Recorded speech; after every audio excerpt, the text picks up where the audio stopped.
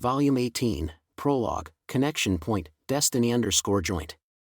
Simply viewing the history hidden on the surface is enough to know some important words are needed to describe that human. Do what thou wilt shall be the whole of Thelema. Every man and every woman is a star.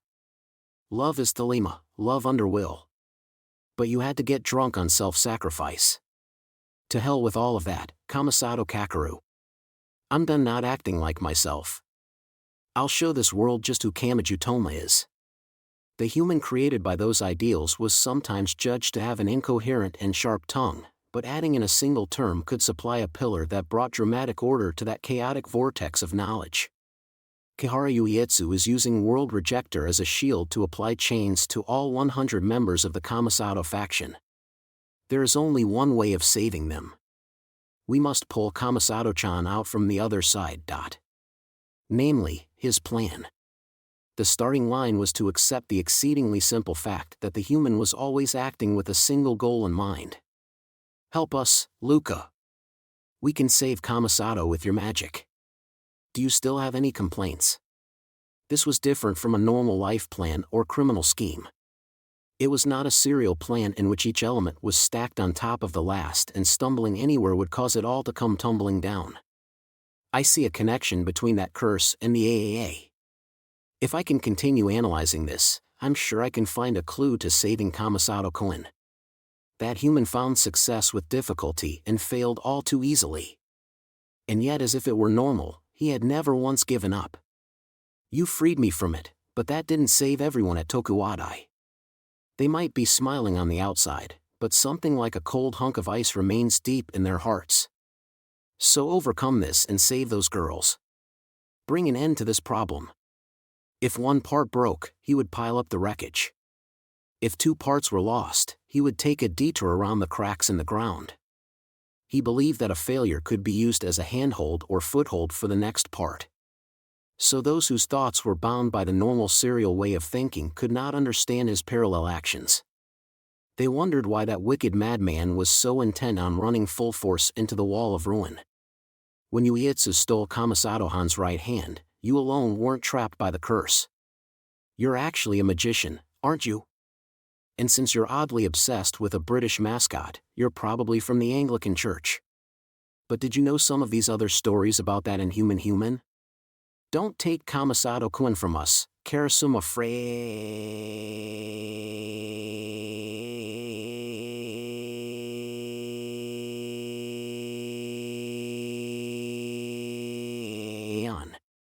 When did he become yours, Maya? And by leaving him, I will prove that he was not binding anyone to him and that we were following him of our own free will. And that will prove that he has nothing at all to worry about. For example, even as he started down the path of magic research, he frequently visited a cheap publisher and wrote erotic novels, and he did so with such enthusiasm that he referred to male genitalia with more than 100 different metaphors. Thank you for sticking with me this far, Luca. Now, let's bring an end to my love. For example, he was constantly fighting with his fellow golden magicians, so he repeatedly relieved his pent-up frustrations by putting members of the same cabal in the plays he wrote. Oh? You're leaving already? Yeah, everyone's calling for me. For example, the Paris police began covering the crotches of the male sculptures because they were deemed lewd, but he stole one of the butterfly decorations used for that task and wore it over his pants while boldly attending a social gathering. I see. This would be game over then. For example, he gave his first daughter a name so long it was difficult to write out even in text. And when that daughter died of illness at a very young age, he left tear stains in his journal. This is a mere coincidence. The greatest damage in all this was not from Karasuma Fran's heat wave or Kihara Uietsu's elements. It was me leaving the windowless building. But I will make use of this failure. As Kamasato Kakeru's observer, you are connected directly back to Lola Stewart. With you in my grasp, I can continue on. He was so selfish and conceited that he spat on both the contemporary government and the immoral God. He fully believed that all people had the right to study and proclaim all truths equally. He wholeheartedly looked down on the masses who blinded themselves with their existing assumptions, morals, and beliefs and thus cast aside true freedom. And yet he held the contradictory kindness of not wanting to force out the unenlightened and scorned members of his own family. He's gathering a bunch of adolescent boys and girls in one place and injecting them with drugs to achieve further knowledge. This is the return of Philema. We couldn't shake him by fleeing like normal, but that changes if we go to the last thing he wants destroyed and use it as a shield. In the end, the human was a human. By viewing him as an incomprehensible monster, many historical researchers led themselves astray in an inescapable forest. Kamachi Toma. When you're in trouble, it's always a good idea to ask a classmate for help, Naya. So if this human was no different from anyone else, why did he stack his parallel plans so high, destroy so much, and stack so much back up? Let us reject the easy route into the forest and truly dig into the inner workings of a madman. The curtain rises. What will now begin is the story of Aleister Crowley, a human through and through. Volume 18, Chapter 1, That Which is Necessary to Survive, X, Part 1. We're finally back home. Welcome back. I'm already exhausted. December 11th, 5:30 a.m. It was early morning. The spiky-haired high school boy named Kamachi Toma was utterly exhausted after running around the city all night in full bad boy mode. And the white nun named Index had been left behind the entire time. The 15 centimeters fairy named Athanas and her natural predator of a calico cat were also there, but none of them were aware what fate awaited them just 5 seconds after opening the door to the student dorm room. The freeze-dried stuff sure has come a long way, Naya. I wonder if they have risotto. Munch munch, this wonton soup is soaking into my stomach like something out of hell. Slurp, maybe there's no point in asking professional idiots like you, but why do you have a lighter? There was something there. The dorm room had been intruded upon by a Naya boy with blonde hair and sunglasses that did not suit him at all and a hoodie bikini rabbit ear antennae girl with a badly broken heart that made speaking to her awkward. And they were eating something. What are you doing? Why are you eating my food, Tsuchimikado? And Fran, too. I have no idea when you two became friends and, oh, I can't believe you. How can you just eat all of the human food I'd been looking forward to? Yeah, I wouldn't check inside the fridge or rice cooker if I were you. It'll remind you of the old term mental BSOD. Are you serious? Ah. How could you? And this stuff too? Ah. Kamachi Toma ignored the warning, opened one door to hell after another, and staggered backwards like he had taken a beating in a fighting game. The refrigerator and rice cooker gave off a rotting smell and they definitely looked like somewhere you would find a cursed item. The crunchy cat foods bag must have been open because it's all gone bad, said Fran. You'll have to use what's left of the canned stuff tonight. Why is the cat the only one that gets better than normal food in this disaster? I refuse to accept that. Kamachi groaned his question, but the cat only mewed happily. Academy City's infrastructure had recovered after the major blow from the heat wave and the elements, but there was only so much that people could do with their individual appliances still broken. For about a week, the electronics stores and online stores would be hit by a big pre-Christmas wave. Since he lived in a dorm, he wondered if the school might help raise some money, but that would not work when they usually brought in their own appliances. You boiled water, so is the gas working? Yeah, but the microwaves broke the ignition device, so you have to turn the knob and then get it started with some chopsticks lit with a lighter, Naya. Do it with the lighter directly and you'll burn your fingers, so be careful. Maybe there's no point in asking professional idiots like you, but why do you have a lighter? Even so, that was fortunate. It was super primitive and difficult to control, but they could get cold and hot water. That meant they could take a bath by filling the tub with cold water and then adjusting the temperature with the hot water from a kettle. I can tell from the look on your face. The thing you've been missing recently has gotta be girls taking baths. Ah ha ha. Eh. Don't put words in my mouth, Tsuchimikado. And you've been missing throughout this entire heat wave and elements mess, so what were you up to? The next thing Kamachi Toma knew, the Naya idiot's nonsense had cooled the heroine's eyes down to absolute zero. He had no idea why, but it seemed his title in life had just declined drastically. The 15 centimeters god on his shoulder made an extremely arrogant comment. "Peep and I'll kill you." And I mean that literally, not just as divine punishment. You don't even need a sink to bathe. All you need is a teacup, so you are taking baths like normal during the heat wave. You damn bath lover. Whatever the case, it was best to let sleeping gods lie. She was only 15 centimeters, but that was still 15 centimeters. And she used a spear and bow instead of her bare hands. Think of dangerous animals like hornets, spiders, or scorpions, and it was obvious that her size was plenty big to kill a human. However, but if you insist, make sure you get permission first. It's the sneaking around without telling me I don't like. Hey, God, let's not blush and whisper that extra part in my ear. He had no idea if she was tempting him or refusing him, but he knew taking her seriously would only place him on the receiving end of violence. So as his understander's words caused Kamachi to act suspiciously, Tsuchimikado finally answered the question. "Well, if you must know what I was doing, I was looking after my stepsister Maika." "Mate. A surprisingly noble goal, good sir." It sounded simple enough, but surviving those few days had meant facing the heat wave, the elements, and human rioters. Protecting a single girl throughout that hell would have been no easy task. Kamachi knew firsthand that the environment had been far too harsh for normal ideas like protecting one's family to unconditionally apply. And yet this boy had kept true to his normal. He continued speaking like a soldier home from the battlefield. "Heh. The thing about guys is, we're willing to become a hero at any time for our little sisters. And you are a pervert to the core, good sir. Now, it's time to get to the main point, Naya. Listen carefully, Kami-in." Tsuchimikado munched on the emergency food meant for a day off of school during a typhoon or snowstorm. "There's this guy called Board Chairman Alistair, right? Well, I kinda shot him in the head, so can you help me make a getaway?" That sure was a casual way of dropping that bombshell. So should I be calling anti-skill? Even though he's the kind of guy who can get right back up after taking a bullet to the head, asked Fran.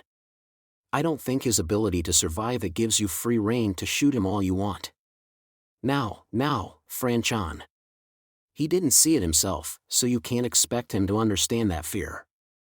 Tsuchimikado sighed like Kamachi was the ignorant one. It did not come up much, but he discovered that it was rather irritating to have your common sense questioned by someone who had shot someone else in the head. Anyway, I had been doing some inconvenient dirty work for Alistair in exchange for him protecting Maika, but he screwed it up this time, Naya. He was never exactly trustworthy and his interests are a little out of whack with everyone else, so if I didn't give up on him here, I really could lose her. Meanwhile, Index's eyes had grown wide as dinner plates as she held the cat. "Alistair?" "That's right, Naya. You don't mean the Alistair Crowley, do you? It's a pretty famous name, so did you think he was just borrowing it, Naya? Sorry, but he's the real deal. This is Edward Alexander himself. He survived his historical ending in 1947 and he lives on to this day." "HM? I have no idea what you two are talking about, so could you start from the beginning?" "You be quiet, Toma. Now another one of you is questioning my common sense. Nyan. And even the supposedly clueless cat is looking down on me." Pets were quite good at observing the behavior of their owner. As he tumbled down to the bottom of the family hierarchy, Kamachi was left tearful and confused. What? So are you saying we live in a world where you can shoot a Mr. Crowley of the Alistair family in the head no questions asked? Really, human? First of all, Alistair Crowley is not his real name, but more importantly, it's a Western name. The first name is the given name and the last name is the family name. I'm fairly certain that's common knowledge in this world. No matter how sad the contents of his head, his small understander was kind enough to not give up on him. That allowed him to close up his tear ducts while he curled up and trembled. He could not forget that there was such a thing as a soft barb in this mysterious world. But anyway, I picked a fight with the head of Academy City, so I can't stay here. You know my position here, right? I'm a double spy for Academy City and the Anglican Church. So once that balance is broken, I'll be known as an enemy. That's fine and all, but I want to avoid having Maikai used as bait for me, Naya. That meant he would be escaping with his stepsister Maika. That was apparently a rule he had placed on himself. And it was probably more important to him than the planet as a whole or the entire human race. Do you have anyone to rely on? A major one right here. For some reason Tsuchimikado pointed his spoon at Fran, who was forming a united front with him. She too is a magic side spy sent to monitor Kamisato Kakeru for the Anglican Church. That means our situations are similar. Since she works directly for Archbishop Lola Stewart, Alistair has his eyes on her, so we're escaping the city together. And that means we have more authority than a normal magician, Naya. I've called an Anglican unit to the outer edge of Academy City, but they are no more than a retrieval unit and they lack the firepower needed to destroy the wall and get inside. But if we can manage to get out of the city, they're apparently magicians who specialize in concealment, so they can hide all trace of our escape. We won't need to worry about anyone pursuing us. Leaving the city. That sounded simple enough, but this was Academy City. To prevent leaks of technology that could be used to develop next-generation weapons or Esper powers, the entire city was surrounded by a thick wall, and who was allowed in or out was greatly restricted. Breaking through that would be quite difficult. In all seriousness, they could get shot at with no warning whatsoever. Even if you are lucky enough to escape, will you be returning to England? Just like, Stylin Kanzaki? Come on, now.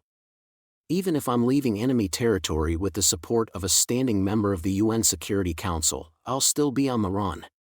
Why would I give away the answer here, Kami-in? And there are a lot of other options, like Canada or Australia. It can be easy to forget with the EU controlling the European economy, but the old British Commonwealth still exists. They were working on a scale where they had to take geographic history into account. Kamiju was not at all jealous, and he in fact found it incredibly irritating as someone who did not want any problems to occur. But, well, I have no right to stop you. If you did stop me, I'd just get killed. It's gonna be lonely without anyone in the room next door.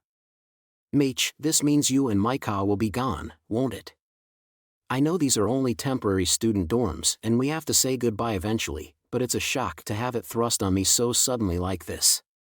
Tsuchimikado froze in place. Kamiju had a bad feeling about this. Wait. Don't tell me, that's right. I still haven't explained anything about quitting school and running away. Yeah, Maika doesn't know anything about this. Part 2. After cleaning up the tragic contents of the refrigerator and rice cooker, the details would be horrific, so they will be omitted here. They got down to business. You were protecting Maika all throughout the heat wave, right? Why aren't you with her? Franchan is my only hope, so I was confronting Alistair to snatch her away.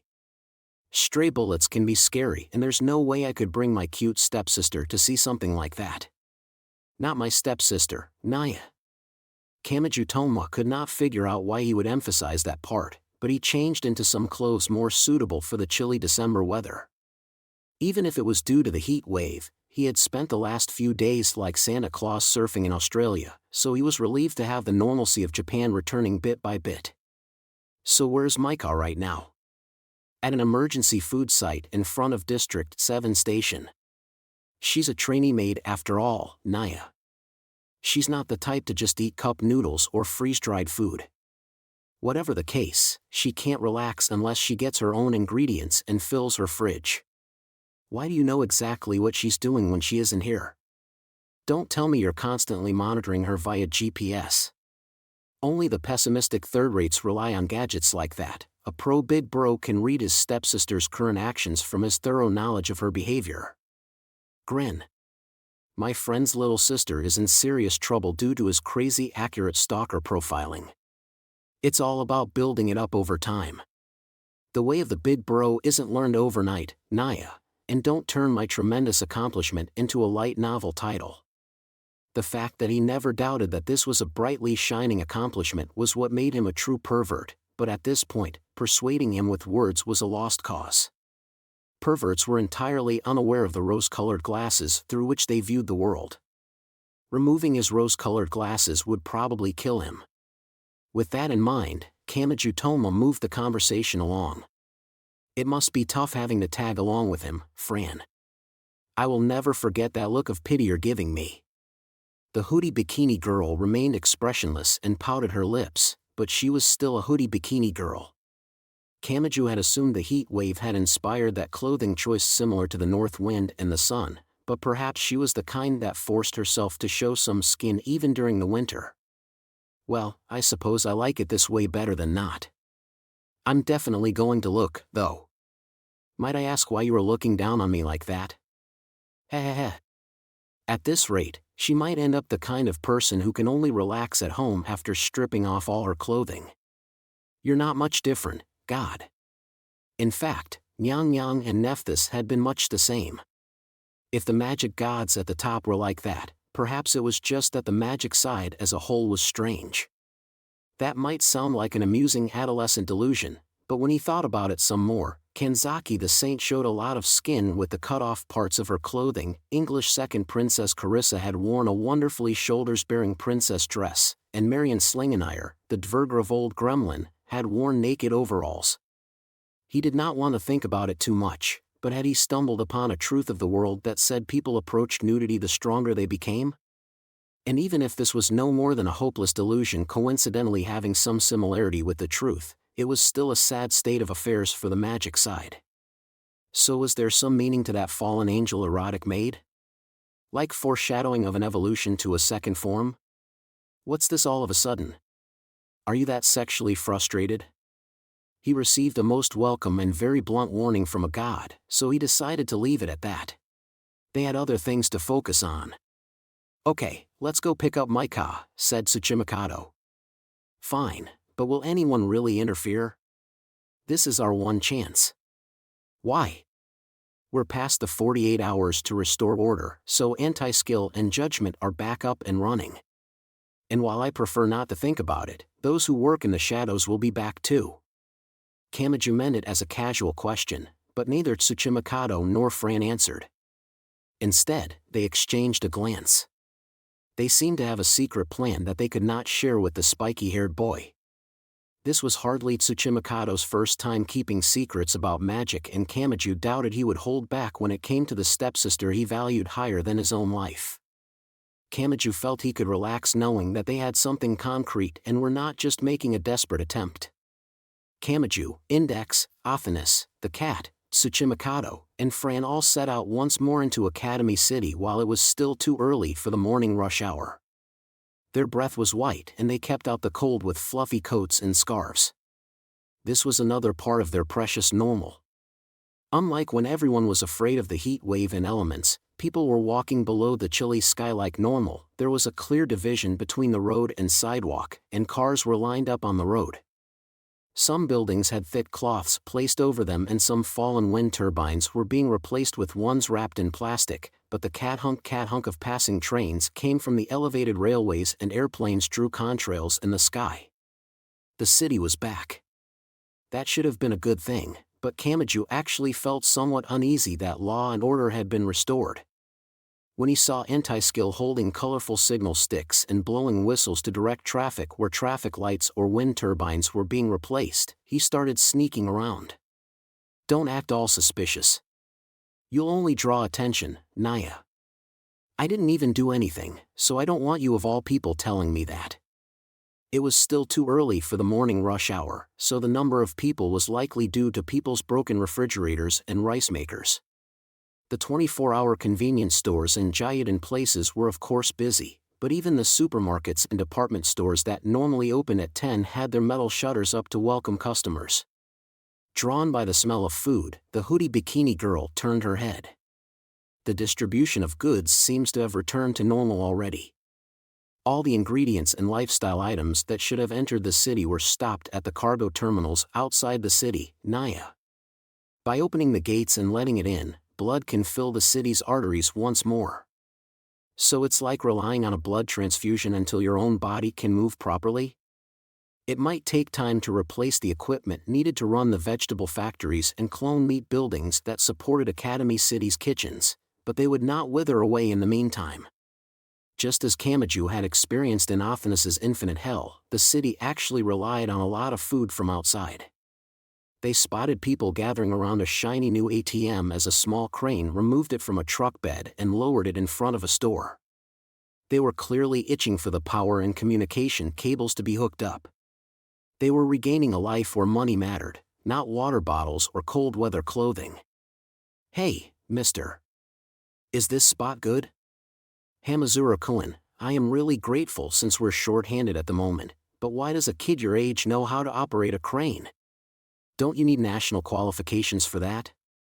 It's weird setting one of these up after using heavy machinery to steal so many of them. Now I'm worried about your past." With a glance over at a group wearing yellow hard hats, Kamachi's group made their way to the station plaza where the big bro was disturbingly certain that Maika was. The plaza had become something like a farmer's market or a flea market. Agricultural plastic baskets were full of potatoes, radishes, and other food for sale. "Where's Maika? She probably came here to get some cheap ingredients but let her kindness get the better of her and started serving up her prized cooking for people. She'll be working for free as a volunteer, Naya. This big bro is seriously scary. Is summing things up as a light novel title a new fad or something?" Kamachi had made his assessment after spotting the maid girl busily working in front of a line of large pots for those who could not cook for themselves. The smell suggested it was the standard curry, but she had apparently supplied a wide variety, letting people choose freely between rice, udon, ramen, and deep-fried bread. Some of them had chicken soup prepared separately to thin out the thick curry. Although the lack of naan gave it all a clearly Japanese flavor. The maid girl's face lit up as soon as she spotted them. "Oh! What is it, Aniki and friends? Just so you know, I really don't want anyone thinking I'm like him," protested Kamachi. "And I have most certainly never met you before, so why are you acting like we are old friends?" added Fran. "You are much too close. Like stepbrother, like stepsister." Maika had decided she could trust anyone that Tsuchimikado trusted. The fact that she did not even question the 15 centimeters god meant she was either someone important or a freak. "Oh, yeah. None of you can cook for yourselves, can you? Here to get something to eat?" Maybe from a maid's perspective. But Index is transforming into a starving lion as we speak, so take care of that. Can you also get something the cat can eat?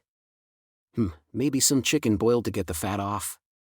Once Maika turned toward her cooler of ingredients to comply with his insolent request, Kamachi gently elbowed the legendary spy in the ribs.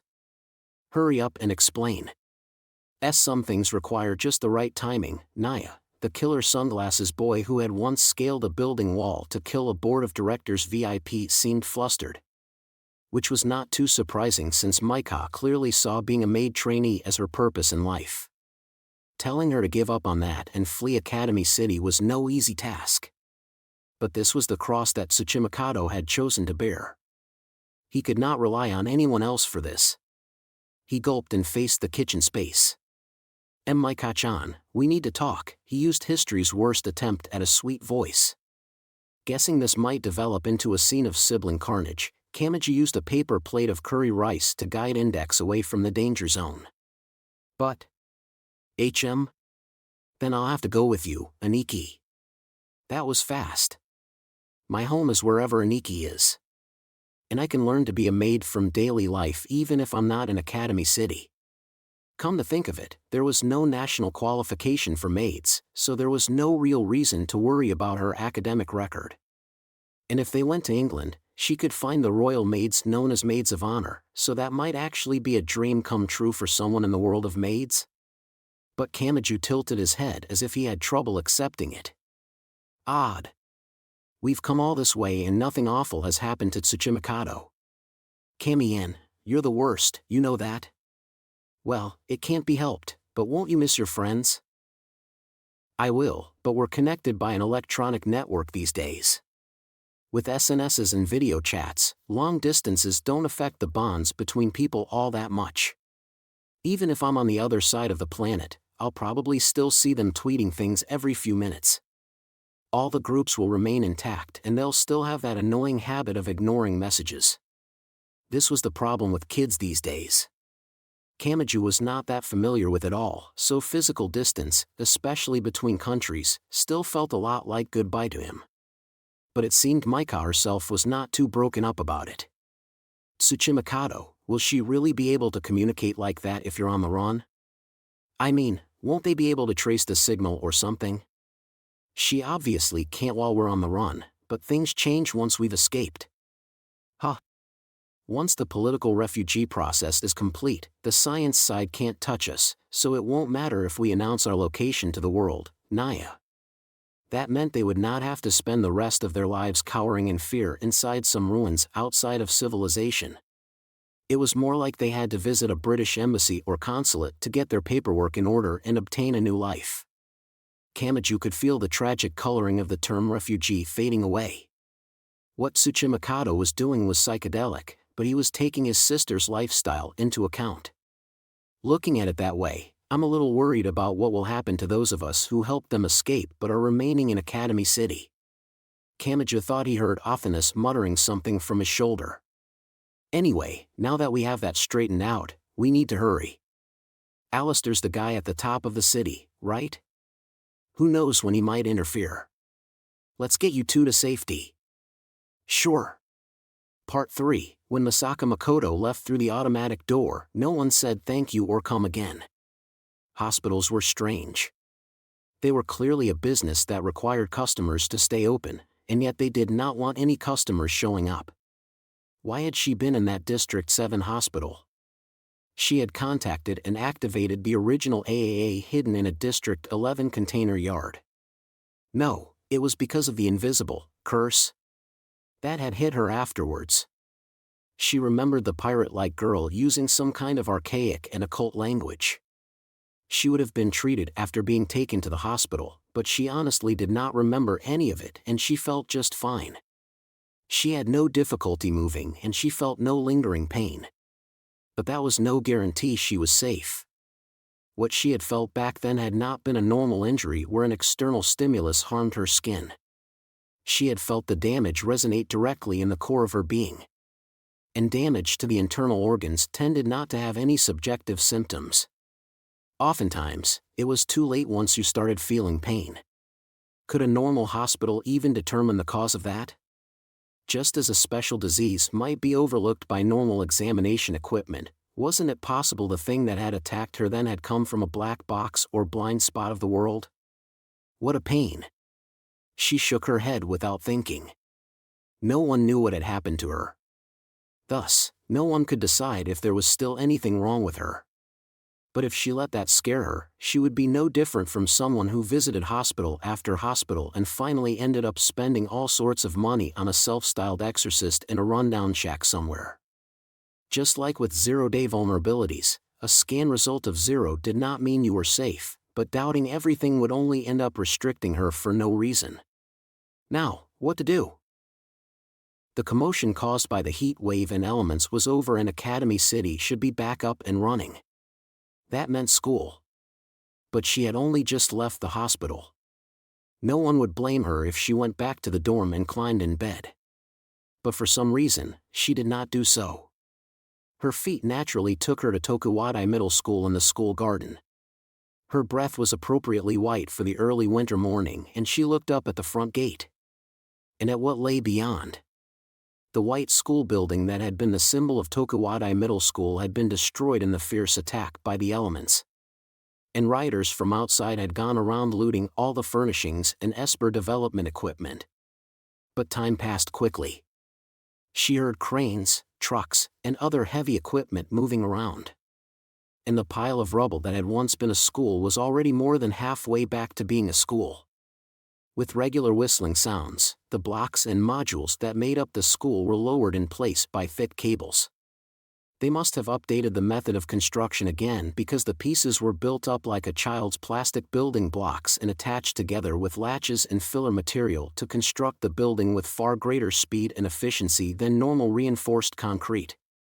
Even if it looked like a grand piece of art, this city was still made from the best of technology. Allowing anyone to do what normally required experts with decades of experience may have been the proof that this was advanced technology. Why had she come here? What had she wanted to do at Tokuwadai? The girl was lost in thought as she watched what looked like a fast-forward construction scene in a construction company's commercial, but then a sweet voice slipped into her ear.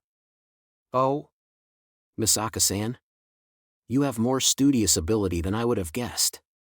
Part 4. They were making a great escape from Academy City.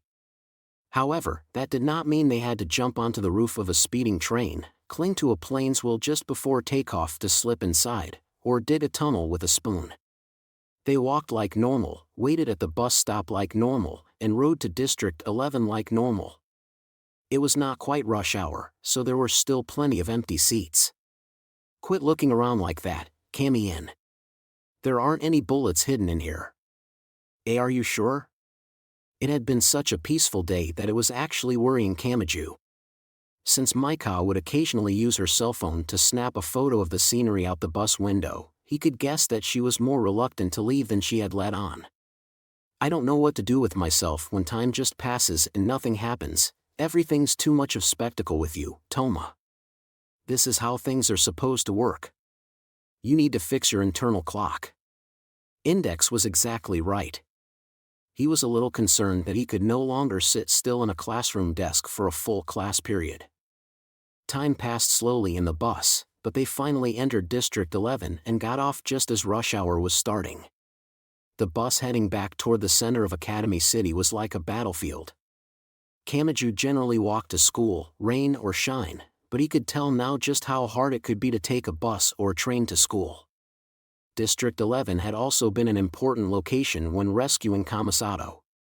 I had pictured this district as nothing but piles of containers, but looking at it now, there are a surprising number of people living here. It's primarily used as a land route distribution base, so you weren't wrong. But the rent here is super cheap. Although it's a bit of a food desert with no convenience stores or supermarkets, so I can't recommend it, Naya. Half of the products that entered Academy City passed through here, but the people living here could not touch it. Academy City's trains ended service early, so relying on online stores was probably the only option for living here. "Wait, do we have school today? If so, my attendance is in trouble." "Are you still worried about that, Kami-en? I'm sure you're already getting held back." "Still, sure, already. Don't give up on me with that triple punch." Being held back is an incredibly heavy blow for a high schooler. Everyone's life was different. There were plenty of reasons to repeat a year, including fighting a serious illness or spending your time working to support your family. But not having a reason like that and having everyone in his class calling him senpai for no better reason than he's dumb was not the ideal school life Kamachi Toma had in mind. Yes, there was no real logic to his expectations. It was on the same level as his desire to have experienced romance and lost his virginity by 20, or to have that happen with a pretty young woman who lives in the neighborhood. But he wanted to view his journey to adulthood from an adolescent perspective. This was a part of his life he had to protect at all costs. "I'm clinging to this no matter what, damn it. It's no use, mutter. A young dorm manager. Mutter. Needs help hooking up her TV and DVR. Now what are you channeling, Kami-en?" The connections between thoughts were supposed to be how the human brain outdid a supercomputer, but that could lead to tragic results if used incorrectly. And this was a stereotypical example of exactly that. Athanas bit the spiky-haired boy's earlobe from his shoulder. "Hey, human. Wake up already." Nah. What was I doing just now? You were in quite the insane trance. You might have some talent in seizure. Oh, right. Tsuchimikado, reaching the edge of the city is all well and good, but what do we do now? I doubt they'll let you through the gate without authorization. Kamachi looked up at a wall more than twice his height. Since Tsuchimikado had chosen this spot in particular, the Anglican recovery team would be waiting on the other side. But this was not the goal. Even if it was only a few meters, this was the hard part. They could not walk through the wall like ghosts, so they would need a way past it. Tsuchimikado had an answer: we just have to climb over. I have a feeling it'll be harder than that. After all, it was guarded by people allowed to fire at will to prevent technology leaks. It had to be protected by sensors and cameras. When you could be shot to death if spotted, very few people would attempt that deadly bouldering. But Tsuchimikado readily continued. Kami-in. The thick wall surrounding Academy City and its underground structure also function as a large-scale particle accelerator. And it of course functions in the billions of EVs. A single electrical short involves enough energy to vaporize a sports stadium in a flash of light, Naya. And it is a facility meant to slam atoms or protons together at more than 99% the speed of light to observe what happens when they break apart, so if the tunnel shielding breaks when it's in use, all sorts of neutrons will get out, added Fran. Although that thick lead shielding might have protected the equipment from the heat wave. This is sounding more dangerous by the second, but I guess that just means this city is as insane as ever. Just because it's 200 m below ground doesn't mean it's safe, Naya. And that means it'll have strict safety features, explained Tsuchimikado. The circular wall is covered in cameras and sensors, but there's a hierarchy of precedence within the entire wall facility. Protecting the accelerator takes top priority and the rest comes later, so if the accelerator's internal stability is damaged, all resources will be used to help that recover. Meanwhile, the security meant to prevent intruders or escapees will drop considerably. So much so that it might just be possible to negate it entirely, Naya. With that, Tsuchimikado pulled out some dangerous-looking items and began assembling them. That means this is a job for a big drill and some aqua regia, Naya. Let's have some fun punching a hole in the wall and ground and shorting out the wires. BFF. You are carrying that with you on the bus. Isn't that the stuff they use to dissolve corpses in mafia movies? This was a mixture of hydrochloric acid and nitric acid which was seen in the world of entertainment just as often as hydrofluoric acid. Unlike simple sulfuric acid, it could cruelly dissolve pure gold and platinum with no difficulty, so it was known for being able to dissolve a corpse without even leaving a pacemaker's circuit board behind. Which made it very dangerous to carry around because there was nothing to be done if the container was accidentally broken. I have the layout memorized. I'll start working in the camera's blind spot, drill diagonally down from the base of the wall while making sure to avoid the network of sensor wires running through the wall, and then pour the aqua regia inside, Naya. It doesn't actually have to get deep underground. It just has to fry the power cable connecting the wall and underground. Fine, fine. Just get to it on your own, oh great teacher. This was just cheating. Kamachi made his sulky comment while staring at Tsuchimikado like he was watching a movie he thought was a thriller but ended up revealing the killer to be a chupacabra. What had this perfectionist wanted from him? It made no sense, but it seemed that Tsuchimikado and Fran saw some special meaning in simply having the pointy-haired boy involved. So they only wanted him to earn a participation trophy and were not expecting him to actually do anything. Kamachi started wishing they had just sent him a congratulatory message instead of having him tag along. A sound much like grinding stone continued for a while. Without much trouble, Tsuchimikado drilled a hole larger than a fist and poured the cruel chemical inside. The completely normal and brisk early morning came to an extremely noisy halt. The sound was deep enough that Kamachi could not believe that much electricity had been in use up until now. There's more than one power cable, so it'll be back up and running in 4 minutes and 50 seconds. That's about the length of a longish song, but it won't be easy climbing up and over in that time. Go!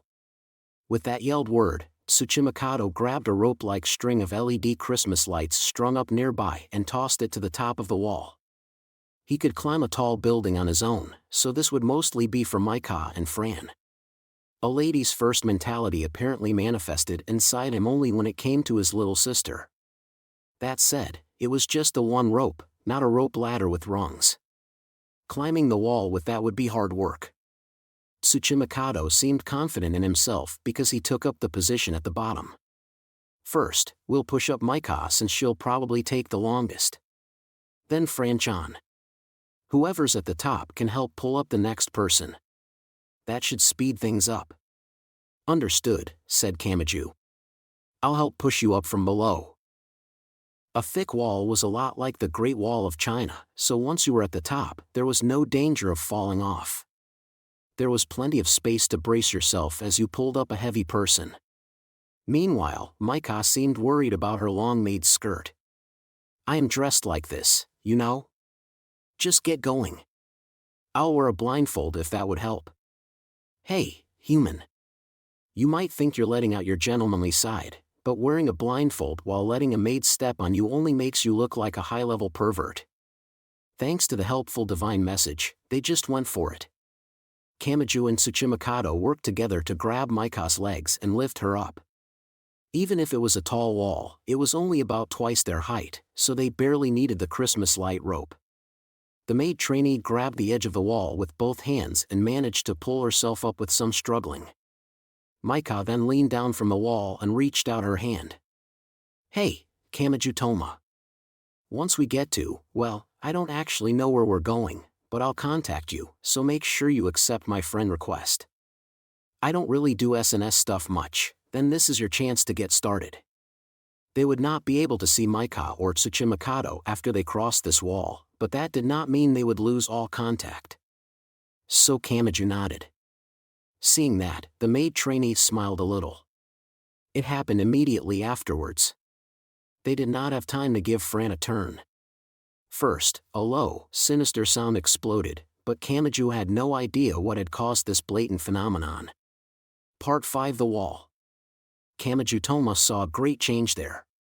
Something like a black shadow rose straight up from the thick wall surrounding Academy City. That was a sign of an evil will that refused to let anyone escape. And it had swallowed up the small girl who had climbed on top of the wall. Maika. Tsuchimikado cried her name because that dark shadow contained some kind of power. The small girl's mass floated unsteadily in the air. It almost looked like a rod had thrust forcefully up at her. Before she could even scream, she lost balance and fell where Tsuchimikado just barely managed to catch her. Something was not right. Kamachi Toma could see something that clearly should not have been there. What is this? Maika lay limp in her brother's arms, but that made no sense. She had not slammed into the ground, so she should not have taken any real damage. But the reason for her lifeless limbs was obvious. The strange black shadow had condensed into a short sword that pierced the center of her flat chest. She was not bleeding, but it stabbed through her maid uniform and her flesh. The tip even jutted out from her back. This was clearly not possible under the normal laws of physics. This was an attack from an unseen pursuer using some kind of supernatural power. Out of the way, Tsuchimikado. My right hand will take care of this.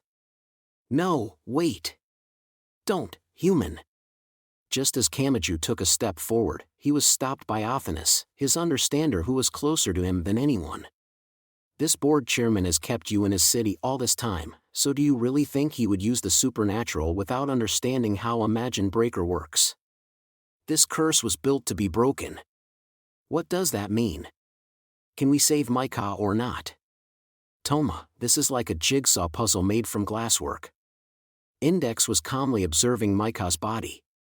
The grimoire library was analyzing the curse. Did that mean this was magic and not an Esper power? If it shatters, the shards will scatter everywhere. They'll tear Maika's body apart from within. Touching it with your right hand will only make things worse. Damn it, they can do that. The attack was like a trick painting.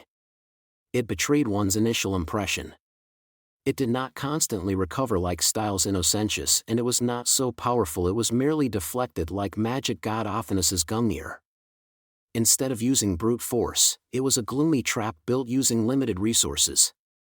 The impression given by magic could change greatly depending on who was using it. That and the fact that the attacker had not shown themselves did not sit well with Kamachi. And it reminded him of something. Specifically, the term curse did. It's him. Misaka Makoto had been taken out while they worked to rescue Kamisato. When she had been targeted while breathing life into the original AAA, hadn't the attacker similarly used a curse without ever showing themselves? Is this bastard the one that did that? Because my right hand prevented him from completely taking out Makoto, he's updated his method. If that nightmarish thought was accurate, then Kamachi was partly to blame for throwing Maika into this great vortex of abnormality. Index, do you understand how exactly this works? What about you, Athanas?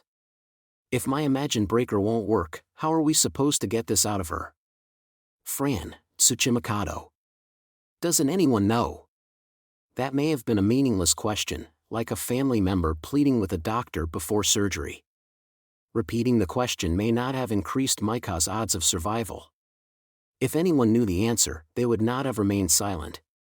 Index had perfectly memorized 103,000 grimoires. Athanas was the sole surviving magic god, Tsuchimikado was a double spy between magic and science, and Fran had been secretly tasked with monitoring Kamasato Kakeru.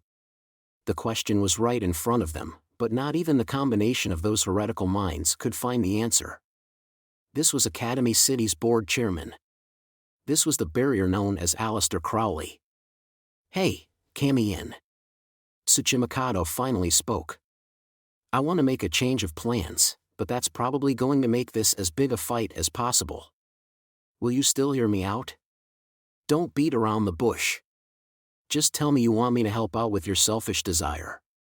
With his stepsister in his arms, the brother smiled a little at his classmate's immediate answer. He had a complex position as a double spy, but he could speak honestly here even if Academy City was enemy territory. However, the pointy-haired boy probably did not realize just how grateful Tsuchimikado was for that. The sunglasses boy just blurted it out, like a load had been lifted from his shoulders. If this curse came directly from Aleister, we should be able to find out how to remove it if we go to him. Magic is a technique made to be used by human hands after all. But that means facing the very person we were trying to escape. It's like running right into the tiger's den where an extra-large man-eating tiger awaits. Meaning? The windowless building. We enter his fortress. That idea flipped their plans on their head. Instead of escaping outside the city, they would be breaking into the enemy's lair. They would be running, racing, and charging right into the center of the world to protect a precious life. But Kamachi did not hesitate. He too smiled. Sounds great. That's more my style. Just to be clear, we're talking about an indestructible fortress that can withstand a nuke. But nothing's absolute. I've seen that indestructibility broken twice already. Once with lightning god Thor and once with Kiharu Uetsu. He only had to share what information he had from those experiences. And a look at Fran's face showed she too understood as someone who had experienced the latter example. There's a giant underground space below the building. Kamasato Kakeru used World Rejector to save us and that destroyed the rocket boosters on the bottom of the windowless building. That means there's a big hole there right now. That building's not exactly impregnable right now, we can climb right on in. Of course, the odds of Aleister being unaware of the hole in his royal palace were nearly non-existent. So the odds were astronomical that there would be some kind of trap or ambush prepared for them inside. But it was true that they had no other option. While waiting around, the promised 4 minutes and 50 seconds passed. And even if they did try to climb the wall again, that curse would probably attack them again. Either way, they would have to eliminate the human reigning at the top of Academy City if they were to escape safely. So Kamachi and Tsuchimikado did not hesitate. Neither good nor evil would help them here. Since the human who built the city had written the rulebook, they may indeed have been deserving of punishment for trying to escape. But they trusted their own personal opinion over the even rulebook adored by 6 or 7 billion people. They would protect that single precious life. Even if the rules gathered in a book somewhere said it was wrong, they had no reason whatsoever to feel ashamed. This was an act that did not require them to ask anyone's permission. The heat wave and elements had left and the 48 hours to restore order had passed. Normalcy had returned. So they would obey that normalcy and act accordingly. With that in their hearts, the two boys spoke in unison as they made a declaration to the entire world. Let's tear it all down. Let's tear it all down.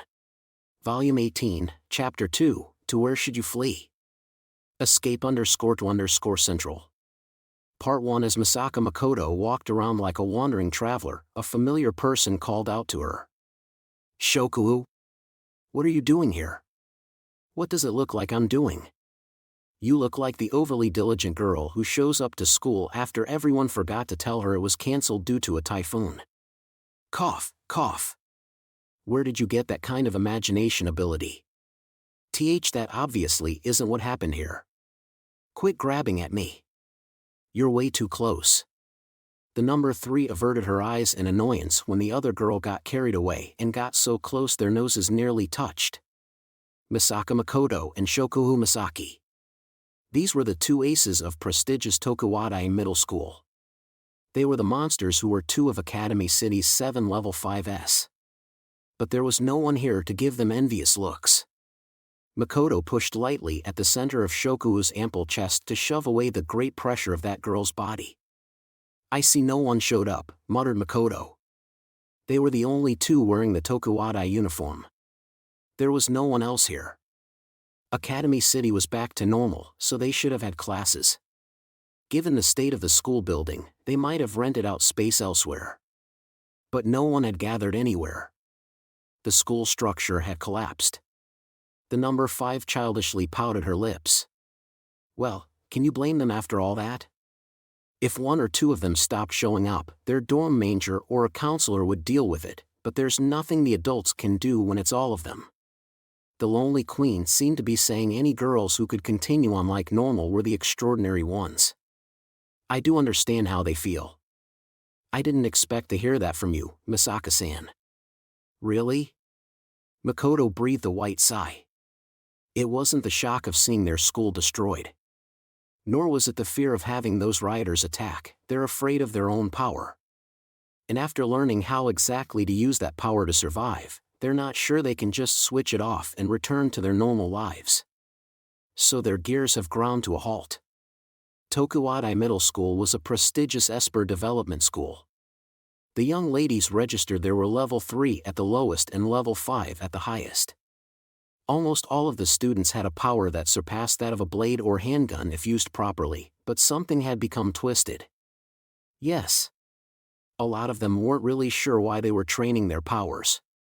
Shokuo breathed a white breath, wrapped her own arms around herself, and rubbed her thighs together. Why are you studying? How many people could give a proper answer to that question? Because my parents told me to, because my teachers taught me to, because that's how the world works.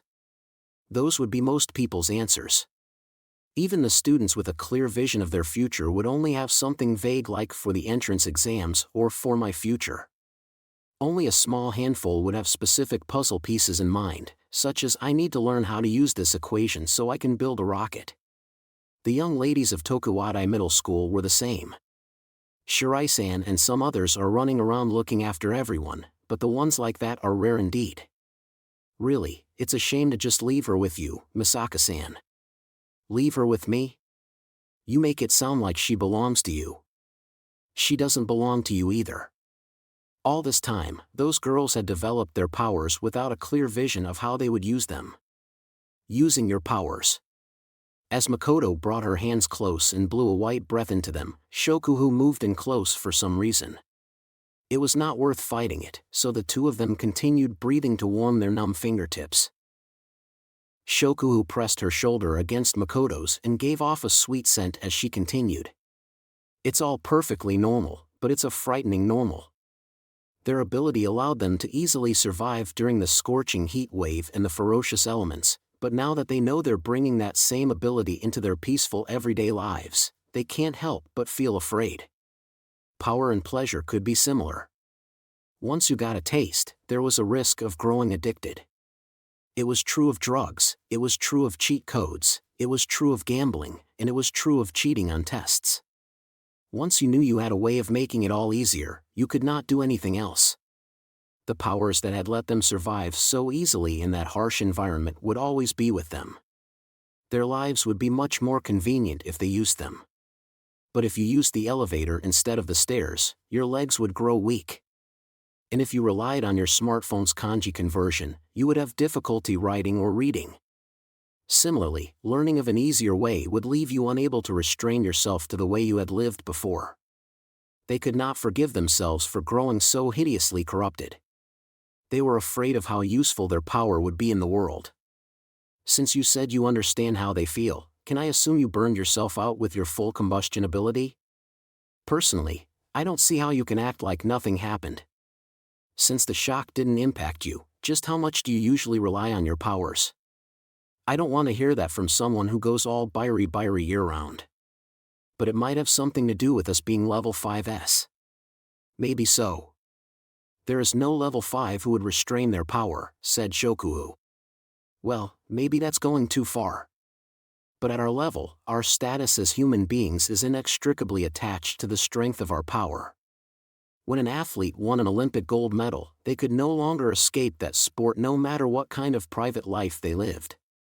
When a scientist won the Nobel Prize, they would end up relying on their field of study no matter what job they got. Those with superb results would be bound by those results. They were made painfully aware that they always had that ability with them and they would walk around with it as a constant companion. And at a level that produced no subjective symptoms.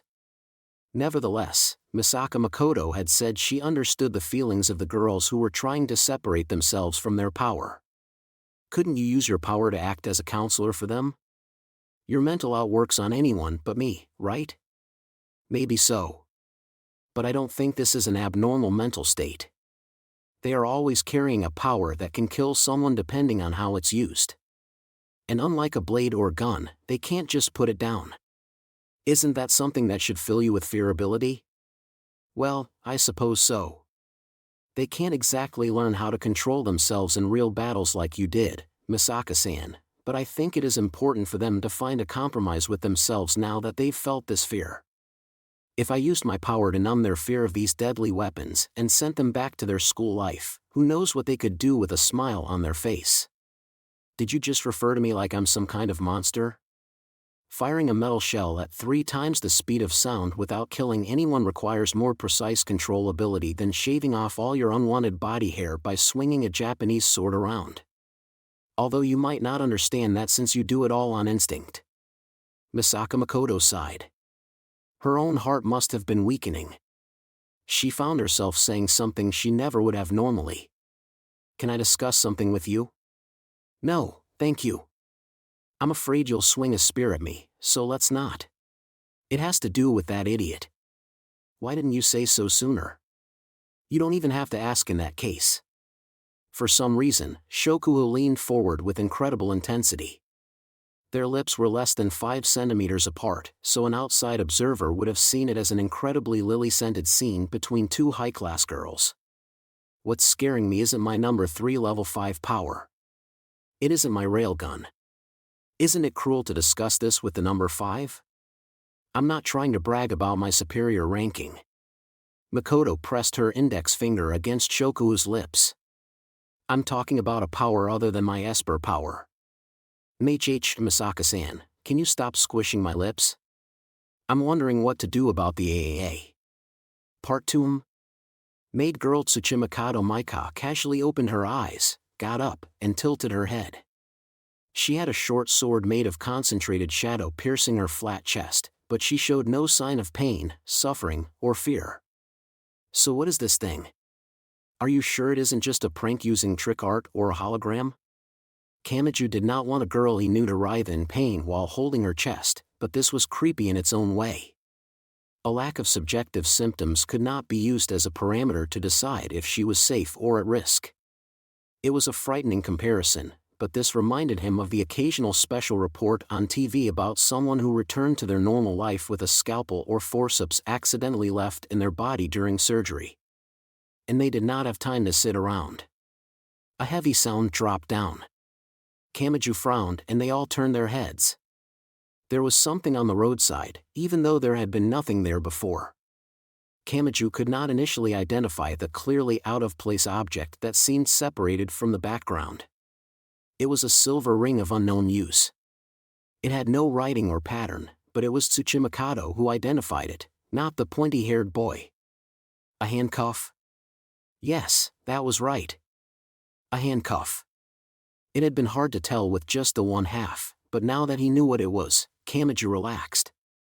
He was relieved to be able to describe the mysterious object in his own words and categorize it accordingly. He just had few opportunities to come into contact with that sinister tool. But unsurprisingly, it did not end there.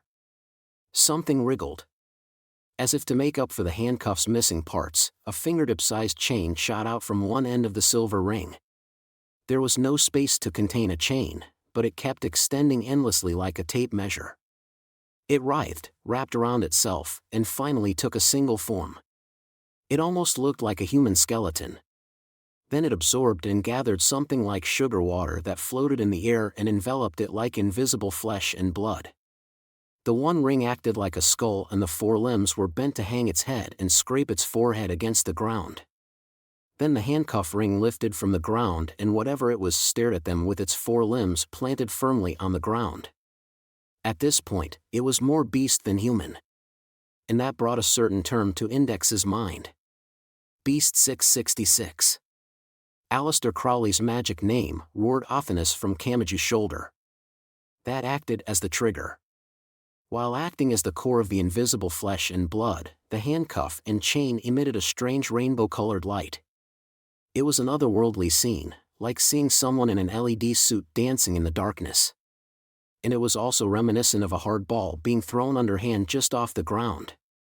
At this point, they could not claim it had no hostile intent. They had not just been coincidentally caught in a random attack. Oh! Kamachi honestly obeyed the fear and loathing that spread from his heart to his entire body.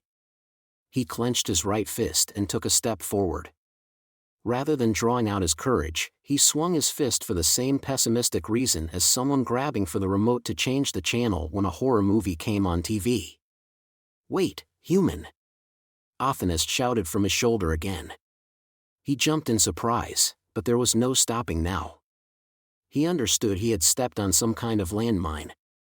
After all, the magic god who had crushed Imagine Breaker with Gungnir or her crossbow was frantically telling him to stop.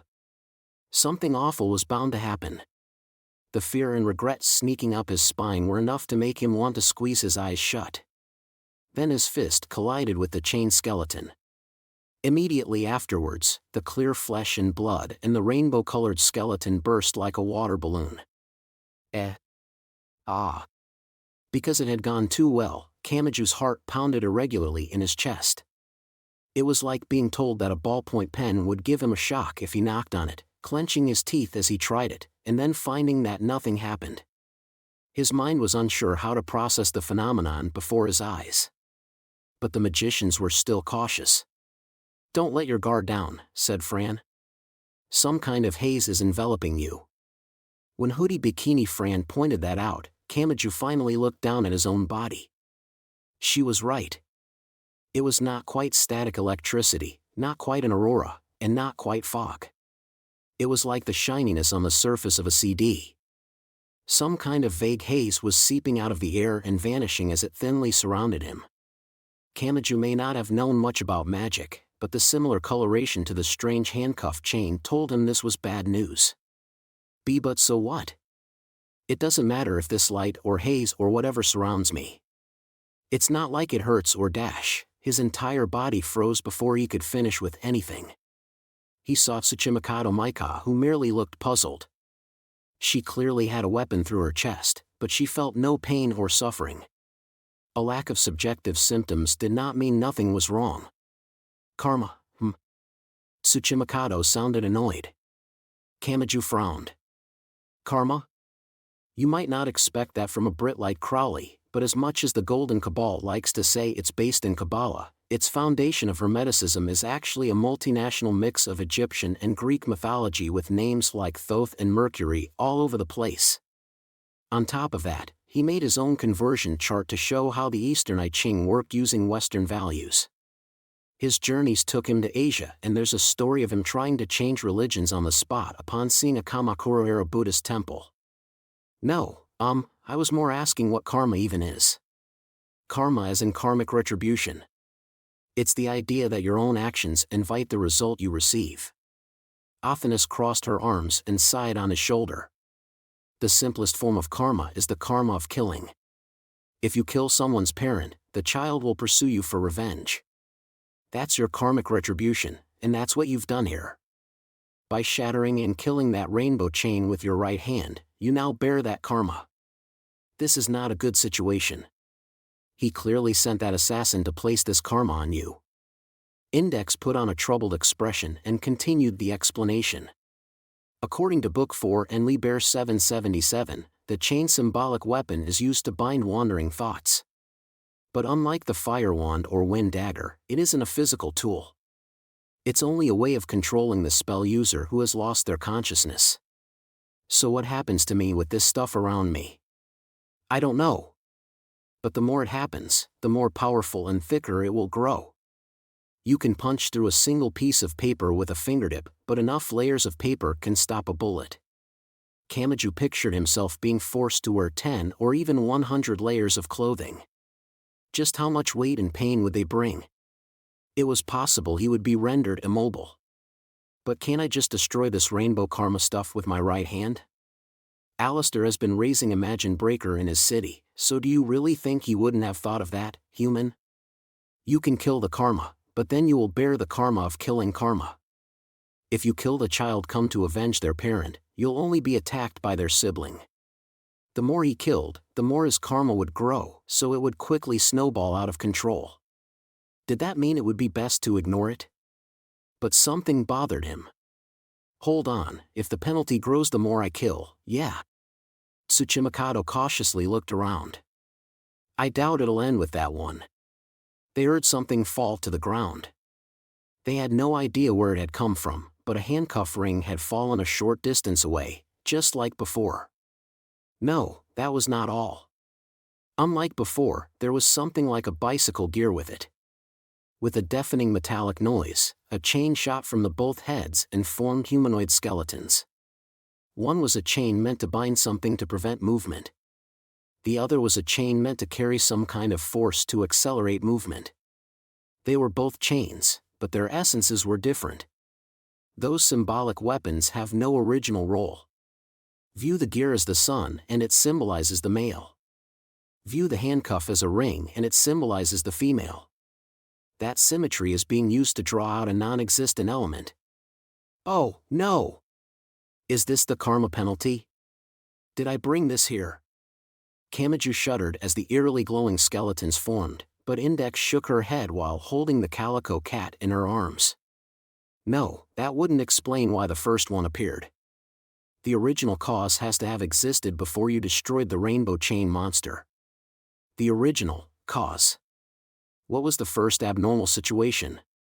Kamachi Toma, Index, Athanas, Karasuma Fran, Tsuchimikado Motoharu, and even the cat focused on a single point.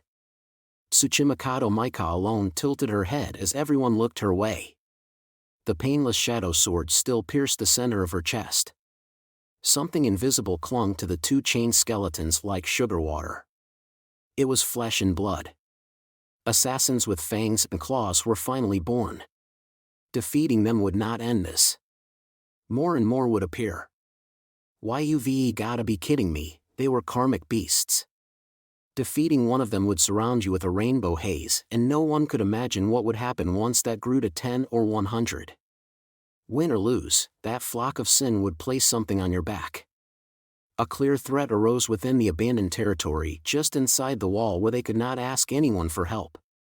Then what? Are these handcuffs and gears going to continue spawning endlessly as long as that's in Maika's chest? That means we can't lose them no matter where we go. The rainbow chain skeletons and their transparent flesh and blood rushed in like a pack of hyenas mobbing some raw meat from every direction. Seeing hands, hands, and more hands with sharp claws, Kamachi clenched his right fist despite knowing that was a bad idea. NN. Hoodie Bikini Fran immediately raised her voice.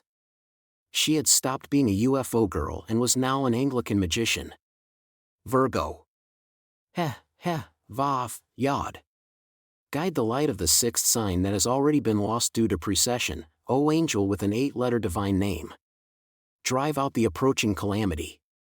Yellowish-green light grew from her fingertips. But before Kamachi could figure out what that meant, the bicycle gear chain moved forward. And just as the headgear turned. No! Wait! Index shouted out, and the light from the rabbit ear antennae girl's fingertips went haywire. It first seemed to change to a bright red, and then it exploded in her hands. Yoo! The girl groaned at her own explosion, and the handcuff chain approached next. There was no other option, so Kamachi slammed his fist against the beast. It noisily burst far too easily, and the karma wrapped around his arm once more. It grew thicker and more sinister. Fran also grimaced while holding her hands. Why did Ares, the first sign, activate? They're working in our heart to change the color scheme we picture in our head. The handcuff is stagnation and the gear is acceleration. From red to purple, the colors of light separated by the glass pillar are being flipped around. A high school boy like Kamachi had no way of judging how dangerous this was, but it seemed to make people lose control of their magic. And if magic was no use, they would have to rely on Kamachi even more. With a thunk, a handcuff ring fell from empty air and produced a new rainbow chain. There was no time to wait around. But after being shaken so many times in a row, Kamachi's attention had slipped. He had not noticed that Tsuchimikado Motoharu, the blonde sunglasses boy who had been standing right next to him, had disappeared. A dreadful roar burst out. A giant yellow crane truck slammed through the surrounding chains. It weighed more than 10 tons. The mass of steel plowed through with the full speed provided by its diesel engine, bowling all of the assassins out of the way. And he was of course the one driving it. Get on. You say that, but there's only the single box seat, Tsuchimikado. Kamachi had no choice but to push on Maika and Fran's butts to get them up on the side, grab Index's hand and pull her up with him, and cling to the side like a rescue team on a fire truck. Without asking if they were ready, the unprecedented sunglasses brother worked the giant shift lever with a grinding sound and got the ultra-heavyweight monster going again. He ran back over the rainbow chains that were squirming along the road and broke free of them with Kamachi and the others holding onto the crane truck. Kamachi glanced back while an intense wind washed over his body. Damn it, they're getting right back up. I doubt there's any simple way to kill them besides your Imagine Breaker, Kami-in. For one thing, we're talking about magic on Alistair's level, but there's also the fact that they're so narrowly targeted, Naya. Tsuchimikado kept talking in the driver's seat. He sounded like he had expected something this bizarre. Either way, we have to get to the windowless building in District 7. So let's just floor it. The ultra-heavyweight crane truck could move pretty fast once it got up to speed. The handcuff and gear assassins were growing smaller as they pursued from behind. Kamachi and the others left the unmanned container yard wrapped in deathly silence and charged right into the urban region which was full of life. But the crisis was not over. Wah! What? The maid girl was at the center of it all, but Maika did not seem to sense the danger as she clung to the crane truck in confusion. Orange sparks occasionally scattered from the road. Gears and handcuff rings were falling from nowhere and crashing into the asphalt. But they must not have been able to keep up with the speed because they were left in the dust before they could take actual form. What the hell? Is there just an unlimited number of them? No, they aren't physical objects in the first place, explained Index. Once one can't follow us anymore, it loses its form to replenish the stock. The framework should just be the one pair of two. But they could not let their guard down or relax. Just because their speed was enough to lose the rainbow chains did not mean the enemy would go away. And if the stocked gear or handcuff would continue to appear somewhere around Maika, putting distance between them was meaningless. It was like gaining a lead in a relay race only to have the opponent's next runner start running early. Just letting them attack was out of the question, but carelessly defeating them came with a penalty. Plus, destroying them would only increase the stock. Flooring it and fleeing was the only option. There's something odd about this, said Athanas from Kamachi's shoulder. It's definitely a nasty technique, but it isn't very decisive. It's almost like sending pursuers after us to place on some kind of preset rails. Like a hound chasing a wild rabbit. Kamachi was shocked. Are you suggesting this Alistair guy is luring us into the windowless building? No, that would be meaningless. You might not be aware of it, but the windowless building is the center of the science side. It's the core that he can't allow to be taken. If he can determine a course for us and lure us there, he would only have to guide us into a dead-end alleyway and have us beaten up there. This is how he does things, cut in Tsuchimikado from the driver's seat. Victory and defeat, success and failure, acquisition and loss, glory and setbacks. They're all the same thing to Aleister Crowley. No matter the result when you roll the die, his goal is achieved as long as he can guide that result in a single direction. That's what he truly believes. A normal person would have given up after failing so spectacularly in summoning Karanzan, but it only got him more fired up. Kamachi sensed some kind of powerful current. They were desperately struggling to climb up onto the bank, but the torrent of water had them in its grip and would not let go. The more they tried, the more it swept them downstream as if to mock them. Tsuchimikado drove the crane truck through the city while running all the red lights and breaking through the railroad crossing bars that lowered and gave off a shrill noise. No matter how much land it covered, it was still just one city. It did not take long to reach District 7 from District 11. The rabbit-ear antennae girl spoke up when she saw the former entrance. Found it. Kamian, where's the entrance? It's this rectangular opening in the road. Oh, right. It's near the withered tree over dash. The Nyanaya sunglasses boy did not wait for him to finish speaking. He pulled the hand brake, swung the giant truck around, and released what the crane was carrying, a gigantic wrecking ball. The built-up centrifugal force was used to swing the extra-large Morning Star into the entrance to the underground area, which was closed tight and disguised as asphalt. The destructive power was great enough for the 10-ton crane truck to rise up so only the wheels on one side touched the ground. It was unclear how many locks or deadbolts had kept it shut, but that blow created a nice rectangular opening. Tsuchimikado somehow managed to get all the truck's wheels back on the road and then drove right down the slope. They could not forget that the gears and handcuff rings were continuing to be created around Maika as she clung to the crane truck. No amount of accelerating and fleeing would bring them safety. The tires tore at the ground as the crane truck drove to the lowest level. The brakes screeched and they found the same vast space as before. This was Kahara Uietsu's fortress where she had ruled over 100 girls with a single right hand. It was strange.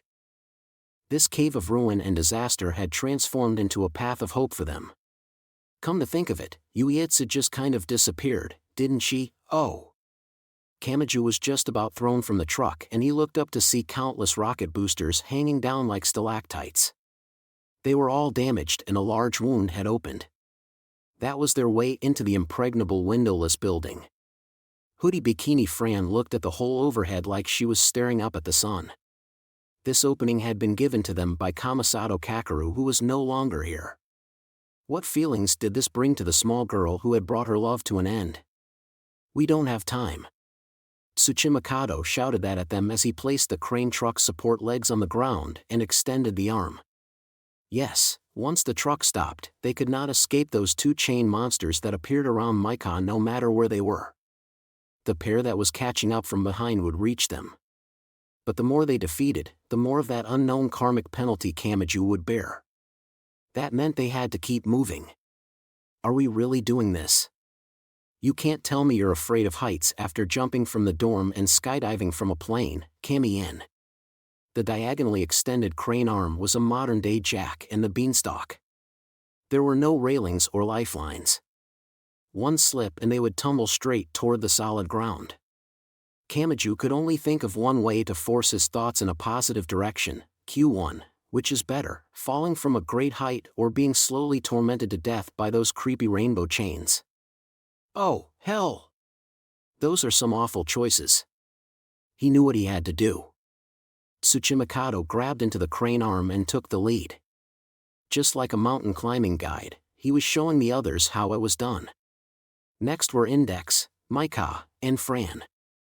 Kamachi went last. Although I can't exactly catch them if they tumble backwards, he had enough tact not to say that out loud. As the hoodie bikini girl went ahead of him, the soccer ball antenna on her butt waved back and forth, but then she covered her little butt with one hand. And he heard the cursed words. "What do you think you're looking at, you perverted dung beetle low-angle peeping Tom? A swimsuit doesn't count as underwear. And there's nothing sexy about a girl who wears shorts in the middle of winter. Please do not criticize my fashion sense when you have no taste whatsoever." The heavy handcuff ring and gear still fell around Micah as they climbed the crane arm, but it was a narrow crane. With nothing to grab onto, they simply vanished far below. But there was no time to relax. The beasts with rainbow chain skeletons and transparent flesh and blood also began climbing the arm. Really? Kamachi kicked down the gear chain when it got close. He did not have to bear the mysterious karma as long as he did not use Imagine Breaker, but that meant he could not finish them off. Knocking them down from this height would not kill them. But that did keep him too preoccupied to be bound by a fear of heights. The next thing he knew, they had made it quite a ways up and they successfully climbed inside through a damaged booster. But if there was a way in, their opponents could continue their pursuit. "Out of the way, Kami-in." Tsuchimikado moved forward. He ignored the way his blood vessels bulged out at his temple. Black of the 5 elements, remove the barrier like the surging of the water dragon. "Hey, delinquent. Wake the hell up and get to work." As soon as he released a dragon made from a small piece of origami, the handcuff ring inside one of the beasts opened and closed. They were changing the color of the magic so Tsuchimikado would lose control. But losing control was part of the plan. He pushed it through regardless. The giant water gun blast that grew in that space wrapped around Tsuchimikado's surroundings and slammed into the end of the crane arm. The arm and the ultra-heavyweight crane truck were knocked onto their side. The beanstalk was felled and the ghouls clinging to it were knocked down with it.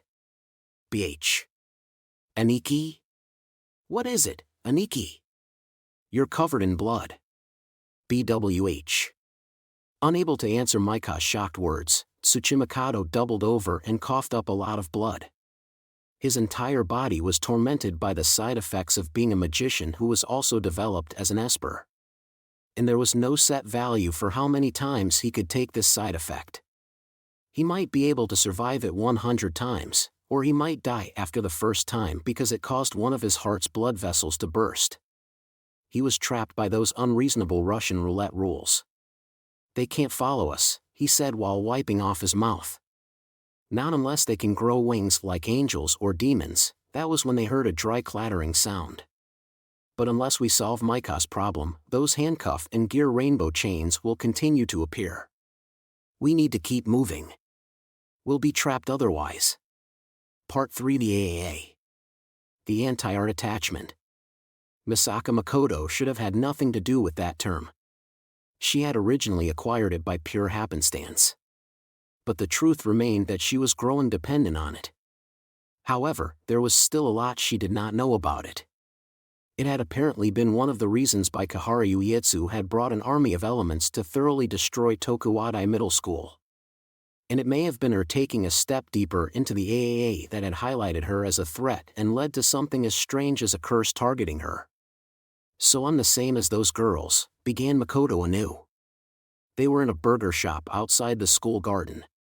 Instead of a chain with restaurants everywhere, it was a small shop at the top of a small multi-tenant building.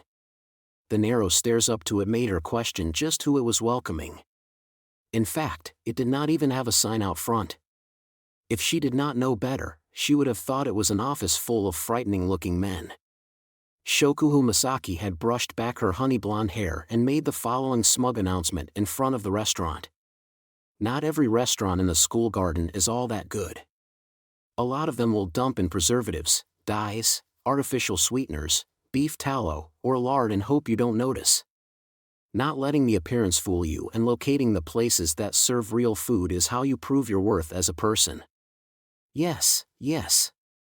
You're so wonderful for knowing about a good hole-in-the-wall place. Wonderful, wonderful. Busu. Why are you acting cute all of a sudden? Do you mentally regress when someone looks down on you or something? But back to the present. It was like a scene from TV where what looks like a perfectly normal apartment room turns out to be a fancy French restaurant that rejects first-time customers. Makoto had no choice but to rub the other girl's head, which caused the queen to puff out her cheeks like rice cakes. But that aside. Munch, the flavor must have been linked to happy memories for her because Shokuhu Masaki childishly bit into the extra-large burger with a smile. Makoto continued the discussion from the seat diagonally across the table. When a power falls in your lap out of the blue and forces you to be aware of its presence, it tends to throw you for a loop. But to be honest, I'm pretty clearly a few laps behind in some invisible world. And I can't climb up onto the stage without the strange power of the AAA. Misaka-san. The burger was too big to eat all at once, so the number 5 set it back down on the tray, stuck out her little tongue to lick the grease from her lips, used her straw to take a sip of a soda made from spring water, reached for the fries, and spoke with exasperation in her voice. So where's the core of this problem ability? Oh, I'm just so frightening now that I've gained this incredible power. Are you just losing yourself in that feeling? In a way, I have to thank you, Shokuhu. You're probably the only person in Tokuwadai who will speak with me so frankly. I mean, Shokuhu held a fry out toward Makoto's mouth. Weigh the two options, gain this power, or don't gain it. Is there any way the latter option would be of any use? Ahm. Why, you actually ate it. That's honestly something of a letdown. With someone as black-hearted as you eating them so readily, it's obvious they aren't harmful. But she did not seem to notice the waitress pouring chilled water from a pitcher at another table, who began blushing as the water overflowed the glass. To get back on topic, if there is a price for using the AAA, you've already paid it, and the risk won't just go away if you stop using it now, right? And that's true whether it's something physical or some kind of, curse. But isn't it a little much to keep using it like crazy on that reasoning? Just because you swallowed one anti-drowsiness pill doesn't mean it's okay to chug the whole bottle after learning what they are. That's not what I meant. Normal hospitals aren't going to tell you anything with the AAA's side effects or the curse's lingering effects, right? Then isn't the only way to rest easy to analyze the AAA yourself?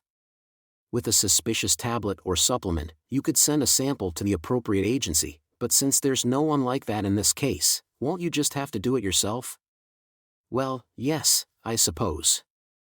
Makoto pouted her lips like a child, and Shokuhu breathed a heavy sigh when she saw it from the diagonal seat. She leaned back in her chair and reached out her long legs to mess with Makoto's feet below the table. This tends to be how it works when someone asks for advice, doesn't it?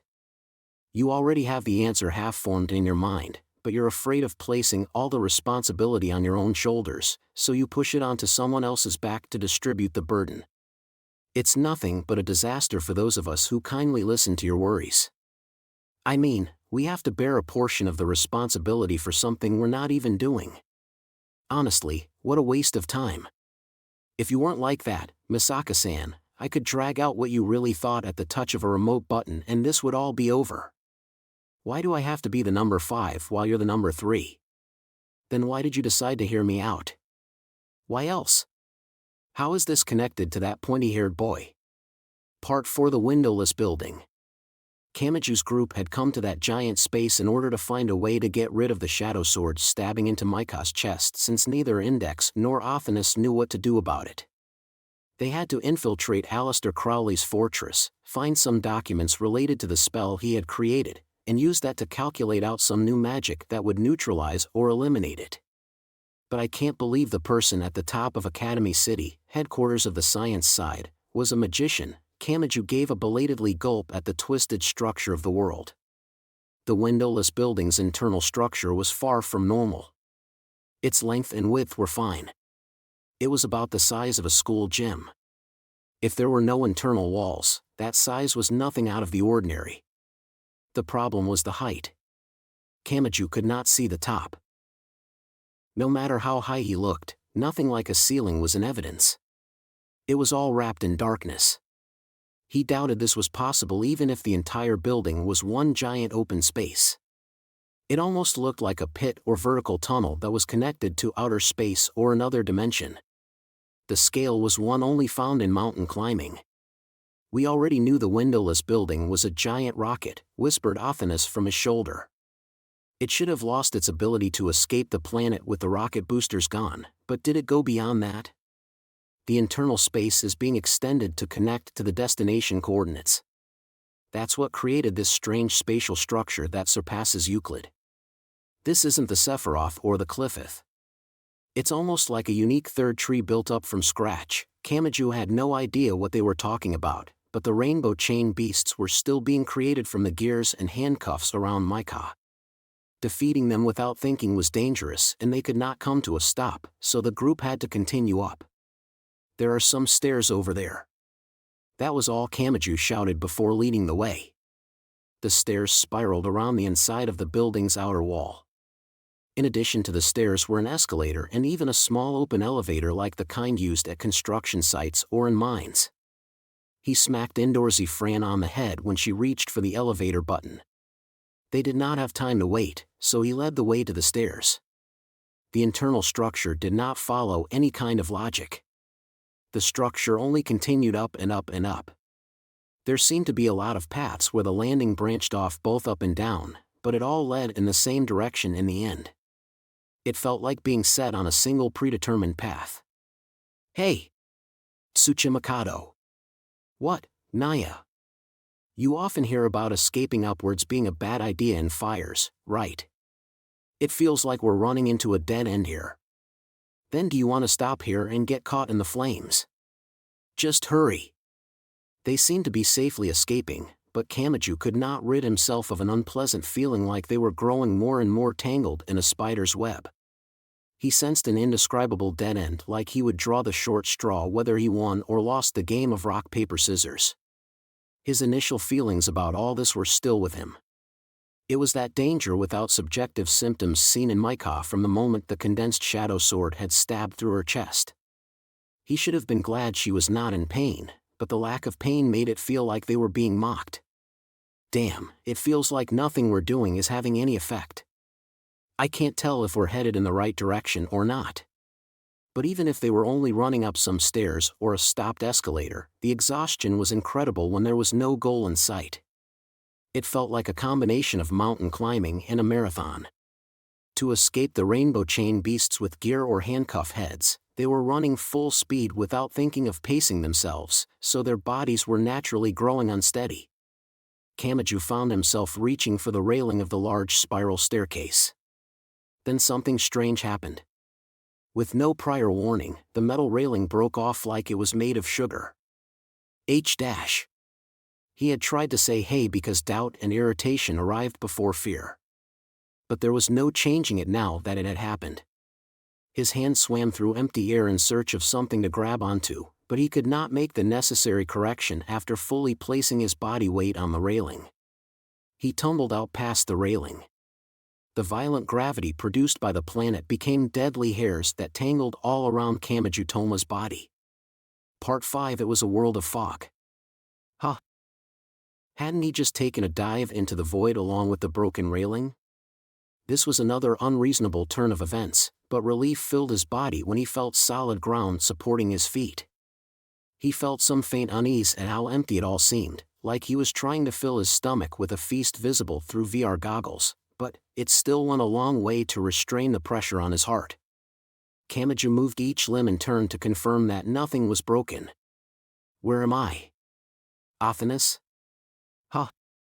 Athanas?" He realized the magic god was gone from his shoulder. Had she been thrown off when he made the dive? If not. He tried to think of other options, but found nothing.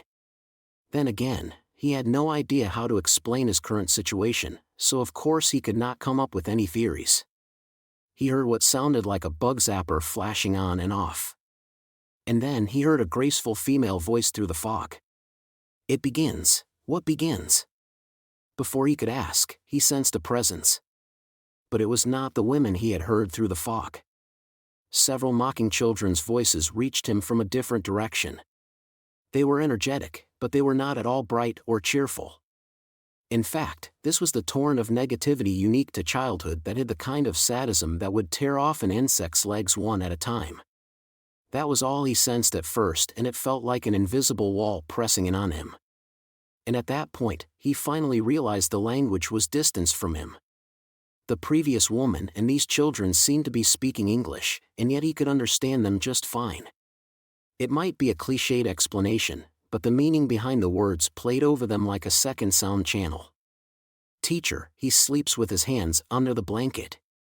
He's touched in the head. It's because he doesn't believe in God. Edward, come here.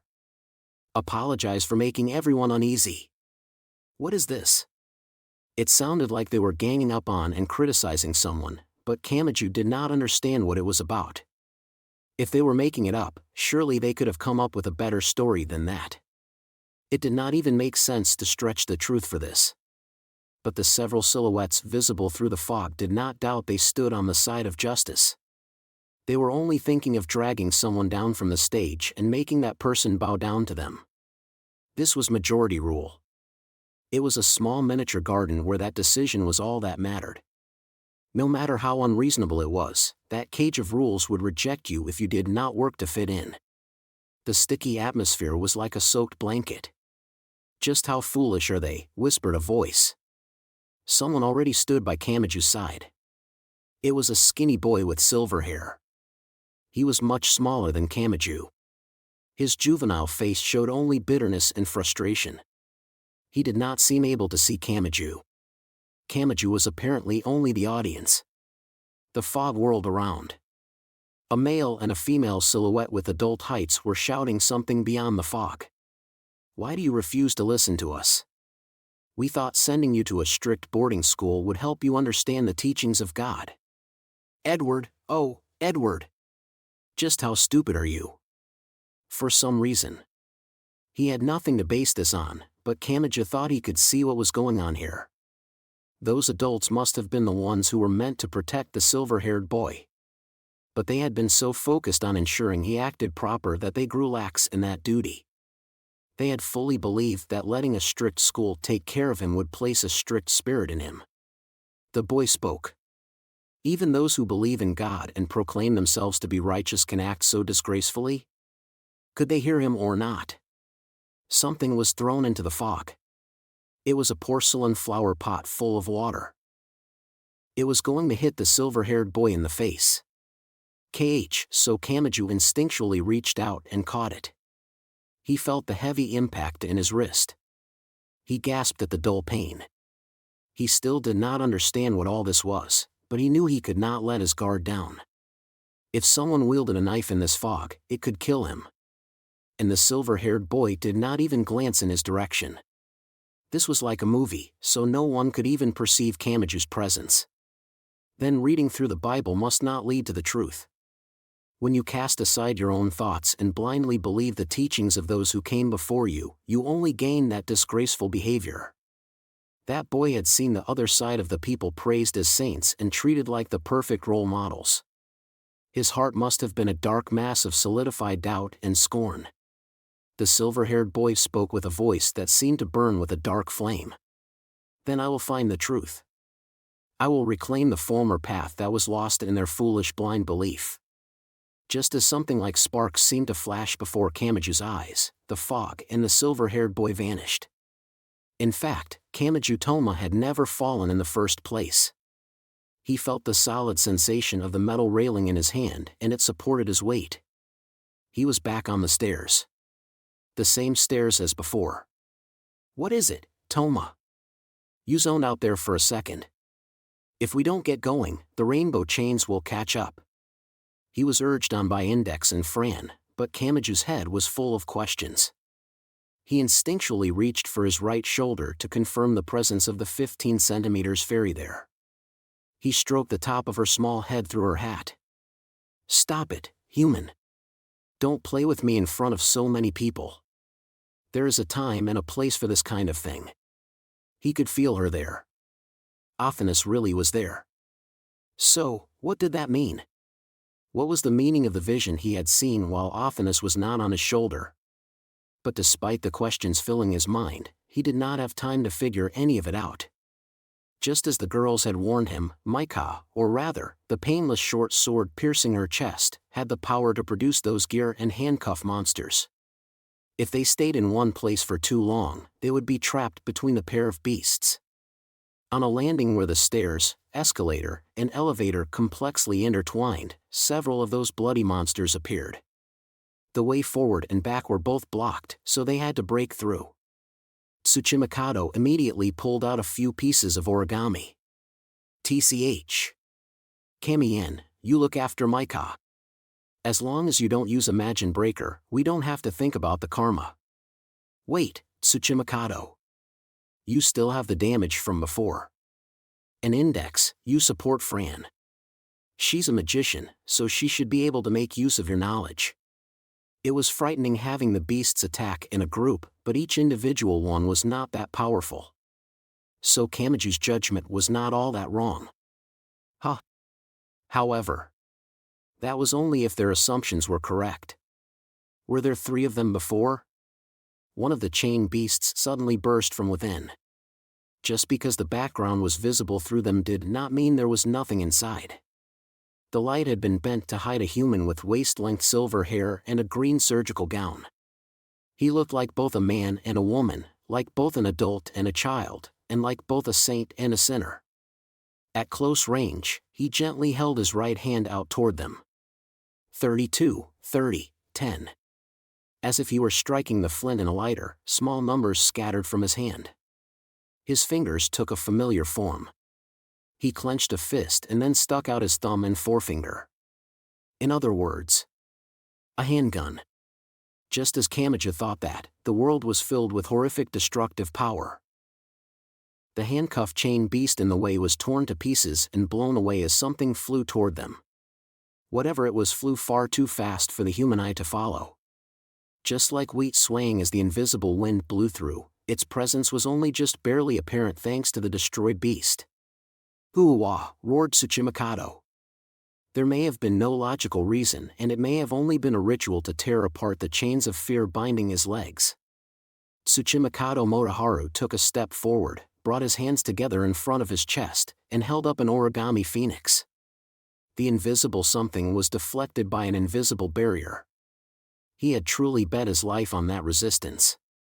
But it did not end there. Hadn't Tsuchimikado himself said that Aleister Crowley was not picky about victory or defeat, success or failure, acquisition or loss, and glory or setbacks? That no matter the result, he could guide it all in a single direction. Deflecting the attack caused it to burst and scatter in every direction.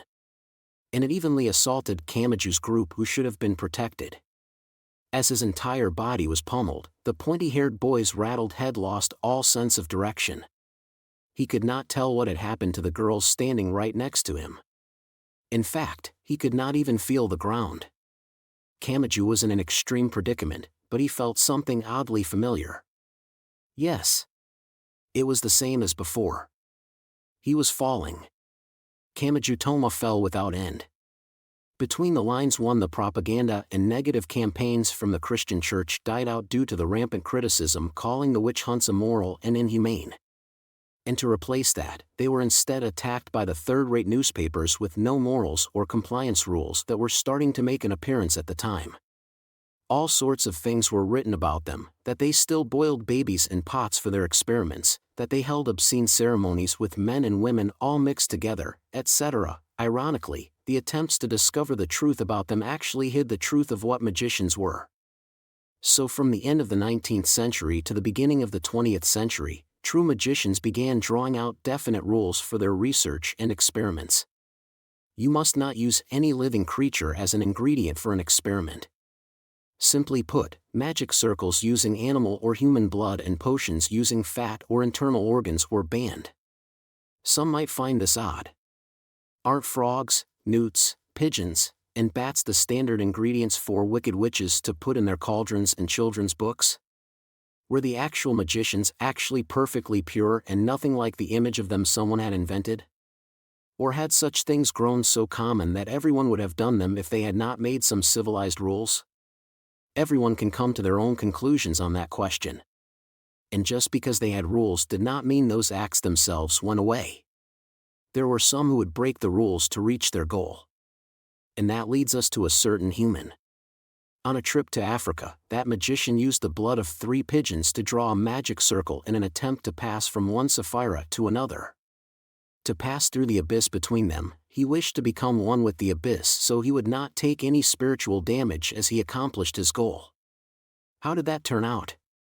Whether it succeeded or failed, human society came into contact with a certain name at that time. That demon is designated with 8 letters, beginning with C. That being was not contained by the existing Cliffith and even broke the controlling chains of the man with a bestial magic name. Volume 18, Chapter 3, Golden, A.D.1900_invisible_war. Part 1. This time, he did not immediately arrive in the world of fog. He was falling headfirst. An endless sensation of falling squeezed at his heart and a female voice slipped softly into his ear. Do you understand now? Understand, what? Were reality and illusion mixing together again? He touched his right shoulder as he fell headfirst, but there was no sign of his understander there. Falling is a stereotypical method of entering hypnosis. And it need not be anything specialized. For example, have you ever suddenly woken after a standard falling dream? Hypnosis? Well, something like it. It's actually a complex intertwining of falsehood and fact, like a mixture of animal magnetism and hypnotherapy. So what was happening? Kamachi's head was full of questions as someone else appeared alongside him, also upside down. It was a young and beautiful woman in mourning clothes with a translucent veil over her face. However, she had such magnificent body lines that they were apparent even through the black clothing. Or was that who this was? Sandstorm-like static would occasionally run through her and, each time it did, a black cat vision seemed to overlap with her. He focused his eyes on her more to distract himself from the fear of the fall than to figure out who she was, but that still caused the 2 images to align. What in the hell? A grown woman has cat ears growing from her head. That must be the most satisfactory appearance for you. You can call me Mina, Mrs. Mathers, or the Black Cat Witch. I was also known as the Heretic Painter and the Founder's Understander, but each name only points to a fragment of who I am. No matter what she said, the vision no longer changed. In fact, she grew something like a tail from her hip line, making her even more cat-like. That's super unbalanced. What is this? I feel like I'm seeing a female teacher with twin tails.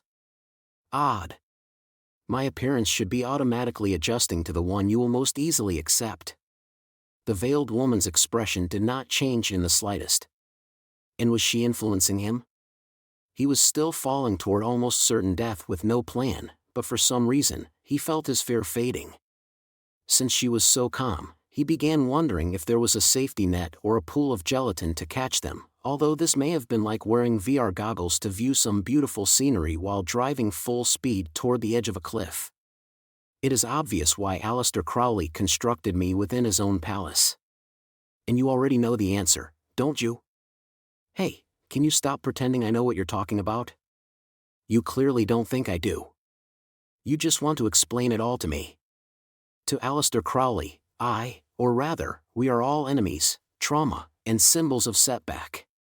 But that must be why he has chosen to continue tearing open that wound to preserve his own purity. That is why I am here. Continue tearing open that wound. As for why he chose me over Mathers or Westcott, I can only assume he viewed me as relatively reasonable and sensible. I can guess he decided that making me the host would allow him to assemble the more difficult people such as Waite and Rigardi. What? One at a time, please. Mathers? Rigardi? These Western names mean nothing to me. Who are these people? I'm not going to remember any of it if you just mention some friends of Mozart and Beethoven out of the blue. Especially when I'm kind of falling headfirst toward the ground. Oh, honestly. You don't seem to understand at all, but I will continue on regardless. Cat ear hag, if you want to explain stuff, how about taking responsibility and doing it right? Golden. She cut him off with that single word. That largest of magic cabals combined the DNA of Hermeticism and Rosicrucianism, gathered the world's greatest minds, and repeatedly made history's greatest discoveries and accomplishments. Starting with the three founders such as Westcott and Mathers, people like Waite, Rigardi, and Bennett gathered in one place for a truly miraculous group. And Aleister Crowley destroyed it all and returned the magic cabal to mere ashes. Thus, I and all the others are the trauma of his defeat and setbacks. With no warning, the falling sensation ended. Kamaju's eyes widened in surprise, and he felt solid ground below his feet. White fog surrounded him in every direction. But unlike before, he could see through it. The scenery was instantly rewritten and a world only seen in old movies spread out before his eyes. Dirty white steam and sooty smoke blew through a city of brick and stone pavement. The darkness of the night was illuminated by old-fashioned gas lights. A balled-up scrap of paper rolled along in the damp wind. It was a lot like the tumbleweed in westerns. Kamaju staggered and stepped on it. And it said the following: London Shocking Times. April 1900. The day was illegible because the paper was wet and torn. 1900? London? The newspaper's ink was running far more than a modern one would, so the small English writing was illegible. Kamaju looked up and checked the signs around, but he did not know what any of them meant. He could just barely grasp that one of them was a street sign, and he tried to read the string of letters there. BL. Blith, Bluth? What is this? 36, Blythe Road, Hammersmith. To magic researchers, this was a crucial but quiet turning point of history. He suddenly realized the black cat witch was shockingly close by. His nose sensed something odd. He could not explain exactly what, but he may have picked up on a faint scent. A great many black cats swarmed around the mourning clothes woman's feet like her shadow. And as she brought that ominousness with her, Mrs. Mathers whispered to him, "Well, I was known as the Black Cat Witch." That's a pretty straightforward interpretation. I was also an artist, so I might be carrying the scent of art supplies or oil. You're pretty cheap, Black Cat Witch. The veiled woman remained nonchalant despite Kamaju Toma's sharp comment. This place became the stage of a war. 1900, what happened then? That's too early for World War I, isn't it? And it was known as the Battle of Blythe Road. Mystery men were rampant in this foggy city of steam and sooty smoke. And someone silently appeared beyond the fog. The Black Cat Witch spoke as if she were celebrating the appearance of the star in a movie. That was when Aleister Crowley went straight for Samuel Liddell MacGregor Mathers and declared war on the main branch of the Golden Cabal, leading to an armed conflict between magicians that was recorded in actual history. Part 2. Kamaju Toma woke up. Or was that the right way to describe it? Regardless, he once more found himself on the stairway attached to the windowless building's wall. This too was an alternate dimensional space that extended infinitely upwards. Asking which one was real would not lead to a clear answer. Tsuchimikado protected everyone from Aleister, then we were blown away, and, what happened? Where is he now? As his mind started working once more, Kamaju's panic accelerated. Yes, there was no sign of his awful friend with blonde hair and sunglasses. No. It went beyond that. There was no one else here. Index? There was no response. Athanas. He reached for his right shoulder, but he did not feel his understander there. Even the pair of gear and handcuff beasts and the person camouflaged as an impossible third one were gone. They had probably been meant to trip up Tsuchimikado, so were they gone because Maika was not here? There is no need to beat around the bush and refer to him as the person. That is Aleister Crowley. Wah! When he felt a sudden breath on his ear, Kamaju forgot he was on an elevated stairway and fell right onto his butt. The many stairways and ladders are likely a symbol of mountain climbing made from urban materials. He repeatedly measured his limits with a variety of methods: magic, drugs, yoga, and mountain climbing to name a few. Something was there. But that can also be misinterpreted as demonstrating the possibility to surpass and expand his limits.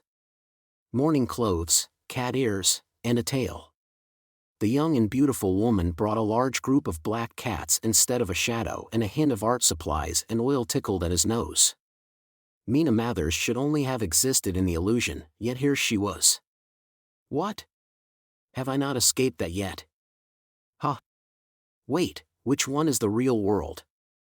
That is an extremely philosophical question, but there is no real reason to distinguish between the two. Even without the example of the four worlds indicated by 7 candles, the world always has many overlapping layers. Although I suppose someone with a soul as low level as yours would indeed be trapped by the visions of the physical world. Those chains are the mountain's devilishness that reaches for human karma, and they are the power that binds human thoughts and leads them to ascend the mountain, but they must have also provided a reassuring push on the back. Well, the one thing I do understand is that you're mocking me. Someone who loved explaining things had no way to fulfill that desire without someone to talk to, so this woman might have been lonely. With those silly thoughts rattling around his head, Kamachi started to gulp. Oh? I see your spiritual activity is directed toward a higher level now. With that much of an imagination, you might just be able to reach a the vision. Don't you underestimate a full-on adolescent mind, cat ear hag. I'll strip you bare in my mind. Doing battle at a higher level of spiritual activity is a surprisingly simple task. By which I mean, flash. A black garter belt. A single visual will solidify their image, trap them, and rob them of their freedom. Using that to seal off the cards in their deck and drive them into a dead end is one form of magic battle. See? You can't picture anything other than sexy lingerie now, can you? You can only picture an elegant and glamorous lifestyle. Damn it, I can only imagine a smug young woman. But this looks like the model in a fashion magazine for office ladies. That's just a boring image of the pre-established harmony. I can't let a complete stranger take away my fantasies. If I'm going to embarrass her, it's gotta be some strawberry panties that don't suit her at all. Burn, my adolescence. Yes, that is the first step toward a vision. A beginner must first overcome this. Kamachi Tomo was led around by the young woman, but this was no time to be holding a high-level spiritual battle. Wait, I can't be focused on strawberry panties right now. What happened to Tsuchimikado? Index, Athanas, and Maika are gone too, but are they okay? Did they disappear, or was it me that wandered off somewhere? Having weird fantasies isn't going to make anything materialize, so whose world is this? The world is simply the world. It belongs to no one. Again. This isn't the time for a Zen dialogue. Which of course means it does not belong to Aleister Crowley. She spoke in a confusing conceptual way that provided no concrete answers, but that phrase caught in Kamachi's mind. You mean, what, But isn't this the windowless building, his headquarters? Aleister Crowley has no intention of overcoming the trauma that he has perfectly recreated. And he does not care if he has setbacks or failures. So he does not maintain control over the very miniature garden he created. That is why I am able to speak with you. Her phrasing was a pain to deal with, but did that mean Aleister was writhing around while viewing the trauma he had created himself? That sounded like someone with belanophobia climbing inside an Iron Maiden. What is that Aleister guy trying to do? He believes in power. But he does not distinguish between good and evil, right and wrong, correct and incorrect. Do what thou wilt shall be the whole of Thelema. Even if a great many people call that power evil or wrong, he will not hesitate to reach for it so long as it will achieve his goal. That is the kind of human Aleister Crowley is. Give me a simple example. People hate roaches. But that hatred is so strong that it produced the power leading to the development of insecticides and sticky tape. That is what I mean. Aleister Crowley's soul was constantly worn away by powerful trauma, but did he see the intensity of that hatred and disgust as the source of a power strong enough to carry him down his own path? Did he see Mina and the other golden magicians as a source of unconditional and biological revulsion, just like a cockroach? No, said the woman. Hey, you're getting ahead of yourself, explainer. Don't answer me before I say anything. Aleister Crowley fosters his hatred in a much larger framework. He loathes, fears, and mocks the entire planet to an extent that is almost pitiable. The entire world. From a stone on the side of the road to the brightest star twinkling in the sky. What kind of life had he lived to expand his biological disgust to that extent? There were some scenes that unconditionally inspired certain emotions in the humans who saw them. For example, a weak baby bird or a kitten in the rain. But Aleister Crowley was unaffected. He hated it all equally. No individual reason was necessary, merely seeing it was enough to trigger a biological reaction. He's different from the magic gods who just wanted to live free, of course. He did not wish to become like them and has remained in the category of human. He likely gave up on crossing the abyss after the Karanzan failure, but he also feels pride in remaining human. She topped off her string of unexplained terminology with a smug look, but Kamachi forced his thoughts to stay focused without wandering off. He feels pride in remaining human? Yes. No matter how old he grows, he remains very childish. Don't butt in. And is this actually a fantasy world of my brain's creation? Is that why you can read my mind? Then become a young woman wearing childish strawberry pantyhose. Nothing happened. After shouting at the top of his lungs, Kamachi was KO'd. He covered his face with his hands and curled up on the floor. As I was saying, no matter how old they grow, men remain very childish. You just expanded that to include me, didn't you? Anyway. Will you actually gain anything from being here? Wondered the woman. You clearly have not mastered this path enough to fall toward the answer when you meditate. You might be hiding it behind your fancy words, but I can tell you're making fun of me. Kamachi looked to the canopy of endless darkness overhead. Well, I guess I'll just have to keep going. If they're not here, they're probably somewhere else. And what is that bastard trying to accomplish by making me climb a mountain? Just like real mountain climbing, choosing the wrong route will lead to death, so be careful. And I would assume Aleister is only trying to expand himself. Of course, this was only if it was the others who had disappeared, not Kamachi himself. This was completely unprecedented, but with him switching between worlds so often, he could not rely on his own point of view as accurate. In the worst case, he might have to ensure that Index, Micah, and the others were real once he did regroup with them. He failed to climb the K2, which is more than 8,000 m tall, because he gave up after planning out a climbing route but receiving fierce opposition from his fellow mountain climbers. In other words, to accomplish a difficult feat, he must expand his own existence to the point that he can swallow up others. The rest of you are no more than a part of that. I have no idea what that means, but whatever. The ascent was a long one. Step by step, he walked up the stairs. To be honest, he could actually pace himself now that he did not have to flee from the human karma, the mountain's devilishness, or whatever those gear and handcuff beasts appearing around Micah were. That did leave him worried about Micah now that they were separated, but his doubt kept him from making a mad dash up the stairs. Surely they didn't escape back down to the bottom, right? They had been continuing up and up because the pair of beasts had been pursuing them from below. With the chain skeleton and transparent flesh beasts nowhere to be found, it was impossible to know whether Index, Athanas, and the others would have gone up or down. The black cat witch politely clasped her hands in front of her as she walked alongside him. You will have the answer soon, she whispered. HM? Is someone waiting for me? That is not what I meant. He felt like he had stepped through the floor. Then the entire stairway bent like a sugar sculpture exposed to a flame. By this point, he understood what this meant. Falling meant that was coming. And Kamachi's movements were the same as someone flailing their hands around after falling from a cliff while wearing VR goggles. He knew somewhere in his heart that it was useless, but his hands still searched for something to grab onto.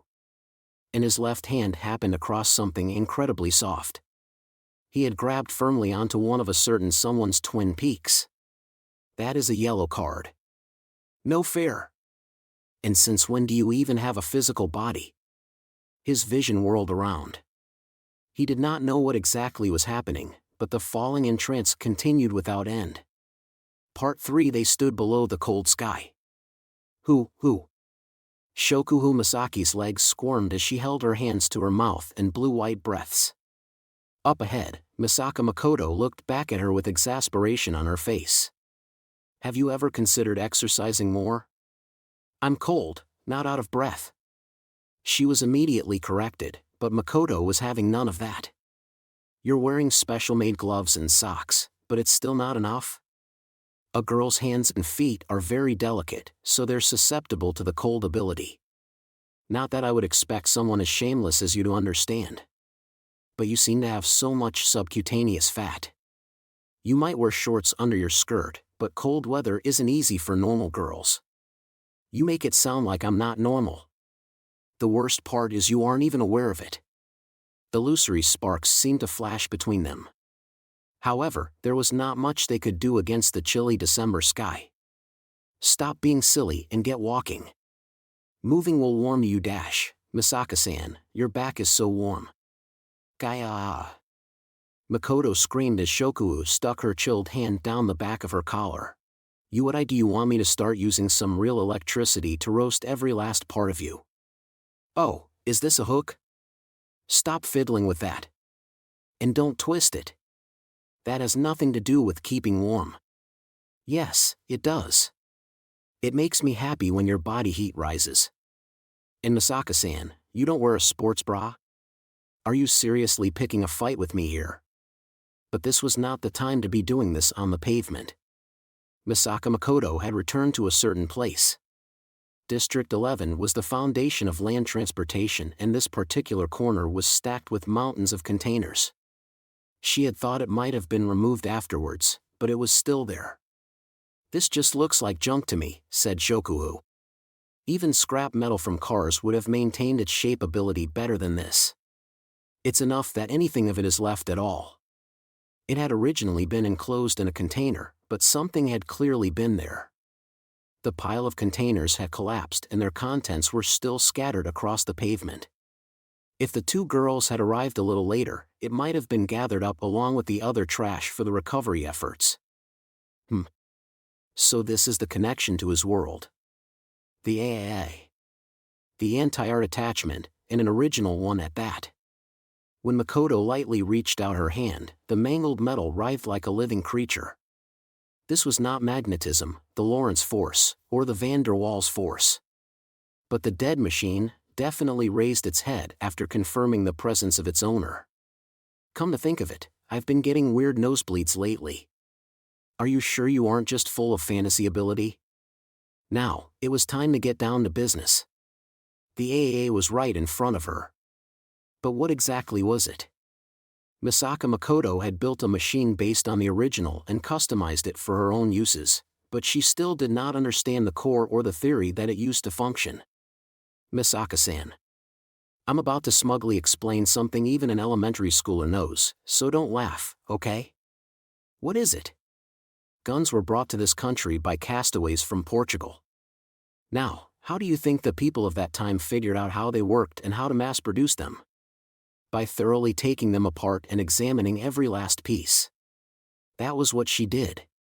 Then again, it was already a pile of scraps that had been mangled by several instances of intense violence.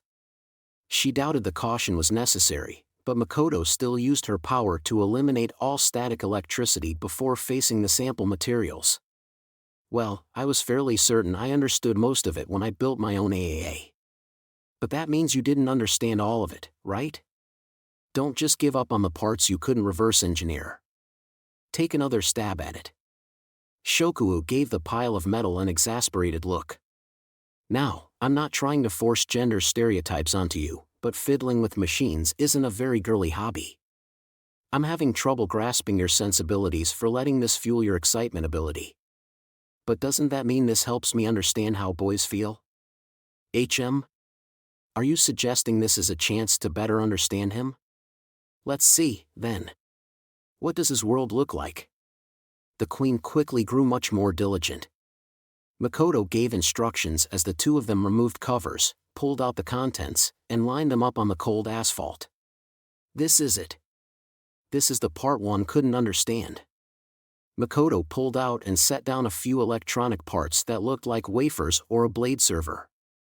It all looked very complex, but the action was much like replacing an air conditioner filter. There are some transistors and LSIs lined up here, but they're actually meaningless. The current enters from one end, loops around within the circuit, and then flows right on out. It's moving all over the place inside, but it's the same as sending power through a cable wrapped up in a drum. There's no change to the current or voltage, and it isn't creating a special signal. Why is it being sent through this layer? Just looking at the shape, it makes me think of a good luck charm or something. Look, doesn't it seem like something you'd see in the astrology book that the library master carries around? Let's say you hook a light bulb up to a 1.5-volt battery. Do you really think the brightness will change if the wire is a straight line or zigzagging? But what if it produces some kind of invisible field? Doesn't an electric current create a magnetic field around it? Not that it's powerful enough to detect under normal circumstances, though. And circuits can be used for more than passing current through. They can also be used to catch something. For example, don't antennas take a lot of different forms? And to more efficiently pick up EM waves, aren't they sometimes shaped like a mosquito coil or like a bowl? If an ancient person saw one, wouldn't they think it was some kind of magic circle or something? Misaka Makoto and Shokuhu Masaki fell quiet and exchanged a glance.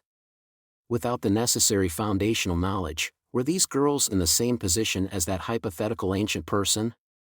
If so, if this crazy magic circle of a wire diagram is an antenna, what in the world is it meant to pick up from the air?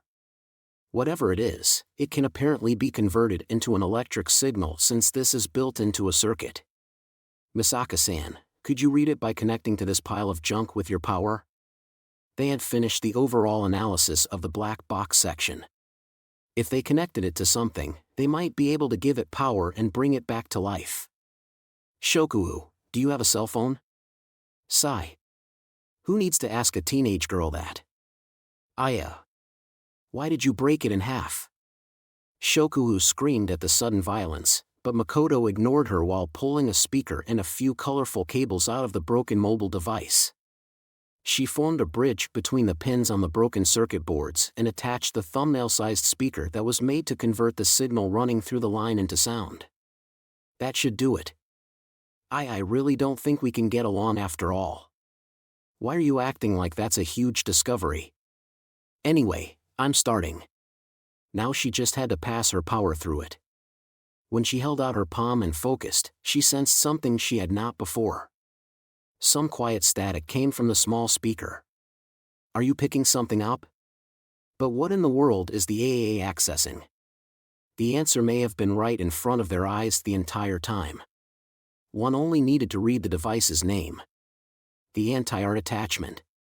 The device of someone who wished to eliminate all magic. Part 4. He was back in the foggy city of London. But the stinging air from before was gone. For one thing, he was in a room gently lit by tallow and a fireplace instead of outdoors. Rather than some stately mansion, it was probably an old-fashioned apartment of some kind. Several men and women were inside. One sat in a rocking chair next to the fireplace, one sat directly on an ebony desk, and one leaned against the wall instead of sitting. What was this room? How was it related to that Battle of Blythe Road that was mentioned before?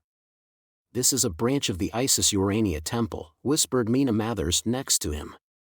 It was the prime ceremonial ground of the world-renowned Golden Cabal. Although the publicly known number 03 was used to hide it. This is... Kamachi looked around once more. Kamachi lived in a student dorm, but even to him, it only looked like a cramped apartment. Old newspapers were piled up in a corner, a chess set and playing cards were scattered across a desk, and a shelf was lined with bottles of drinks that even a high school boy like him knew were bad for you. There was no crystal ball lying on a purple cloth, and there was no magic circle on the floor. There were some scattered cards, but they were clearly meant for gambling.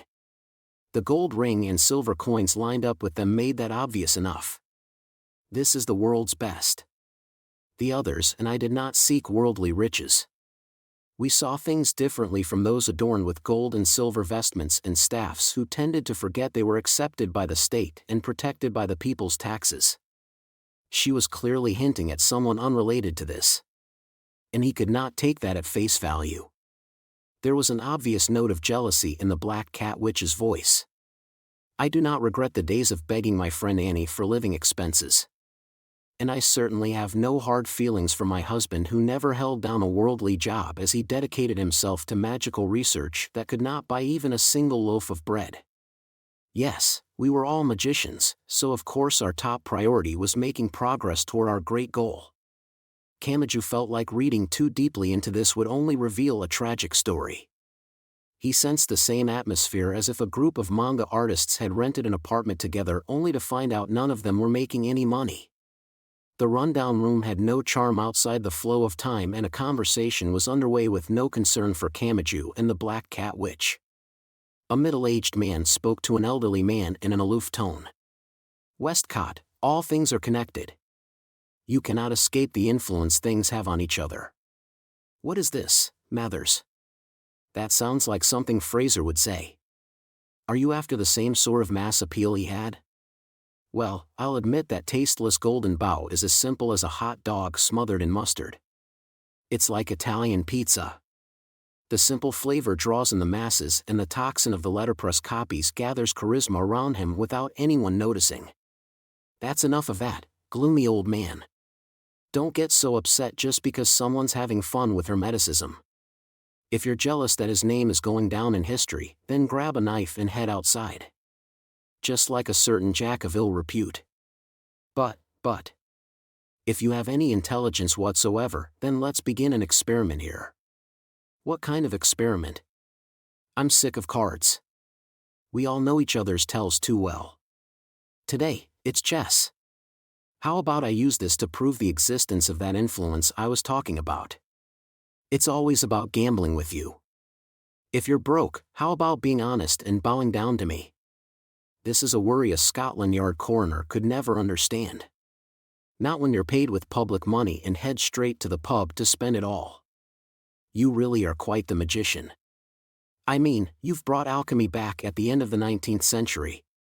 Yes, but I was nearly sacked when it was found out I attend these suspicious meetings. The higher-ups have their eye on me, so it's always a gamble showing up even to this unofficial temple. It was a fairly awful conversation for two grown men. Kamachi could see what Mina had meant about men remaining childish no matter how old they were. He was reminded of the fact that the magicians like Style and Kanzaki had all been the type to insist on doing things their own way even if that meant defying the ways of the world, but if they took that far enough, would they end up like this? However, when he looked around again, he felt like he could see a few things that lined up with what Mrs. Mathers had said. Then the Black Cat Witch spoke up again. By the way, the older old man is Westcott and the other old man is Mathers, making him the husband that gave me the missus. Then don't call him an old man. Show some love. This is based on yours and Crowley's points of view. Kamachi had no idea what was normal or what fashions were in style during the late 19th century and early 20th century, but he saw a major difference here. The elderly man named Westcott wore a tailored suit with a necktie and Mathers wore a military uniform with a thick cloak and a worn-out pointed hat. However, the uniform was not modern camouflage. It was an extremely colorful outfit that would look more at home on a wind-up soldier doll. Your husband had some interesting tastes. The mess of colors is really an eyesore to look at. Again, show some love as his wife. Anyway, this was the beginning of the Golden Cabal. It was not an underground group with high-level organization. Nor did it seem like a secret church that followed some complex and mysterious scriptures. It did not even look like a research institution for making world-changing inventions. If anything, it was more like an unauthorized salon or an evening party where intelligent people of different occupations and backgrounds gathered to share their ideas. Instead of enjoying the evening by sharing stories of daring exploits, they would reveal the results of their research to each other. The elderly man looked at the middle-aged man's hand and raised his voice in lamentation. Ah! What is this? Who in their right mind would place their bishop there? Westcott, do you not remember what I said? You cannot escape the influence things have on each other. You may not see the path now, but this move will guide you to the game's rightful conclusion. Now, let the clock resume ticking. Did you think you could throw me off my game by making an unorthodox move? If you still cannot see the path after all that, then I'm in luck. These nights of awful, sticky fog are the perfect time for some Irish or Scotch. I'm going to earn myself some decent money so I can enjoy this night.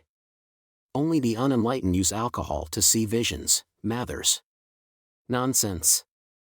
I'm still a proper gentleman compared to those self-styled intellectuals that use the proud witch's rituals as an excuse for lots of sex and drugs. BFF, spat out Kamachi. The cat-eared woman in mourning clothes shrugged next to him. Well, that's one of the reasons this age was fairly shameful for magicians. Isn't that an extremely worldly problem for you to be caught up in? At the time, the newspapers that were finally getting off the ground had no real journalistic spirit whatsoever. It was not long before then that public executions were held as entertainment for the masses while the infamous witch hunt swept across the world, but I think it was only the method of execution that had changed by this time. The people laboring to keep food on the table day in and day out would find a dark joy in the newspapers that provided a social death to the wealthy and the intellectual who seemed to live in an entirely different world. Why would the newspapers want to cause chaos?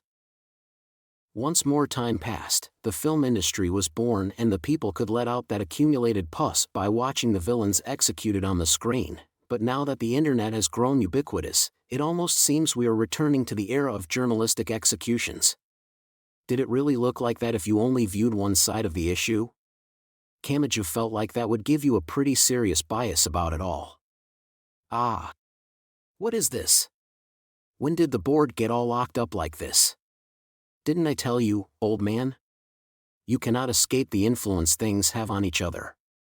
Haha. TCH. I never thought I would be buying a man a drink at this age. By the way, Mathers, I heard about that newcomer. And with that, I have to ask, are you insane? Is this really all it takes to shake you? You mean Crowley, don't you? Kamachi's heart leapt slightly at that. But the magicians in the room smoothly continued. How can I not doubt your sanity in this one? He's one of those who have remade the good, old rituals into sex and drugs, isn't he? That is certainly a rough spot, but in his case, it isn't an excuse or a front. You can't just laugh it off because he really is logically and efficiently achieving results with that. Merely looking at the surface without giving him a chance to explain is the same as announcing that your intellect is no greater than the self-styled intellectuals who shriek about everything they read in the newspaper, Westcott. He will bring disaster to our golden cabal. So now you are jealous of Merlin, old man?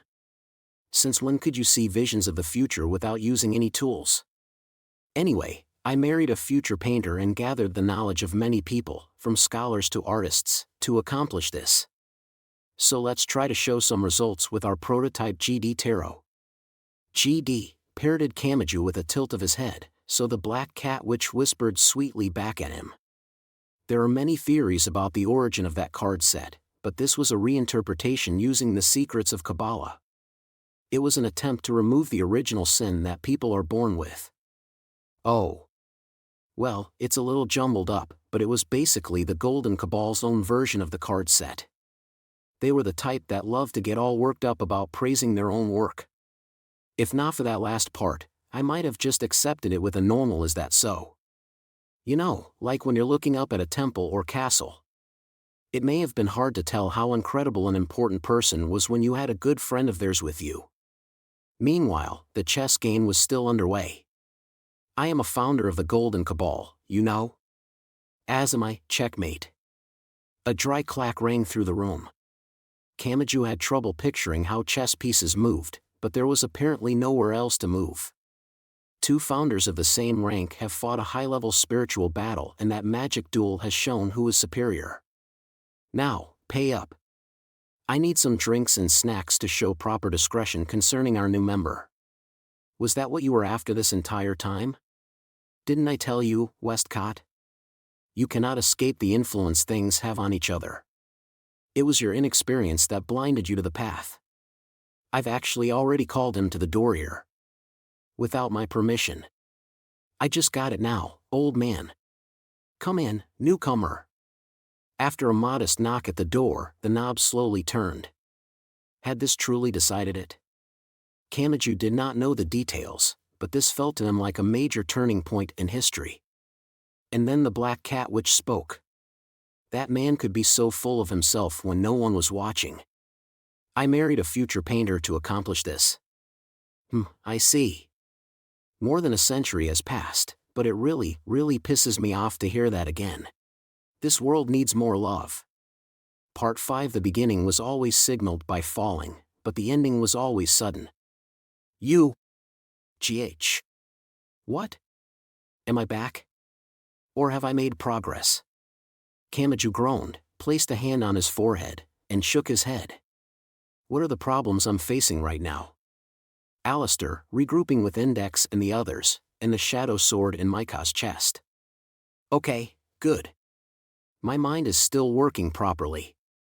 The inside of the windowless building was still a dreary empty world with an endless ceiling overhead and no sign of human life. As he supported his unsteady body with the railing and continued on, the scene changed. The stairway, escalator, and elevator from before were gone. Instead, he saw ladders directly embedded in the wall, catwalks, and silver ducts that twisted around like snakes. The change from elevators and such supported from below to these things embedded in the wall changed the type of mountain climbing. Did that mean he had reached a higher level? Either way, he was risking his life even more. The odds of an accident on stairs were different from on a ladder. And this was quite high up for a building. He still could not see the ceiling, but he could not see the bottom anymore either. It was all swallowed by darkness. Oh! Hearing a voice from somewhere, he frowned and looked up. A bit ahead of him, a girl in a maid uniform was clinging to a ladder and reaching her leg over to a catwalk. It was Tsuchimikado Micah. She was sticking her hips out at the exact same height as his face. And she of course still had the hardened shadow sword piercing her flat chest, so the mountain's devilishness that bound people's hearts, the handcuff ring and gear, were falling around her at irregular intervals. But the unsteady footing was actually a good thing here. Most of the metal objects slipped away and fell into the dark depths below. Without coming to a stop, they could not gather the transparent body that was a lot like sugar water. They were completely useless here. Or does this work just as well for them? Oh, if it isn't Kamachi Toma. I was worried after getting separated from everyone. Where are you trying to go? I was hoping to find Aniki since he disappeared.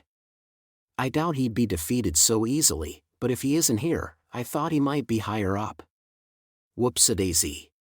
She made it sound cute, but she was actually flailing her leg after missing the rung on what was essentially a ladder attached to the wall of a building more than 100 m tall.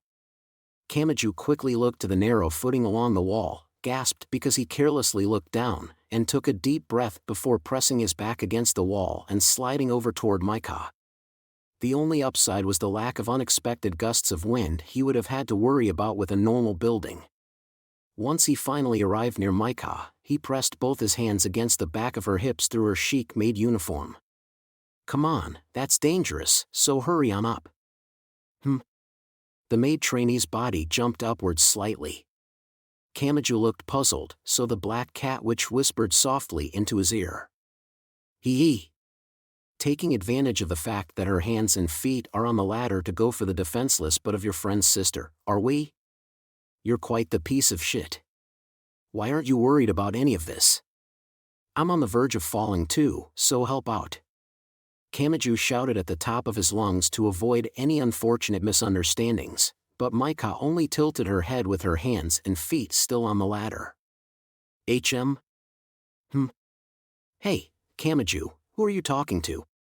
It looked like you were yelling into empty space, but do you have a phone headset on or something? Could it be? Kamachi looked to the space next to him. For some reason, Mina Mathers was standing on the dangerous footing while bashfully holding the long skirt of her morning clothes with both hands. Flash. No, you aren't bashful at all, are you? Are you trying to distract me until I fall to my death? No one could remain this confused while right next to someone who was basically committing public suicide by shame, so as Kamachi had suspected, Maika could not see Mina. People gather information on the outside world using their retinas and eardrums, but the accuracy is not always identical. For instance, myopia refers to a condition in which the eyeball itself extends elliptically towards the back. Since the red you see is not the same as the red Tsuchimikado Maika sees, it is not difficult at all to select an individual I wish to be seen by and display my form to them alone. Wow! That sounded sort of convincing, but that long explanation didn't actually explain anything. Even through the veil, he could sense her sullen mood. Oh? He may have hit a sore spot for her there. In that case, what could he do to improve her mood? If he knew how to reward her with a figurative treat and punish her with a figurative whip, he could construct a controller for dealing with this strange and annoying woman. Wicked thoughts will only get you cursed, boy. On? For example, trying to force a lady in mourning clothes to obey you by hitting her with a whip. Perhaps I should make a quick post on a fancy SNS about a troublesome neighborhood boy. I'm done asking how you can read my mind, but you read it wrong this time. Your data's corrupted. Don't make this worse by misreading my thoughts. It is possible a young woman with too much time on her hands might find it cute, but the odds of that are about the same as hitting 0-0 in a game of roulette. I said stup. Ah. But won't the odds be the same no matter which pocket it lands in? Could I really have a chance with a wealthy young woman who has too much time on her hands? Hello? Kamachi Toma had only been protecting himself, but Maika could not see Mina and only stared at him like he was a crazy person. He suppressed tears while wondering if there even was a right answer in this world. Aniki seems to be the kind of person who works extra hard and derives a sense of accomplishment from the exhaustion that brings. If he's gotten into a weird penance mode, we need to find him and stop him as soon as possible. So with or without the pair of karma beasts made from rainbow chains and transparent flesh and blood, they had to continue upwards. The gears and handcuff rings falling around Maika were probably forming their bodies once they reached the ground far below, so no one would want to head back down there if they could avoid it. Mina Mathers gently bent her hips and stretched her head in from the side to speak with a thin smile behind her veil. By the way, that is a magic sword. Well, yeah. It's a sword made from magic. Anyone could tell you that. Not what I meant. It is not the wind dagger of the four great elements. I mean that it is the symbolic weapon meant to guide the summoning ceremony. It is primarily something like an amulet that drives out negative power and protects the spell user, but to drive out also means to divert or guide in a convenient direction. So if used correctly, it can be used for summoning as well. Normally, you would take an appropriate sword, color the hilt green and the scabbard red, consecrate it by engraving a divine name into it, and carefully guard it so only the owner can touch it. Some moaning? That made a lot of sense here. Maika had the strange short sword stabbed through her chest and those creepy handcuff ring and gears kept appearing around her. It's actually so cliched that the Grimoire Library may have misread it. I mean, who would think the Crowley would smugly use the most basic of techniques, but in reality, the greater an expert masters their field, the more focus they place on the fundamentals. That aside, Kamachi had to wonder if Maika had any thoughts concerning the blade in her chest. And when it comes to mastery rather than combat, Crowley always sought virginity in his weapons. In other words, he refused to reuse something that was already used for another purpose. A hammer is needed to strike the sword, iron ore and wood are needed to make the hammer, and so on and so forth. In the end, you need 1,000 or even 10,000 things to create a single weapon, but he would claim it was all a necessary part of the learning process. Yes, almost like they were all pieces of a puzzle. Or was her carefree attitude the result of doing everything she could to avoid looking at an inconvenient truth? Like someone who felt sick but kept lying to themselves because they did not want to go to the hospital and here they had come down with a strange illness. Looking at it that way, Kamachi hesitated to ask her about it or joke about it. She could come to her senses at any moment and enter an unmanageable panic. And unlike normal, that would be deadly during this elevated mountain climb. The footing looks pretty unreliable up ahead, Kamajutoma. Could you support me? Sure thing. Damn it. He felt like he was choosing his path, but he was not. No, perhaps it was more accurate to say every one of the million options available to him would lead to the same result.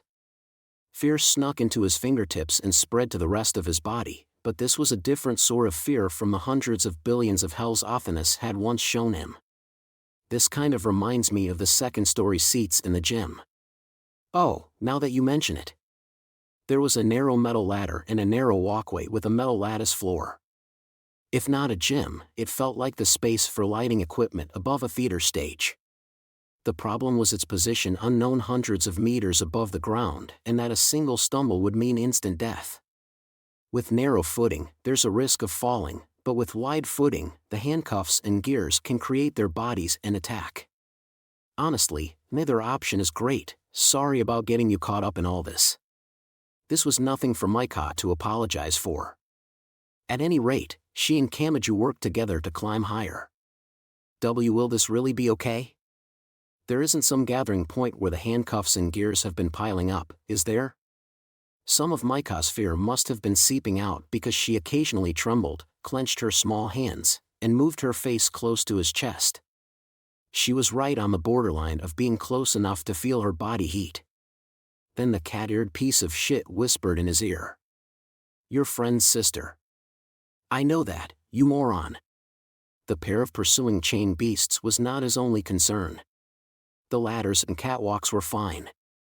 There was a clear path made for people to travel along, even if it was narrow.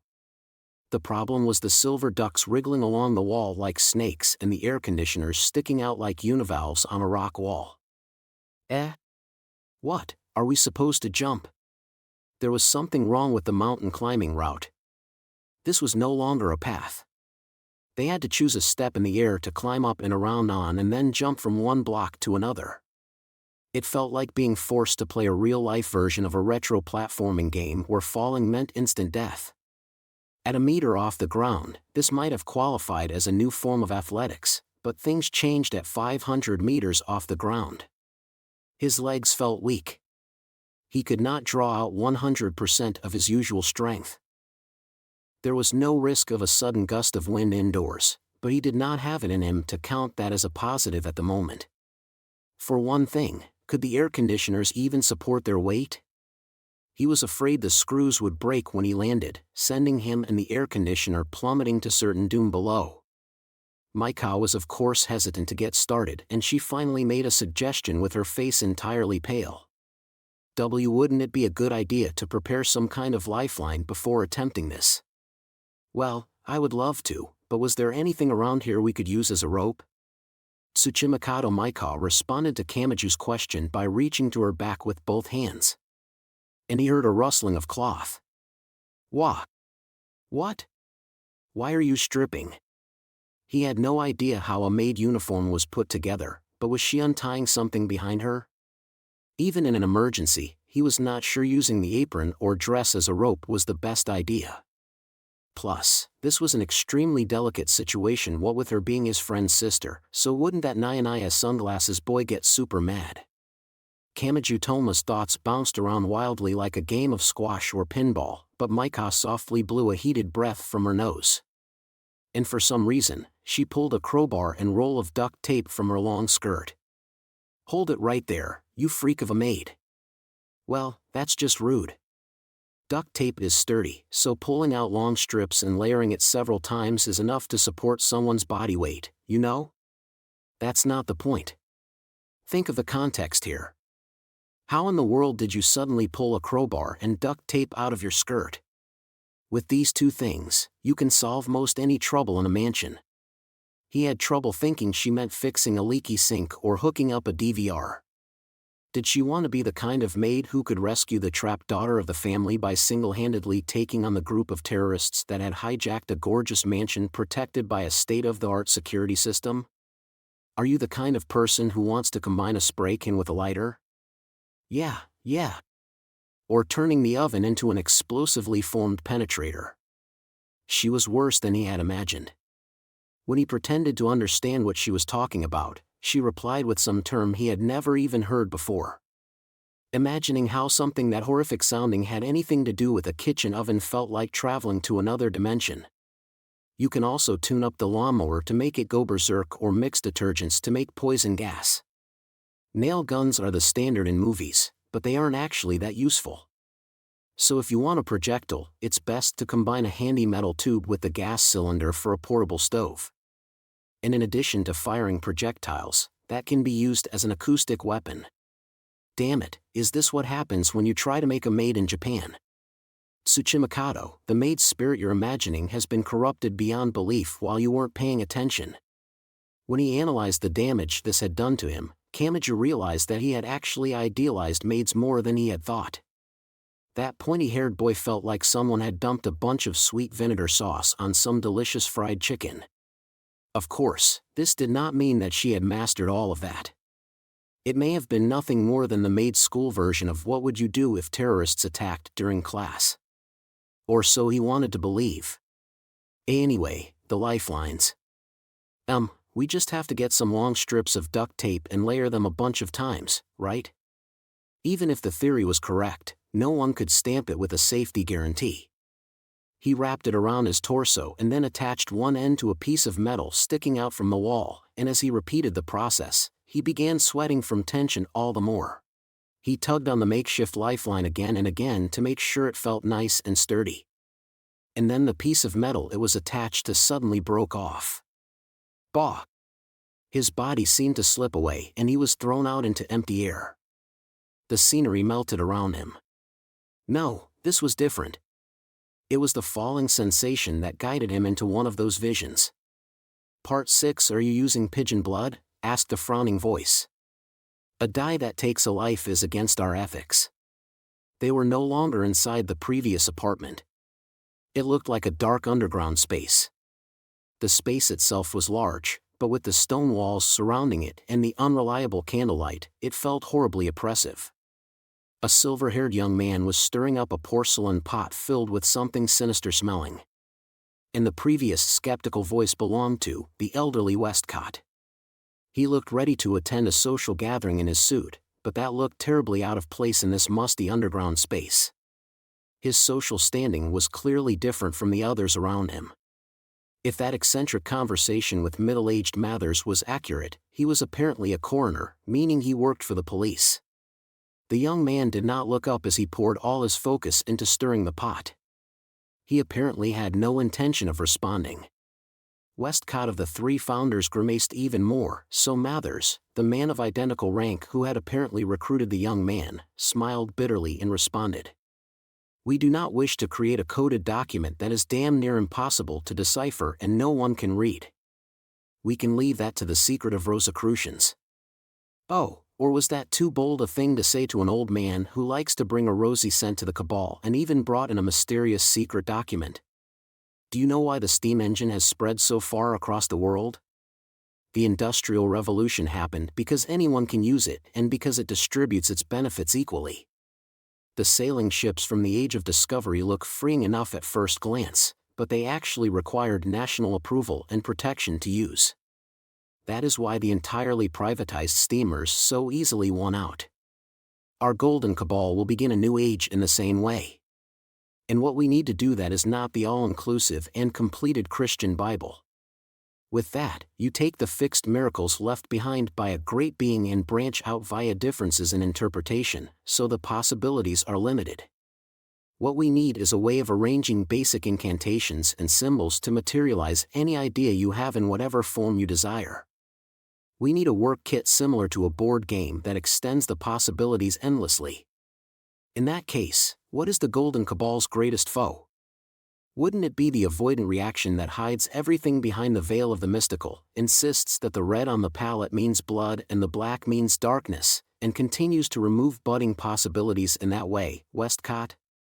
And yet all of the colors are needed to paint the life force of a bright and beautiful flower. They are intentionally exaggerating the danger of the original grimoire's toxins, but it is perfectly safe if you avoid jumping right into a theory that is entirely separated from the current world and instead gradually accustom yourself to the knowledge in stages using the work kit method that slowly deepens understanding one piece at a time. If people assumed the sky was inviolable, the airplane never would have been invented, and the progress those inventor brothers are making toward an individual machine would have been delayed by a century.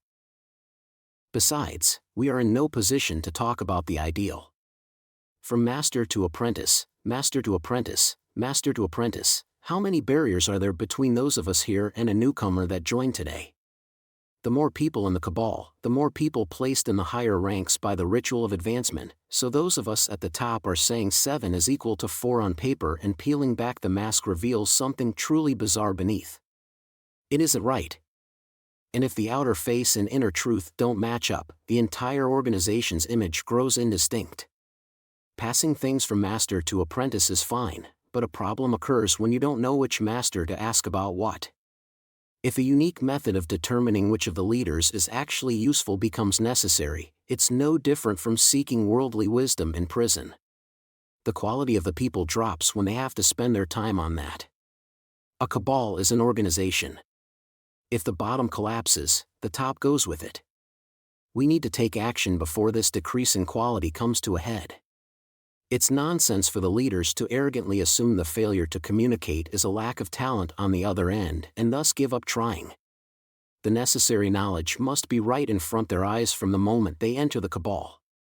We need to return to the basic idea of providing what is necessary and only what is necessary. We are not seeking a great quantity of knowledge. We are seeking a way to use it. It can be a crystal ball, cards, a turtle shell, or crackling flames.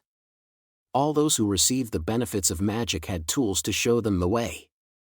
Isn't that also what we want?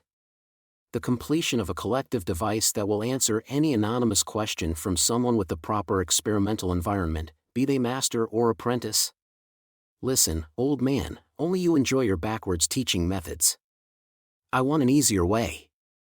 And for that, we must immediately complete a work kit that will naturally answer a seeker's questions as they play with and learn from it. It was truly a deluge of words, but one term stood out to Kamachi. Work kit? The black cat witch responded by tapping her finger on the table in a corner of the ceremonial ground. There was something there. It looked like a detailed miniature garden or a complex foreign board game. There were wands and discs carved from wood, cups made by melting glass, and similar daggers made from metal. They looked like toys at first glance, but a lot of work had clearly gone into making them. And Kamachi noticed something else. It looked familiar. It was like a miniature version of the room in which they stood. To use modern terms, the concept is probably similar to an app development tool, explained the woman. I mean, Hermeticism says everything in the world is made from 22 letters. From there, everyone just has to instinctually rearrange the graphical elements to prepare the environment. That is the gist of ceremonial magic that uses the form of a theatrical play, and the miniature garden is a playwriting device for individual use. If the conditions had been different, it might have taken a form similar to haiku or tanka. Instead of relying on God and waiting your turn, this supplies the means of causing the miracle you feel is necessary. Or that's the naive ideal form, anyway. You moved the dolls within the miniature garden, had them hold the items like the daggers or wands, sprinkled colorful flower petals or leaves from a bottle, and made your own incantation by rearranging the terms in the guidebook. And that created magic. Anyone could try it as simply as making a bead accessory. Depending how you viewed it, that way of thinking could seem irreverent and frightening. Academy City's Esper development, for example, did not allow you to choose your power type or level, but if the magic side had been able to freely choose everything as easily as selecting toppings for a crepe, how twisted would it have grown? Even if this app development tool was used to create a virus or phishing site and caused great damage in the outside world, the Golden Cabal would not care. Did they see it like a gun culture where the ubiquity of weapons grew due to mutual distrust and a desire for self-defense? Did they see it as an age where those without a weapon would die? I am not saying we need to put a stop to this, said Westcott. I am saying even magic cabals need compromise. If we grow truly indiscriminate, we will be seen as no different from those wild partying groups. This is worth the risk. Begin, Crowley. Open the eyes of this old man who is quickly falling into skepticism. Despite the over-the-top encouragement, the young man called Crowley made no grand actions like a stage magician. In fact, he did not even draw a magic circle directly on the floor. He placed a cloth over the round table in the corner and began drawing a large circle on it using the table's outer edge. "That is heresy," bellowed Westcott. "Don't be silly.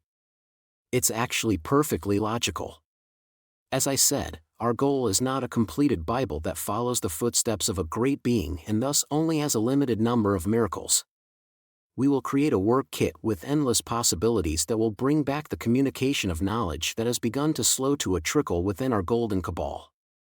We created a free cabal that allowed anyone in, man or woman, so it makes no sense to make them wait in meaningless lines. And due to the excessive number of people in the higher ranks, there is no guarantee that the person at the end of the line will provide the correct answer. We should be celebrating when people cut in line and when there is conflict between master and apprentice.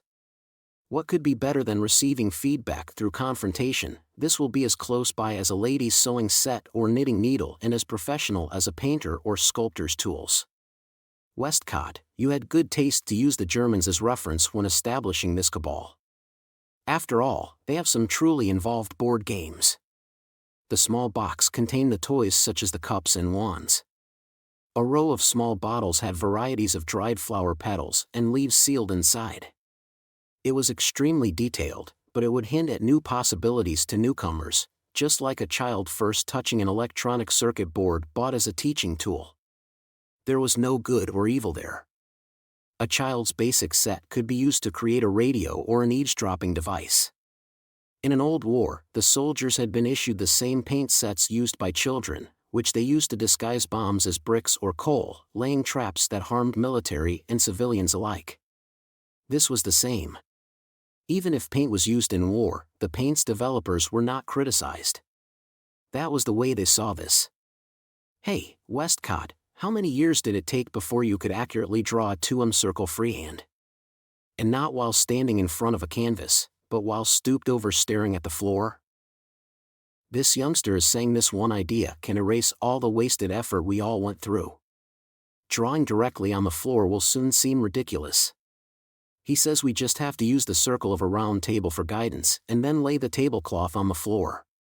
This is what it means to have a work kit made just like a detailed board game. We can sweep aside the lines that might lead nowhere and instead use a collective device that accepts questions from anyone and gives effective answers to those questions. This is the dawning of an age in which everyone who seeks direct answers to their questions and aspires to use magic can freely give form to any idea they think up. The concept of programming languages did not yet exist in this age. These people were only looking at a complex analog board game.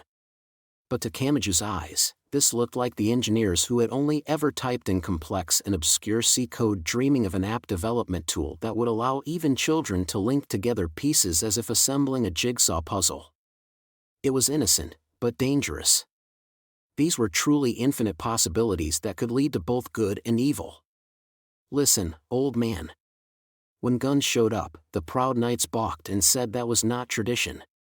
When the steam engine showed up, the weaver women wailed and said the inferior mass-produced products had no soul, but who can hear their voices now as we experience the stormy waves of time? Are you saying I am a dying breed?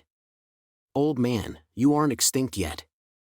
Humans still went out over the steam engine because we can retrace our steps without someone pulling a giant lever. Do you still not get it? Now is the time to reconsider your thinking. Westcott let out a snort. He had no intention of hiding his dislike with this newcomer's character. He was likely prepared to throw the young man out if he made even a single mistake. But even the awfully tense atmosphere that ruled the room did not impede the silver-haired young man's movements. He prepared some kind of ritual with the precision of a clockwork doll. He confirmed the accurate directions, lined the pieces up at the appropriate locations, measured the precise time to get each movement just right, used the exact right pronunciation to send vibrations from his body to the air, and moved around the ceremonial ground with the perfect movements. Kamachi knew little about magic, but even he could tell. It was all going exactly as Westcott wanted. But that seemed to make the old magic user's eyebrows twitch irregularly. He must have truly despised the expressionless young man who worked calmly as if the great pressure did not bother him in the slightest. The old man wanted to criticize him but could find no grounds for doing so. The look on Westcott's face made that perfectly clear, and a mischievous smile came to Mather's face when he saw it. "It's no use, Westcott," said Mathers as if he could not hold back any longer. "Magicians are not the type of person who will be accepted by the masses. And yet we continue to leave our mark on history. This is a path we all travel down, is it not? Westcott, your behavior actually proves that young Aleister Crowley here is walking down the golden path just like we once did. Are you suggesting someone who showed no sign of understanding the arrangement of our GD tarot can skip straight past visions and accomplish a summoning using a telesmo-level ceremony? Mathers, if we want to avoid losing this promising young man, we should put a stop to this ceremony right this instant. Or barring that, we should at least prepare an exorcising sword in preparation for when he inevitably loses control of the dark forces." "Oh, don't be so sure. If he was someone of such common talents, do you think an eccentric on my level would fall for him and work to win him over to my side?" The conversation came to a stop. That was due to the explosion-like roar that came from the floor. It was invisible, but something like a powerful mass of wind raged around them. Westcott was of course the one whose eyes widened. "You fool! I told you he would lose control of the dark forces." Westcott quickly pulled away the tablecloth that bore the magic circle drawn in Pigeon's blood, but the same pattern had been scorched onto the ceremonial grounds floor. It was inorganic, but it had such persistence. It was like something invisible had stuck its hand through the gap of a partially open door and was trying to force it the rest of the way open. "Help me with this, Mathers. We need to buy enough time to contact Blythe Road and have them bring over the treasure." "No, not yet." "Haha. This is where things get interesting." Mathers spread his arms wide as if to welcome it. Then something changed. The wind did not calm down, but it gained clear directionality. It wrapped around in a fierce whirlwind as if to contain itself within the magic circle scorched onto the floor. Thanks to that, it maintained the intensity of its power, but it was compact and stable. A formless being was held within the circle and trapped like a fairy tale demon. The stage was set and it would have to answer any of the magic user's commands. It was like a gaslight that could only burn within its glass container and would be snuffed out at the turn of the knob. What? What happened? He had clearly lost control. "You're looking at this in the old way, Westcott. You seem to view the world as 10 spheres plus the invisible da'at connected by 22 lines, but that Sephiroth is but one side of the world. Aleister Crowley here has recalculated the world using the completely opposite tree. The Cliffith. You mean the upside-down tree with a demon's name engraved in each imaginary Sapphira. With enough knowledge and consideration, negative power can be changed into words with which to describe the world. What you saw as a failure was the starting point of success for this youngster.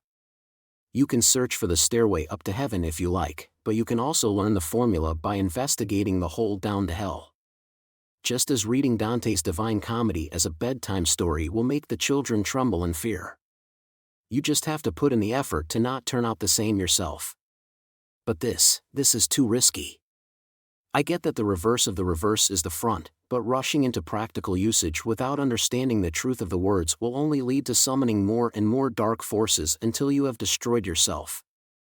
You say you want to create a magic work kit that guides you to the miracle you want by lining up the symbols without any technical knowledge, to safely and surely raise up the newcomers with something akin to a detailed board game, and to complete a collective device that will answer questions from master and apprentice alike, but this goes against that entire philosophy. Just as the Bible uses complex expressions to obscure the true meaning within, including the evil tree in our golden cabal will only complicate our essence. If you want secret rituals full of the evil toxins of original grimoires that only a chosen few can understand and bear their fangs against any who make a mistake, then go join the Rosicrucians. I thought you said this isn't what we want. Don't be so sure. It's all about reversing how you think. Just like how -1 times -1 is +1. Understand that and you won't be so confused. Whether you start from the positive or the negative, you can turn it in the positive direction in the end. I already said that mental exercise isn't suited for beginners. This is the capital of the proud British Empire, but the people of London still count coins with their fingers to calculate change. The swords and discs appearing and disappearing in that box is enough to confuse them. Listen, this is the state of things in London, the most advanced city in the world. Everyone begins as an amateur. You can't assume the masses can do the same things we can. That's why we're changing everything starting from there. Our board game of a work kit will change the world just as much as the steam engine did. Kamachi had a sudden thought as he viewed this illusion conversation. Why aren't they able to just listen to each other? Mathers was clearly provoking the other man to draw out what he really thought. Crowley was calmly continuing his experiment with no concern for the surrounding voices, and Westcott, while he seemed the most reasonable, was only advocating the traditions built up over time from the old principles in order to crush the results of this newcomer he did not like. If they had worked together toward a single result for just a little bit, couldn't they have reduced the necessary time considerably? It felt like watching people endlessly arguing over the strongest animal with no hope of reaching an answer. Then the black cat witch sighed from where she had appeared next to him. When adults who can never forget their childish side get serious, they return to being children. I generally had to settle things when this happened. Oh, my. That was all he could say. A mediator for fruitless debate. A coordinator. Some people were forced into that endlessly exhausting job, and Mina Mathers may have been one such person. So why did you even marry that guy? Looking back on it, it seems the rough sort of man has an odd charisma to him. Are you familiar with the aesthetics of a sharp tongue? You sometimes hear about mysterious communities in which 10 or 20 women gather around a single man in a single apartment, right? The Golden Cabal was full of ridiculously idiosyncratic people, but it was also a gathering of that sort of charismatic eccentric. Where's the love? That would be why they could not agree no matter what they said. They all saw themselves as the center. It was said too many captains would steer the ship up a mountain, but the Golden Cabal may have been a ship steered so far off course with such great intensity that it crashed into a mountain on Mars. Feeling dejected, Kamachi saw the illusions continuing their fierce argument. But now that we've proven Mr. Crowley's theory to be correct, we might need to review each of our documents one at a time. What are you saying, Mathers? The GD Tarot. Our Golden Cabal completed that arrangement as a group, but Crowley has successfully summoned Telesma while rejecting the arrangement of those 22 cards. So perhaps the truth is contained in the mistaken arrangement he advocates. I am saying we need to look back over Waite's traditions. Is that what you were after? You wanted to stick a scalpel in the Golden Cabal's great achievement and deteriorate it just to increase your own influence. You are looking at this on too small a scale. Kamachi Toma did not really understand magic. Smashing something with a hammer to break it did not mean you knew how to build up precision equipment piece by piece. No amount of contact with magicians would turn him into an engineer. But that pointy-haired boy sensed something like a slight shift to the atmosphere. What? He asked. Are they fighting over power within the group? The Golden Cabal was created by the 3 founders. But one of those retired due to old age, so the management became a tug-of-war between Westcott and Mathers. It was Crowley's entrance that sent the power balance back to an odd number instead of an even one. If Crowley's power had continued to grow, Westcott would likely have been eliminated 2-1. The Golden Cabal worked to discover a unified theory to explain the truth of the world, and they sought to construct a work kit that brought endless possibilities, unlike the Bible that had a limited number of miracles left behind by a great being. Instead of using grimoires, which are oceans of dangerous words, they would create an artery of familiar knowledge from fellow humans living in the same age. It would be as close by as a lady's sewing set or knitting needle and as professional as a painter or sculptor's tools. Instead of destroying your mind by taking in all of an original grimoire's toxic knowledge at once, You would gradually come to understand magic in your own words by referencing a detailed board game simple enough for children or adults to play. Yes, just like a development tool that allows you to assemble an app by combining puzzle pieces on the screen instead of spending the time to learn the confusing C language. The Black Cat Witch explained the beginning of their ruin in a clear voice. By the way, Mathers was trying to investigate each of the pieces carved out by Westcott and the others so that he could use Crowley to rewrite them. By overwriting the work kit development tool they had all created, he could fill it with his and Crowley's props. No, Crowley was an apprentice that Mathers looked after personally. So even if they worked together, the end result would be seen as a Mathers product. Why go to all that trouble? He had no real reason. If I had to give one, I would say it was his greed and the fact that he was an eccentric with that sort of charisma. He wanted to break open the stagnation of passing knowledge from master to apprentice, and he wanted to clear away the prison-like learning system that required determining who from the many leaders was actually useful. He wanted to get rid of the long lines leading to who knows where, and he wanted to create a collective device that allowed master or apprentice to ask anonymous questions without shame.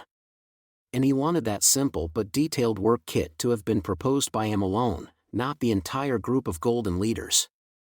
He wanted to leave his mark on history. That was probably all it was. Deep down, it was the same as the innocent dream of discovering a dinosaur fossil and having it bear your name forevermore. He too was an adult who could not rid himself of his childish side. A dinosaur fossil made sense. Kamachi could understand betting everything on spending days on end digging through the rocks. But once you did find a new kind of dinosaur fossil, could you really just turn around and drive out everyone who helped you in the dig just because you wanted to give it your name? But then the Black Cat Witch said something odd. But that is not what actually happened. What? Most of the modern magic that ended up continuing on to the modern era is judged to be a product of Aleister Crowley. Mather's name is not found there. His innocent but wicked desire was snuffed out before it could be achieved. That had not been done by Westcott or the other outsiders. Crowley was part of Mather's faction after all. Which meant... This is confusing, said Kamachi. So Westcott and Mathers were opposed to each other, but then Mathers and Crowley were fighting within Mathers' own faction? Directly, yes. Although the enemy reflected in Aleister Crowley's eyes was something much larger. Now, there was a certain incident that brought an end to Mathers' work when it all seemed to be going quite well. His fall began with a quiet little armed conflict. What do you think that was? Asking questions he had no way of answering may have been a bad habit of Mina Mathers, the lonely woman who loved explaining things. The cat-eared woman in mourning clothes provided the answer with a smile that seemed to hide deeper meaning. The Battle of Blythe Road that I mentioned at the beginning. Part 7. Makoto felt some kind of sharp pain run through her temples as she focused on what the AAA was picking up. KH.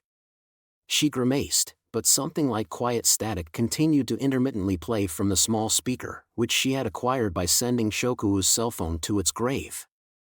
Like reading a barcode, it was converted into a few human words as it slipped into Makoto's ears. There was no context. There was no advance warning. There was no kindness. There was no asking if the listener understood. The intermittent array of words felt like peering into someone's mind.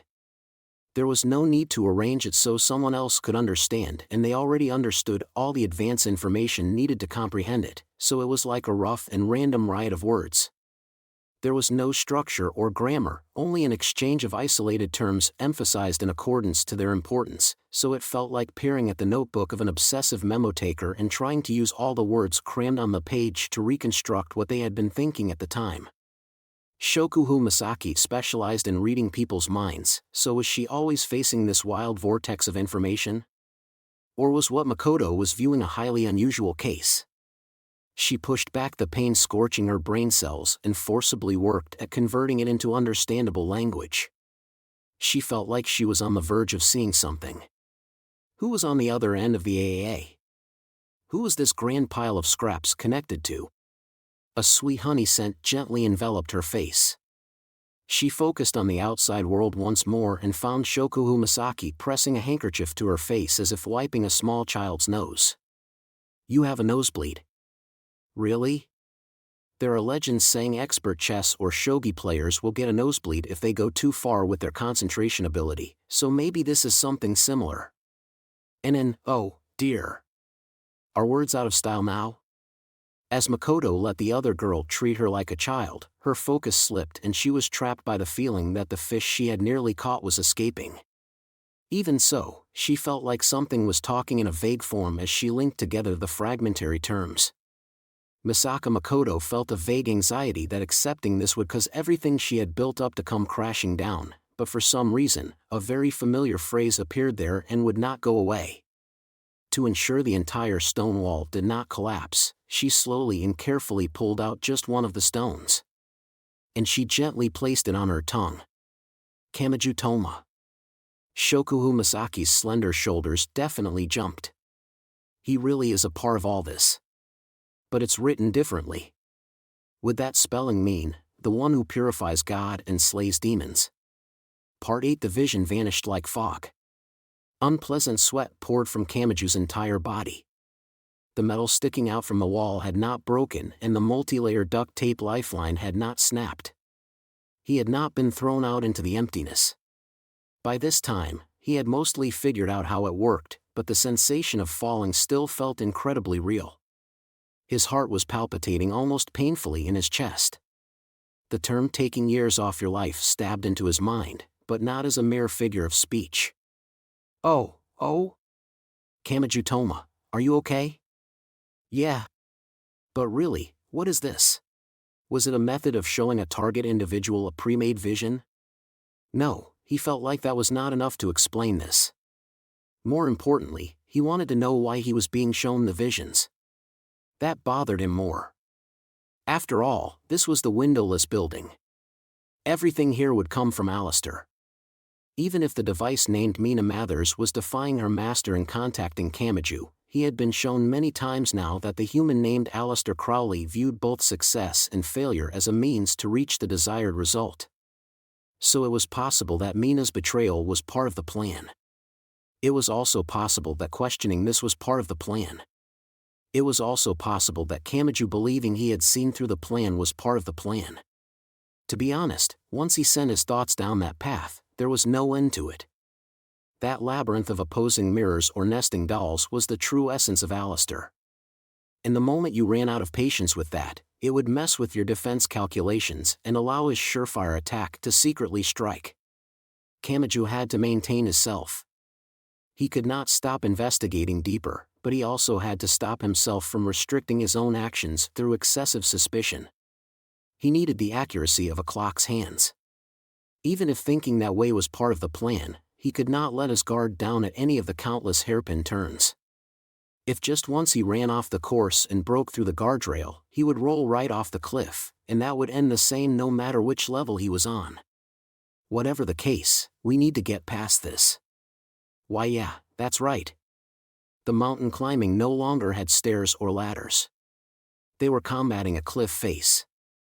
The wall they were using for footing only had silver ducts and air conditioners which were directly attached. In some places, the footing would branch apart in a position where they clearly could not stand.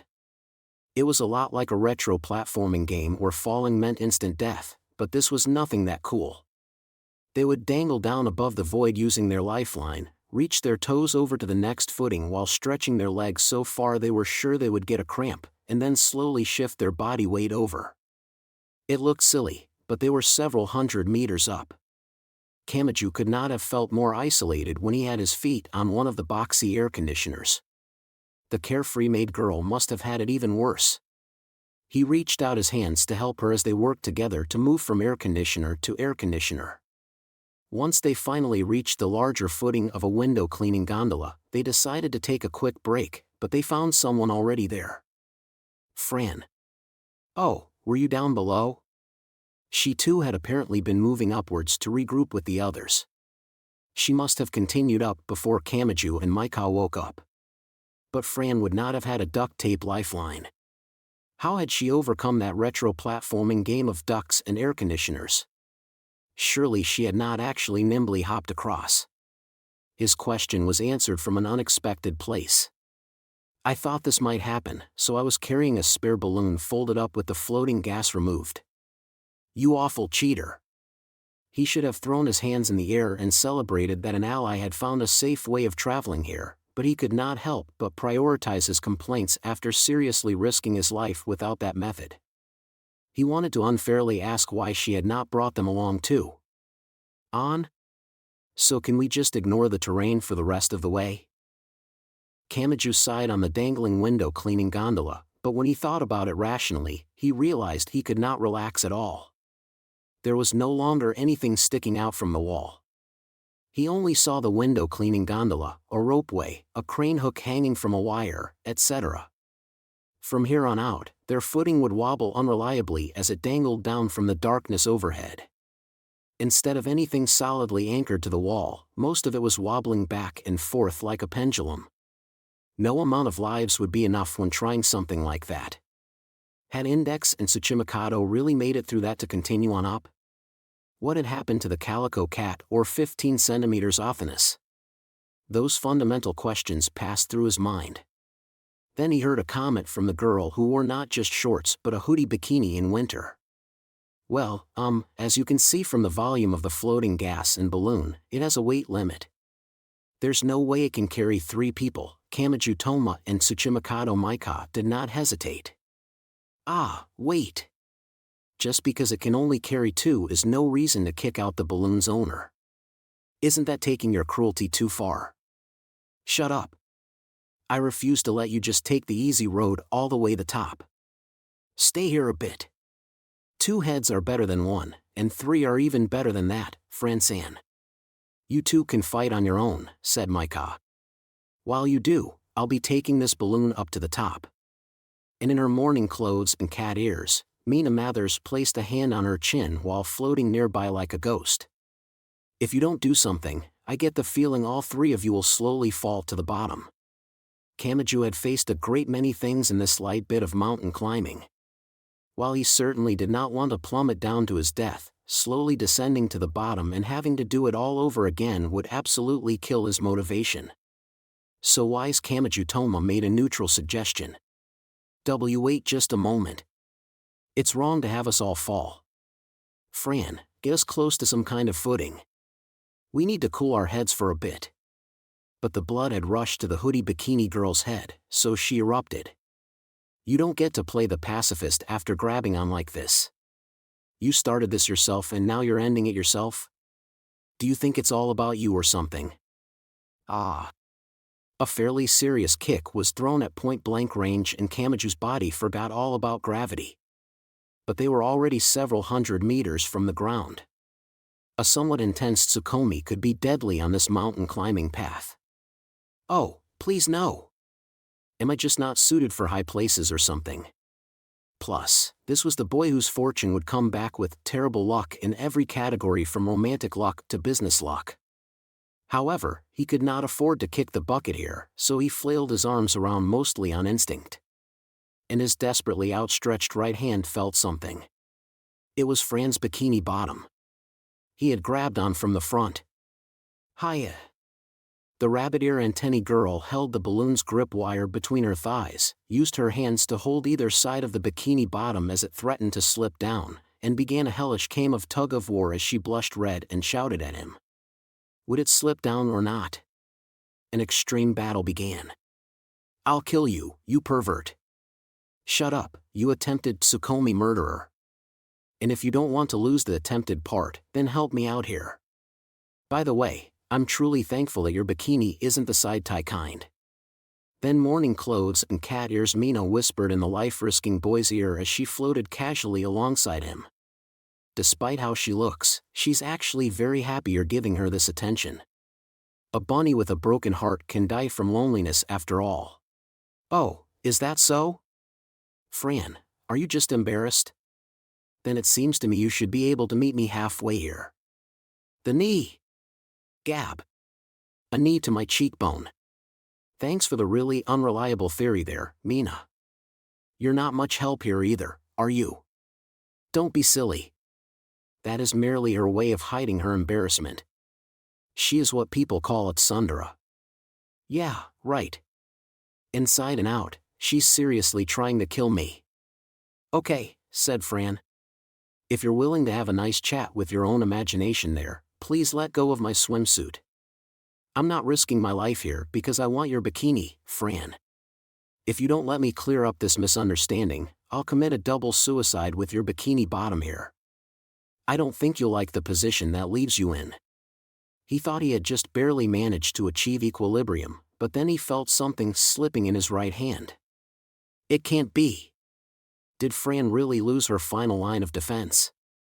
Kamachi was shocked by the pressure of falling, but that was not what had happened. His hand held nothing. This sensation should have been impossible. It was the same as the illusion of the railing or footing collapsing. He was entering another vision. Part 9. This will probably be confusing, so allow me to make a note first. We will now move the timeline beyond the Golden Age. Just keep in mind that this is past the time he spent with Mathers and Westcott. Every man and every woman is a star. Separate from their surface consciousness, people contain a self that can achieve wisdom. If everyone could awaken to that self, the entire world would turn at maximum efficiency, as if all the gears fit together. In other words, nothing is intrinsically worthless. You look upset, young lady. Would it cheer you up if I invited you to the starry sky? In that case, there may have been some kind of necessity to the human known as Aleister Crowley meeting a certain woman. His voice was similar to when he was younger, but it was also decisively different. It was calm, it contained an intent to connect with the outer world, and most importantly, it was not filled with hatred and doubt directed at the world.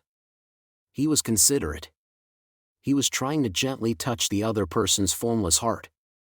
That's surprising, said Kamachi. The magician of the century could fall in love like normal?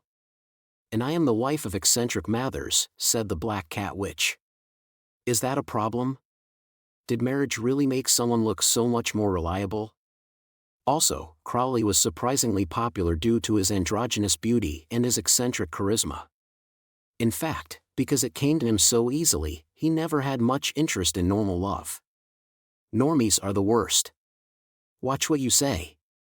He was generally an unemployed eccentric who loved black jokes and submitted his own erotic novels to a cheap publisher, so you can't really call him a normie. BFF. In his great masterpiece, he got carried away and referred to male genitalia in more than 100 ways. He also visited Egypt and attempted the K2 with no extra oxygen supply. Once he started something, he would stubbornly give it his all. Kamachi began trembling. He felt his image of the evil demon king crumbling down around him. This was like looking under your father's bed or searching through your teacher's computer. There was some important information that an adolescent was better off not knowing. By the way, Crowley would also nonchalantly bring his own semen to the ceremonial ground where everyone was gathered and use it in experiments. He stole the butterfly decoration used to hide the crotch of a naked bronze statue and wore it over his pants to a party, and he would make the most wonderful rhyming sexual jokes whenever he saw a magician from the same cabal. He was quite the unrestrained magician. That just makes him a giant pervert. His personality was entirely broken. At the time, it was all dismissed as mere mischief, so the difference between eras can be a frightening thing. I'm truly jealous of modern society with its civilized definition of sexual harassment. Whenever he looked more deeply into the older ages seen in samurai dramas or night stories, Kamachi could not help but notice how difficult women had it, but if everyone around her had been that eccentric, Mina Mathers must have felt completely surrounded. And the sad part was that enduring it all would have been meaningless. But Crowley, the unrestrained king, had toned it down in the current scene. Had the silver-haired young man seen enough value in the ephemeral woman standing next to him to suppress that egotistic side of himself? With the perverted side of himself closed up like a cuckoo clock, the silver-haired human looked just like a gentleman with a strict policy of ladies first. That woman is named Rose. She became Aleister Crowley's first wife. First? The details can come later, although after this, the things penned up inside him exploded. Now I don't want to see the rest. I have a bad feeling about what's coming. Time flowed by. After marriage, they seemed to begin living together and Alistair apparently stopped trying to hide his magic research from his wife Rose. In fact, he actively used her as an assistant. Kamachi did not know exactly how it worked, but he seemed to sometimes use an incantation and a magic circle to summon something formless and send it inside his wife's body. The woman had initially seemed ephemeral, but Kamachi felt a heart-pounding unease when he saw her convulsing in a chair inside a basement filled with some kind of burning incense. Crowley was a man of logic and efficiency, so he did not hold back even with his own wife. That is a method of hypnotizing someone to intentionally guide them into a trance and access a higher being, but the trance here is the same type used by the ancient witches who would rub a special ointment on their brooms, mount them without wearing any underwear, and dash, wah. Wah wah. Wah. Kamachi shuddered as his danger sense warned that carelessly listening any further would be like a scam where he was made to overhear told personal information and then pressured into paying money in apology. Now, as his true self exploded out and he ended up playing doctor, or rather, playing magician, with his newlywed wife, he eventually accessed a higher being said to be a guardian angel during a trip to Egypt. And that guardian angel's name might have been glimpsed here in Academy City. That name is Iwas.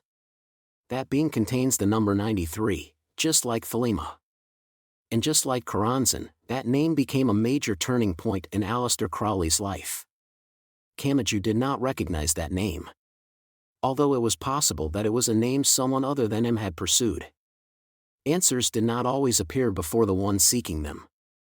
The compilation of Aleister's theories was turned into a book based on what Iwas said through Rose's mouth. And this was something sensational enough to blow away not just the Golden Cabal's foundational theories constructed by Westcott and the other leaders, but also the new theories Mathers planned to build by hijacking them. What? So he got an answer through something like the Kakuri-san, decided he had drawn it from his own subconscious, and turned it into a book? Sometimes a powerful grimoire is given more prestige through a legend saying it was provided by a higher being, but there are a relatively large number of records remaining of Crowley and Iwas's contact. Although it seems the skeptics that wanted to get rid of him searched through and found fault with all of them. Still, I think it has more credibility than the laughable document permitting the Cabal's establishment that Westcott forged. Did you just casually slip in something really important there? Legends are unnecessary if you only wish to learn knowledge and technique. But Westcott was from an older age, so he wanted his Cabal to have history with an academic or royal scholar. Thus, he claimed to be the only person to have received permission to create a Cabal from the ultimate higher being named Anna Sprengel. Whether or not Lady Sprengel actually existed, the document Westcott received was a fake created by an Englishman forging a German's handwriting. Honestly, if he hadn't been so intent on social standing, he wouldn't have fallen prey to those silly newspaper journalists later on. Instead of a superhuman organization that secretly determined world events from the shadows of history, they felt more like a group of eccentrics that caused trouble wherever they went. If this was the gathering of geniuses that changed the magic side's level of techniques, Kamachi wondered if they had looked like an uncontrollable hurricane to those around them. But this would have been a happy time for Crowley.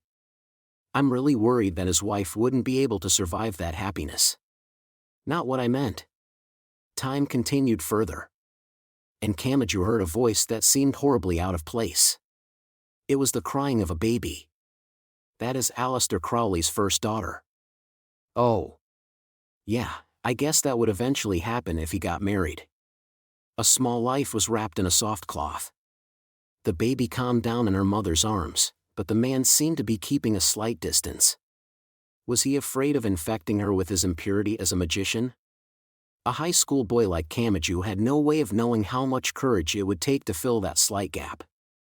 But after a very, very long time, Crowley finally moved his fingertips toward his child's mouth. And then the small hand gently grasped the father's fingers. To be blunt, her official name was about as overly long as Jug-Inu, but magic researchers simply call her Lilith. Crowley apparently read the stars to determine her name, and it supposedly has an actual meaning. In other words, that was how obsessed with his daughter he was. Oh? His passion seemed to go to waste a lot, but it was kind of adorable when it went to waste for something like this. He sought logic and efficiency in everything, and he would make harsh jokes and cruel jeers every time he opened his mouth, but perhaps he had worked hard to try his hand at something he was not used to. As a father, he had wished for the happiness of his newborn daughter. As he peered down at his daughter held gently in his wife's arms, reached out his fingertips, and saw that tiny hand gently grab them, what had grown in the heart of that human who had the skill needed to master magic and hijack the world's greatest cabal? This was the happiest time for Aleister Crowley. Yeah, maybe so. Do you not understand? This was the happiest time. Kamachi frowned when Mina Mathers insisted on repeating herself. He sensed some hidden meaning to her words. And the Black Cat Witch explained while surrounded by an ominous atmosphere. To put it another way, it is only downhill from here. Aleister Crowley's life only continued to sink without ever resurfacing. Wait. Hold on, Kamachi looked back to the scene before his eyes. This was an illusion. Instead of complete fiction, it was probably an image of the past a certain person had walked. So no amount of struggling could change history. All of it had already happened. But Kamachi still begged it to stop. What he saw here was perfect. This was the ultimate accomplishment of everything that Aleister Crowley was. What could be added to or subtracted from this? Any addition or subtraction would clearly be superfluous, but what had the outside world brought to this miniature garden? To assist with the birth and to protect the unstable mother and daughter with all his being, Aleister temporarily stopped his magical research. And to make up for that delay, he left on a trip to a great mountain once the mother and child's state had stabilized. He had a certain objective there, but that does not matter here. There was a single answer. Once he was done there, he learned of his young daughter's unnaturally sudden death by illness. That human had wished for his daughter's happiness more than anyone else in the world, and he had given her a name so long it was a pain to say, but he had not been allowed to come running and be with his beloved daughter as she died. That had begun the fall. It had been a trigger great enough for a human to curse the destiny of the entire world. Part 10. This was different from before. He was not groaning from the shock and confusion of the scenery and vision suddenly changing. The information brought by the foggy city felt like a heavy blow to Kamachi Toma's chest. Aleister Crowley. The beginning of his fall. The far too sudden loss of his young daughter, Lilith. Damn it. Kamachi could not steady his wavering vision. As an average high school boy, Kamachi Toma had of course never had a daughter. He had no way of knowing how realistic the feelings inside him were. But the boy had no way of resisting the emotion driven inside him like a thick steak.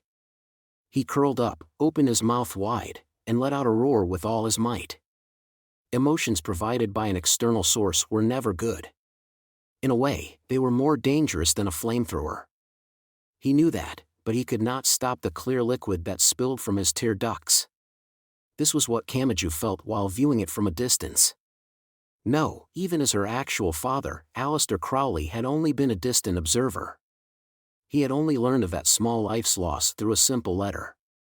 He had not been allowed to rely on some grand magic produced from every technique he had, and he had not even been able to hold that tiny hand, despite knowing it was no use.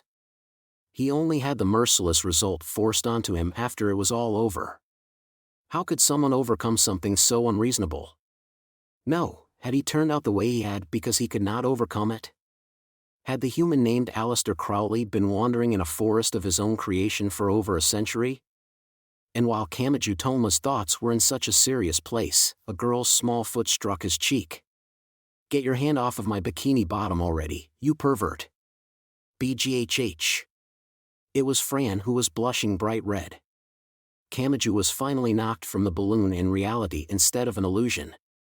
But there was no sensation of falling in his but landed on a nearby steel beam.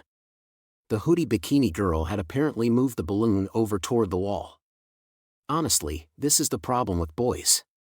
Mutter, mutter. Give them the chance and they'll justify everything they do.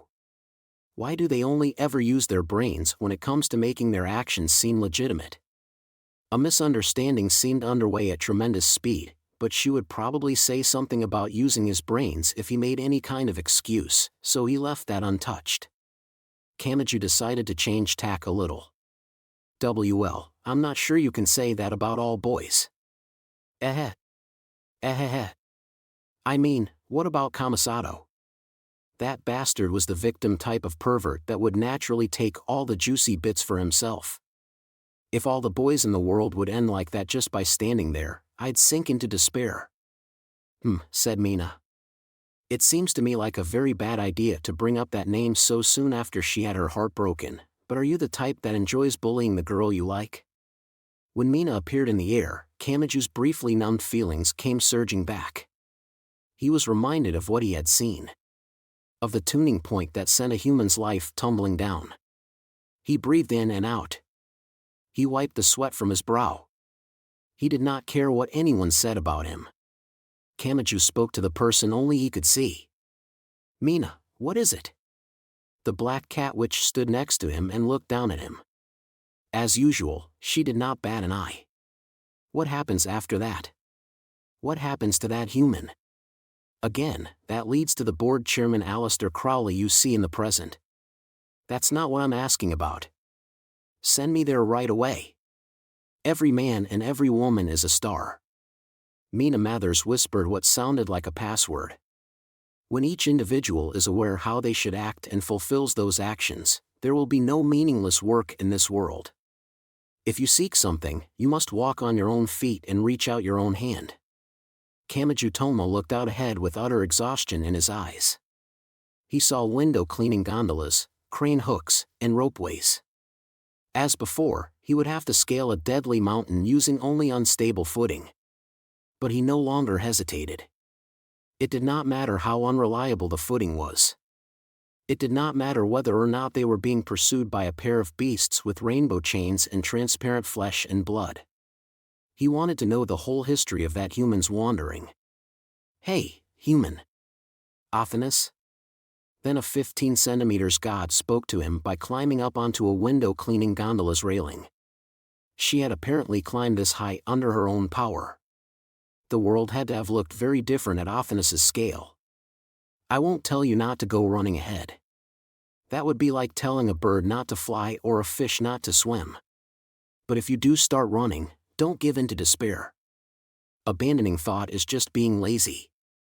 When you're running recklessly forward is exactly when you need to remain calm. You need to make use of all your power to return alive." "Yeah."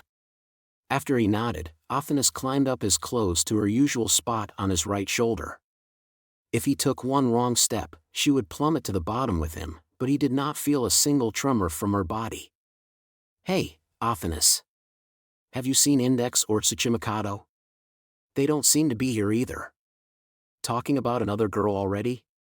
No, maybe I should interpret that as your normal behavior and be relieved." "Ofteness-san?" Sniff, sniff, and you are covered in a mixture of a few odd scents. "HM? Is that because of the weird visions Mina's been showing me? You held more than one girl in your arms on the way here, didn't you? Really, how could you not notice you were getting these indecent smells on you? Honestly, why are you so irritated? Let's get serious before you sink into a bog of your own making." Ofteness was in a very bad mood, but she seemed intent on sticking with him to the end. Kamajo looked back toward Maika and Fran. "If you don't think you can go any further, you don't have to follow me. If you stay on the narrow footing, those handcuff and gear beasts, human karma, mountain devilishness, or whatever they are can't appear around you. I'll head to the top and see if the others are up there. I want to see for myself that Aniki's okay. And I can safely get to the top with my spare balloon as long as you all don't get in the way." Those did not seem like logical or efficient opinions. If they simply sought safety, it may have been much better to remain on the window cleaning gondola. But Kamaju did not force his opinion onto them. Perhaps that was due to the lamentation of that human. Perhaps it was because he had indirectly felt that magician's intense emotion after being unable to see his daughter's death for himself. Understood. It's your decision. It's not my place to tell you what to do. Now that they knew what to do, they only had to do it. They were fortunate to have Fran and her balloon that could continue up no matter what. By passing her belt-like makeshift ropes made from multiple layers of duct tape, she could pass the rope along routes they normally could not have reached. She could tie 2 crane hooks together to create a V-shaped wire, or she could use 2 horizontal ropes to attach a window cleaning gondola to a Madeira ropeway and place zigzagging tape between them to create a makeshift bridge. It felt a lot like athletically moving from one cliff face to another by clinging to the wire strung between them. But their odds of survival were much better than using the Madeira swings as they jumped from one pendulum-like hook to another. And, there. In her chic-made uniform, Maika held onto a vertical duct tape lifeline as she reached her tense legs from one footing to another. "NNNN. The view from below is incredible," said Mina. "Yes, look at her tremble. This is a strange feeling you can never get from a miniskirt cafe model. The rest of us can't float, so if we tried that, we'd fall to our deaths." True to her self-proclaimed title of witch, she may have loved tempting people onto wicked paths. Either that or she was one of the unfortunate people who always messed with the camera to see how low an angle they could get in an RPG or shooting game. Placing a burden on all of your muscles in a specific order might count as a variation of yoga. Crowley focused on that while mountain climbing. "You hag, the way you place a hand above your eyes when focusing on something really does make you seem old." Was someone just insulting me? Cut in the hoodie bikini girl's words like a curse. The trouble was about to spread, so Kamachi decided to stop speaking with Mina, who had a way of causing misunderstandings. As they climbed higher, the scenery changed again. Footing was still sparse. The mountain climbing route was still devastating and consisted entirely of objects hanging from the heavens by wires. But instead of window cleaning gondolas and crane hooks, Kamachi and the others saw fairy tale 5-pointed stars and cradle-like crescent moons. They were all a few meters across, and it felt like jumping between gorgeous chandeliers.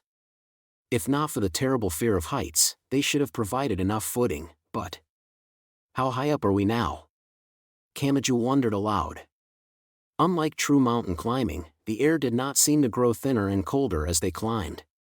No matter how strange it seemed, they were still inside the windowless building, so the temperature, pressure, and humidity may have been kept at a certain value. The giant tower ignored three-dimensional space as it rose toward the heavens. And they had finally reached fake stars and moons. This should have been an impossible height. Checking the distance from the surface to the outer atmosphere in an online encyclopedia was enough to know that. That was not a distance that human legs could clear in a day. But at the same time, this was an alternate dimensional space where Euclidean geometry did not apply. The distance of each step did not necessarily match up with the distance they had actually traveled. Plus, they were surrounded by giant walls on every side. With no view outside, there was nothing to judge the distance by. Would they really make their way to outer space like this? That absurd thought entered his mind. Oh. Until now, Fran had flown freely around with her balloon to create spider webs of duct tape for them, but now the hoodie bikini girl sounded surprised. Fran's bow was pressed against the side of a simplified star like the kind seen at the top of a Christmas tree. It was almost like she had fallen onto a soft cushion. Confused, Kamachi asked a question. What just happened? Some kind of adhesive? Or a magnet? I don't know, but it felt like I fell toward the star. On the boy's shoulder, Athanas crossed both her arms and legs as she sighed. Artificial gravity? Curse that human. Is he working to acquire even the forces of the planet? Kamachi did not understand how this worked. Artificial gravity brought to mind a small room spinning around to produce centrifugal force, but he had no idea how people or objects could be pulled toward the surface of a small sphere like this. Or, if the actual matter was far denser than the apparent volume, could it be given the same powerful universal gravitation as a normal planet? No, that wouldn't work. It wouldn't make sense for it to be dangling from a single wire then. And if it was that dense, it would be a scorching hell like the Earth's core. There were exceptions such as a black hole that created gravity powerful enough to distort the surrounding space and had no material core, but that too could not explain this. Or rather, that would not allow one to adjust the gravity to the desired level. There were only two options: a micro-black hole that could only be observed through data, or a macro-black hole that would swallow up the entire solar system if it formed.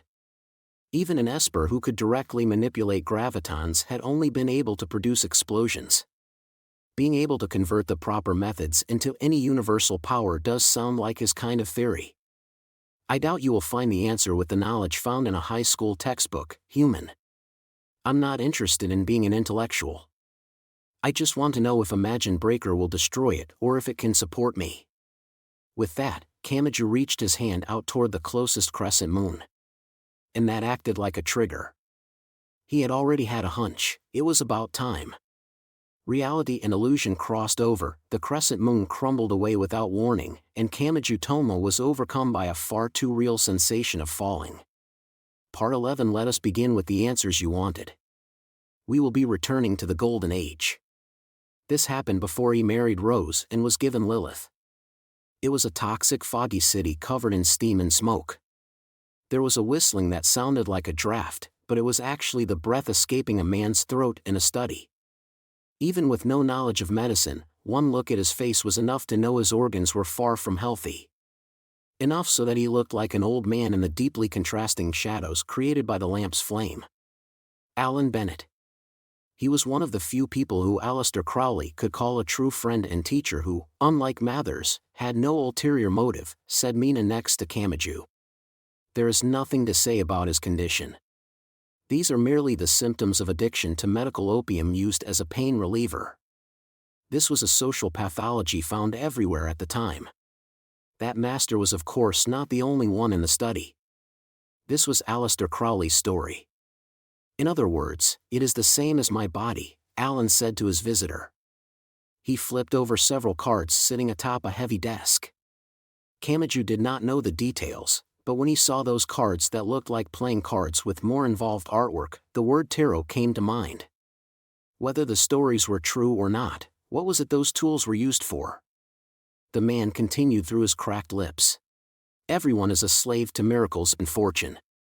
Even the way you choose your daily bread interferes without your knowledge. And that interference can involve people's lives. Just as I chose the wrong medicine and it has stuck with me ever since. Kamachi gulped because he had cheated.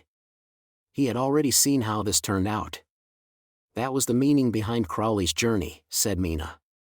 He was searching for a way to protect his daughter who was at the mercy of the phases and sparks and who would suddenly lose her life in but a few years, and just as the cards showed, he did not make it in time. As she gave her smooth answer, the morning clothes woman looked down at Kamachi's right hand. Imagine Breaker. Hadn't he heard a joking theory about it tearing apart invisible fortune and thus providing him with misfortune? Phases? Sparks? What are you talking about? What does any of that have to do with his daughter? Alan will explain. The Black Cat Witch was correct. Alan Bennett swept aside the cards and moved his lips. Magic is convenient. If our Golden Cabal completes its simple work kit, we can break back open our stagnated knowledge without needing to fear the toxins of an original grimoire. After all, that toxin is the result of the reader's mind rejecting such a great discrepancy from their common knowledge and wisdom. If it can all be explained through their own words and fingertips, that gap can be filled and no one must suffer. Once the long lines are gone and people no longer need to determine which of the higher ranks have authentic knowledge, the entire organization will grow much more quickly. With a collective device to answer the questions of master and apprentice alike, our direct combat strength will grow. But normally, all phenomena in this world are bound by the principle of equivalent exchange.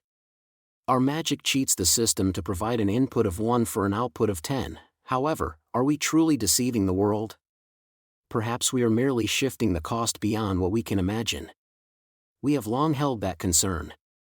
This world contains as many phases as there are divine legends and religions.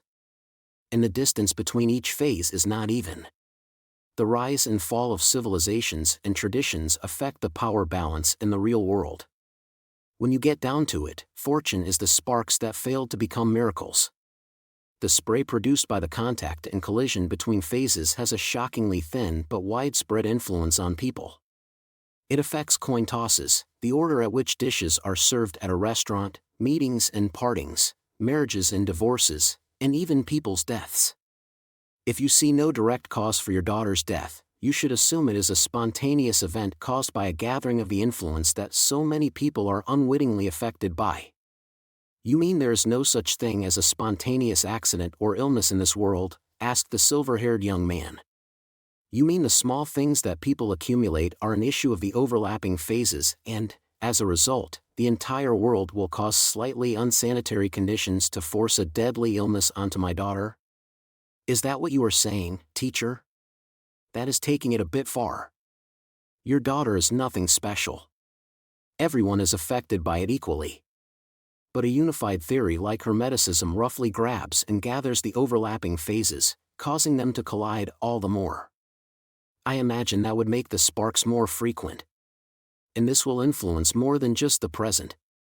The future is made from the present, after all. And the Golden Cabal understood that danger but tolerated it. A phenomenon which cannot be measured may as well not exist. That is what Mathers said, but it would be the weakness of our hearts that allowed us to let that opinion stand. The gap between phases changed irregularly on a daily basis. There was nothing an individual could do about it. Even as the nations fought for supremacy and glared at each other across their borders, the world's continents were slowly moving. Not even the greatest world powers could stop that movement. In that case, weren't the conflicts on the surface trivial matters? What if Mathers had continued his magical research with that sort of thinking? What if the collective anonymous questioning device began to function? There was a way of exorcising it, said Alan Bennett. Although Westcott and Mathers never publicly admitted it, there was an unspoken understanding that it was not a problem as long as they had the treasure at Blythe Road and that they would be fine as long as they possessed it. Edward, you too were protected by that. That is why they saw no problem with what you were doing. But that would only protect him, the magician. They said they could not pass their protection on to those who were not there, and they did not bother to reveal the protective charm already hidden in their pocket. It was like they knew felling the trees of the forest would eventually turn the planet into a desert, but they continued cheerfully with no concern for those who would starve in the future. Even now, all sorts of magic was being performed across the world. No one knew what emotions people would be given by the pressure between phases and the sparks that produced. When lives were thrown out of that shallow and widespread current, there may not have been an overall cause or conspiracy behind it. And that was why it was nearly impossible to nip that disaster in the bud. Yes. What if? Aleister Crowley himself had so often performed magic below an invisible umbrella and thus with no sense of danger, but what if that too had been wrapped in the same wickedness as the magic of those he so despised? Are you going? If the sparks brought by invisible collisions will not end, then I see no reason not to take action. Then why did you visit me? The best way to overcome the disadvantage of being outnumbered is to use the element of surprise. I wanted to take a necessary item from you. You already have everything you need. Still seated, Alan Bennett gestured as if he were gently grabbing something. There had been nothing there before. But something odd flashed in the master's hand. They looked like sparks from a lighter's flint. But they scattered through the air as small numbers. 28, 4, 29. And then the master's hand held a twisted staff made of silver. I am altering the scene here, whispered the Black Cat Witch. Normally this would be invisible to all but Crowley who it is directed towards, but I will place it here as an objective image. After all, nothing is as empty as an explanation you cannot understand. But that's all you've been giving me. But time passed as Kamachi made his exasperated comment. You should have already learned it all perfectly. Although it may only look like one of the abominable powers which will take your daughter's life and tear your family apart. Alan opened his hand and the staff disappeared once more. But this was not the blasting rod that Alan Bennett was known for. It was actually a usage of the technique known as spiritual tripping. The man tapped his bony fingers on the ebony desk in front of him. A war is about to begin. Will that power take your target's life or take away the possibility for life? In other words, even if they survive, they will essentially bear a curse saying that, from that point on, every choice they ever make will end in failure. Everyone who is killed by you will despair and be doomed to a life that continues eternally downhill without ever rising once more. In a way, this will be a living hell that is much crueler than simple death. His exhalation sounded like a broken flute. And prepare yourself. If you announce that you will destroy the entire Golden Cabal for the daughter you will one day lose to a spontaneous death, you must also turn those fangs back toward yourself and eliminate magician Aleister Crowley. You can never truly achieve your original objective without cursing yourself as your own nemesis and swallowing the poison you have concocted. I am aware of that. You can of course compromise there. You can always meet your desire for vengeance halfway. But then it would lose its purity and become no more than an empty shell. The instant you hold back for fear of losing your own life or assets, your feelings for your daughter will grow dull and rusted. Keep that in mind. I am aware of that. Hearing the exact same response again, the Pale Master gently smiled as if no more words were necessary. It was the kind and sad look of the master seeing his student surpassing him. And then Magician Alan Bennett said more. Then hurry up and kill me. One of your nemeses sits right here. He could compromise with his vengeance. But the instant he did, the feelings within him would grow dull and rusted. So it did not matter how much he respected this man or how close they were. Since this man was a magician of the Golden Cabal, Aleister Crowley could not overlook the master before his eyes. Alan never did stand from his chair. Even if his body had been worn away by an ignorant and juvenile medical prescription, he too was a magician who represented the Golden Cabal. He had produced that silver staff from thin air earlier, so if he had wanted to, he surely could have fought back against the assassin paying him a visit. But he did not. Alan had not welcomed the young man as a magician or a teacher. He had welcomed him as a lonely man does a good friend. His cards had likely already told him his fate. Aleister Crowley started to shake his head. But the unwavering look in Alan Bennett's eyes prevented him from doing so. To those who accurately divined fate, different positions on the timeline were a trivial matter. As his master, the man was celebrating his student's marriage. He felt hatred for that which would tear apart that happiness. And he felt regret toward himself for his inability to change it despite having sensed it in advance. The silver-haired young man reached out his right hand. He stuck out his thumb and forefinger in a handgun gesture. 32, 30, 10. Just like the old man, he seemed to guide scattering numbers in his hand. And then the man held an old-fashioned flintlock gun. That attack would directly take a life or doom them to a life of ruin that could never recover. Alan Bennett smiled as that fingertip aimed toward his forehead. Take care. Whether it was real or an illusion, a definite gunshot sounded and the man's head jerked backwards. Part 12. Why? Why had this happened? It took Kamachi Toma a while to realize he had returned from his vision. Even with Imagine Breaker, he was perfectly able to grab at the stars and moons dangling down from wires. Did that mean they were not products of magic and the artificial gravity had been created through purely scientific means? He and the others did not need a lifeline. They leaped between stars, crossing over the empty space at thousands, if not tens of thousands, of meters up. They could not choose which part the artificial gravity pulled at them or how, so Maika's long-made skirt would sometimes rise up like an umbrella in a typhoon and hoodie bikini Fran would sometimes land on all fours with her small but sticking up. Regardless, they continued the impossible mountain ascent with no major problems. It's already ending, said Kamachi with no real proof. He could not explain his reasoning to himself, so Maika, Fran, and Athanas had to find it even more baffling.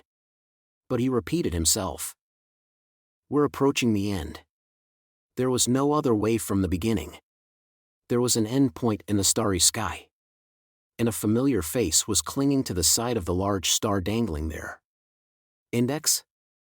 I didn't see you on the way here, so was the way up split into a few different paths, she wondered. Or did the rest of you fall farther down in the beginning?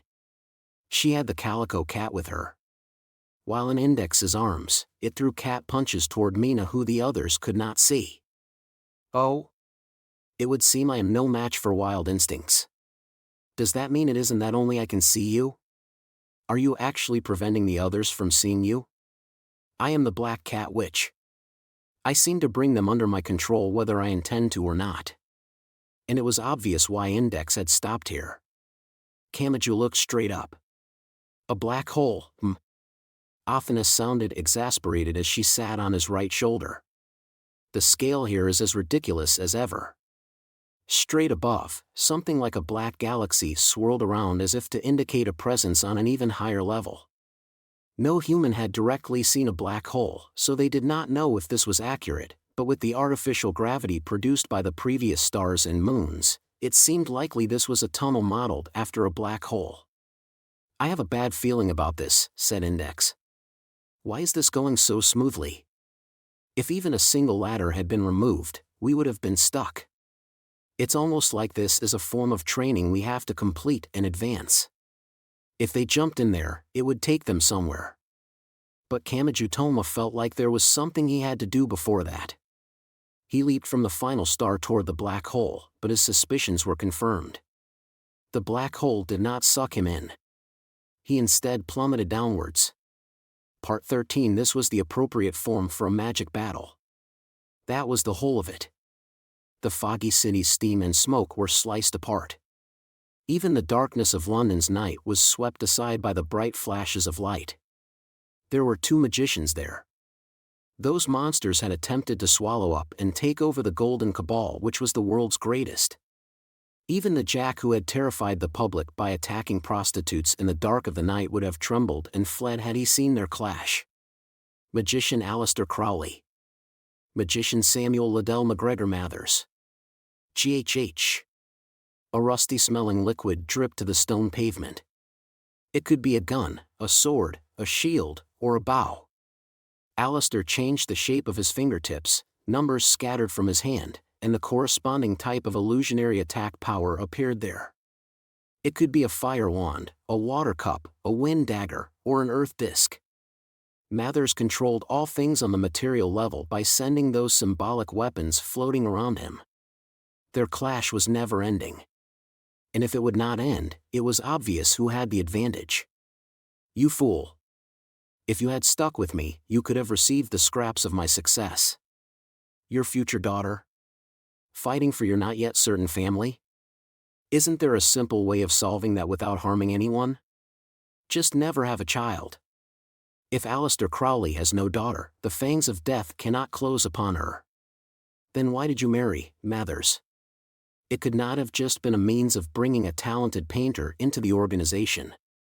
Even if you never verbalized it in your mind, there must have been a reason why it had to be the woman named Mina. Don't give me that look. Even if we know it will lead to definite failure or danger, there are some things we desire to a maddening extent. You cannot expect magicians to be stoics who ignore the workings of their own body, Mathers. Without even looking at the story of Tristan and Isolde, it is clear that love is a poison and family a narcotic. That is how people work. And that is why they have appeared in the lineup of the cards as an inescapable inevitability. This is a result that cannot be changed. I said don't give me that look. I am the leader of the Golden Cabal, roared Mathers as he wielded powerful explosive flames like a part of his own body. A cabal does not just refer to the individual magicians. If one of us rebels, the group will crush them. Aleister, you should have declared victory only once you were in a position to have the group do your bidding. Like I am here. Aleister was not reacting to Mathers as he fell back. Several people appeared on the surrounding rooftops. Dion Fortune. Paul Foster Case. Arthur Edward Waite. Robert William Falcon. My reinforcements are unlimited. All magicians must obey the Cabal's decisions. As long as I stand at the top, anyway. Mathers wiped blood from his mouth and put on a fierce smile. It's time you learned what a hunted fox feels like, rebel. The primary reason you lost was your inability to stop your battle from being rewritten with the word rebellion. So after all your talk of masters and apprentices being equal, you're still an authoritarian who looks down on everyone from a special position reserved only for yourself. The action Alistair took was simple. He immediately turned around and vanished into the steam and smoke. "Oh, foolish Mathers, my beloved," whispered the black cat witch as if reminiscing on the distant past. She viewed this ended world through her veil. That man was caught in the organization's selection process, had his beloved daughter driven out from the protective umbrella, and felt burning inferiority and intense emotion at having to rely on the same power as his hated enemies. And as he raged with anger, did you really think he would continue to rely on logic and efficiency and make a strategic retreat? What? "It is beginning," clearly stated Mina Mathers. Her tone seemed to say this was the moment for which she wore the mourning clothes and led around the black cats which symbolized bad luck. The Battle of Blythe Road. The quiet armed conflict in which magician Aleister Crowley directly faced the world's largest magic cabal. The stage changed. A man holding a twisted silver staff blended into London's darkness. Crowley was on his way to 36, Blythe Road, Hammersmith. The Golden Cabal's most important ceremonial ground was located there. Despite being referred to as a war, what he did was not all that flashy. All alone, he forced himself into the building, swept aside the few magicians who were maintaining and inspecting the equipment inside, locked all of the exits, and holed up inside. "What is he doing?" asked Kamachi. "Won't he just be surrounded?" That was acceptable for him. Aleister did not need to win this battle. What? Winning and losing meant nothing so long as the fact that he fought remained. You will understand soon enough. A quill in the office area sliced through empty air. It grazed Crowley's cheek and raced across the stationery on a heavy desk there. Flowing writing appeared. Mina must have been providing assistance because the meaning of the words entered Kamachi's head. "What is the meaning of this, Aleister? I have already parted ways with you. I do not recall ordering you to occupy Blythe Road." When he read that automatic writing, Aleister Crowley silently formed a smile. After this, he would get married despite knowing it would end in failure. And his fingertips would be gently held by a tiny hand. This was an expression that would never be made by this human after that. "But that is the truth of this shallow world," he said. "All members of the Golden Cabal will assume that Aleister Crowley, a mere pawn, occupied the Blythe Road ceremonial ground on the official orders of Mathers. In order to take everything away from the Westcott faction, it's a strange thing, Mathers. They will think that even though you do not recall signing such an order. You can't mean, yes. Did you think I made a nearly suicidal attack on you for no reason? I wanted your blood. With a single drop, forging a document was quite simple. In fact, didn't Westcott forge a letter from Anna Sprengel to give the organization more prestige when creating the Cabal? Damn you!" The scene changed. In a location nowhere near Blythe Road, a furious-looking Westcott stormed into Mathers' headquarters. He was not the only one breaking through the thick door. Just as Mathers had his faction, the Westcott faction also incorporated half of the Golden Cabal. "What is the meaning of this, Mathers? Blythe Road is the foundation of the Cabal in London. This has gone beyond anything you can weasel out of by claiming it was the individual action of that failure Crowley. But it was. You know Scotland Yard is keeping an eye on me. They do not like that a civil servant like a coroner is participating in such suspicious meetings. Maintaining any connections below the surface is risky enough, so you are quite the strategist to intentionally create friction within the Cabal. That really isn't it." That document was Dash. Mathers trailed off as he seemed to realize something. The Black Cat Witch sighed. If they had been meeting alone, Westcott and Mathers might have been able to cool their heads and reach a compromise. But with so many of their subordinates here, Westcott would never accept it if Mathers insisted this was the same forgery method Westcott had used. If he did accept it, his authority would plummet down to earth. "Then, yes," announced the widow dressed in mourning garb. A single intentional defeat pulled the trigger of a great war between the Westcott and Mathers factions that controlled the Golden Cabal. From there, a hellish scene played out. Flames danced. Wind sliced. And not all of it was that simple. Strange beasts were unleashed while curses and diseases ran rampant through the London darkness. Even if this was the age when Jack the Ripper had used the curtain of steam and smoke to work in secret, how had the people of London accepted and comprehended these strange phenomena? And of course, Aleister Crowley's battle was not yet over. He never expected the two sides to entirely wipe each other out. One side was sure to win and the survivors would take over. All he wanted to cause was chaos. And then he could slip into the confusion to sneak in close enough to stab both sides before they saw him coming. To the end, Crowley only ever thought of fulfilling his revenge by his own hand. The Blythe Road ceremonial ground was also an armory for the Golden Cabal. After retrieving the necessary tools from there, the silver-haired young man returned to the noisy London darkness. In this age of rational magicians, Crowley was one of the few who actively approved of blood offerings. He was cunning. When he killed a Westcott faction magician in a back alley, he carved traces of the Mathers faction into the corpse before dumping it on the main road. When he killed a Mathers faction magician in an underground tunnel, he placed a Westcott faction weapon next to it before leaving. Even these tricks were only a front. People will be blinded to the truth as long as they see the malice of trickery. They will assume there is nothing more than this. He was the one who concluded it would take covering the entire planet with blood to guide his great ceremony to success. The sight of washing out blood with blood placed Crowley in a state similar to perpetual motion. No, this went beyond a direct clash between the two factions. Scotland Yard would want to divulge everything that happened. Those in the New World would seek a version of the occult backed by greater tradition. The old witch lodges felt their place in the world had been taken by the Golden Cabal, and spiritualists with no sense of danger would want to contact them. Everyone who wanted to get involved in this would be drawn to London, and the existing power balance would be entirely destroyed. The greater the organization, the more complexly its gears fit together. The vortex of indiscriminate destruction and chaos was like a marble pattern. It swallowed everything and chewed it up. The hatred produced more hatred. When blood was shed by magic, that blood would be used for the next attack.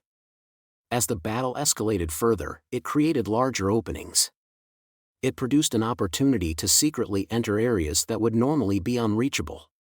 This was a path of carnage in which he killed an enemy, changed weapons, and continually resupplied in that way.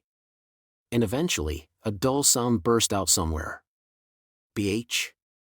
The first one to produce a dumbfounded expression was Westcott. He slowly looked down and saw that piercing his side. Westcott's magical ability was said to be not all that great, explained Mina. At least when compared to true eccentrics such as Mathers and Crowley, and yet he still managed to control a powerful faction as one of the three founders thanks to his quasi-immortality. Quasi-immortality. I will omit what exactly that entails. But I will say that he specialized in forging documents. And as a coroner, he had the opportunity to contact more corpses than the average person. Also, in our world, parchment was used to converse with demons and transfer souls. But Crowley stabbed straight through that assumption with an attack using the treasure he had brought from Blythe Road. A single arrow was piercing the old man's side. But it was not made of metal or wood. It looked like muddy-colored wax. The tip branched out into 5 twisted prongs. Almost like a hand trying to grab at something. The arrowhead is made of bone, the feathers are made of leather, and the shaft is made of wax, but not just any wax, the grave wax created from flesh and blood. In other words, imagine Breaker. The ultimate exorcising spiritual item created from a certain saint's right hand. It was originally the most secret of weapons, meant to drive an uncontrolled being back beyond the magic circle after a failed summoning. Even as a mere spectator, Kamajutoma felt his breath catch in his throat. Bebo, Westcott had never doubted the absolute strength of his quasi-immortality, and he was unable to even pull out the thin arrow now that it was taken from him.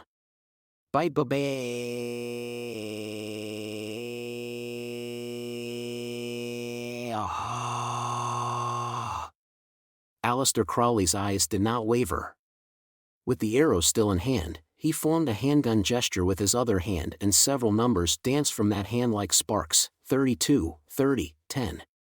Then the illusion gun fired an impact that sent Westcott's body flying backwards. I have altered the scene again, softly added Mina. I am sure you understand after seeing it before, but that is a weapon that can only be seen by the one it targets. I am merely placing an objective view of it here. Meanwhile, time continued to pass. As non-existent gun smoke floated around him, Alistair whispered words that sounded like a curse. An arrow holds the meaning of a spiritualized attack.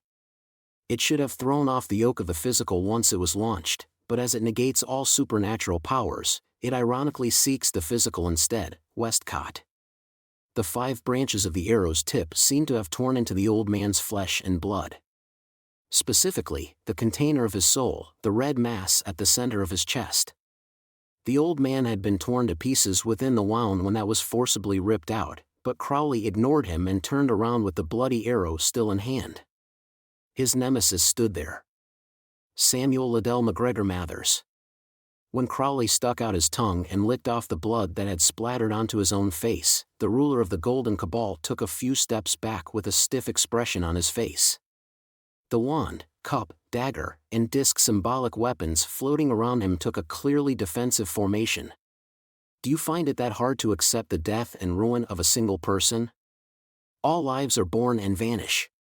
Most leave nothing behind and are no more than common weeds that must force themselves to believe they are happy and successful. You could have redone it. Even as you lamented the daughter who was rejected by the friction between phases and sparks of the world, you could have created a new life. Yes, yes. That's all it was. You could have remade her as many times as necessary. The conversation ended there. Alistair forcefully threw the arrow that had pierced a magician's life. Mathers had his floating symbolic weapons of fire, water, wind, and earth moved to intercept. He lost many great weapons, sacrificed one of his arms, and even then only just barely managed to stop the arrow of the dead. An invisible explosion burst from within the flesh of the master's arm and the legend of Imagine Breaker vanished from this age. And where did it go? That was obvious, down a different path that eventually led to Kamijutoma. The boy could not help but look down at his own right hand. But the Golden Leader should have realized something. This was not the arrow's revenge, it was Alistair Crowley's revenge. The silver-haired man altered his stance. As soon as he gestured as if he held something in both hands, numbers scattered from them like sparks from a lighter's flint, 1, 27, 5, then a double-edged sword appeared in his hands. The gigantic sword was nearly as tall as he was and looked like something from a children's book. It was the steel sword of a great king. There was no point in discussing the laws of physics here. If someone had been able to bring a radar device here, the reflected waves would not have detected anything there. This deadly weapon sliced directly into someone's perception. It used a technique of conveying one's meditation to someone else. It was the magic known as spiritual tripping. The name did not sound very sharp, but it linked the user's body to the targets just like with a voodoo doll, and it synced up their motions. But this usage allowed the user into the target's mind. The gesture would send the power of the indicated weapon into the target's mind. "Oh, Mathers, my foolish spouse," said the Black Cat Witch.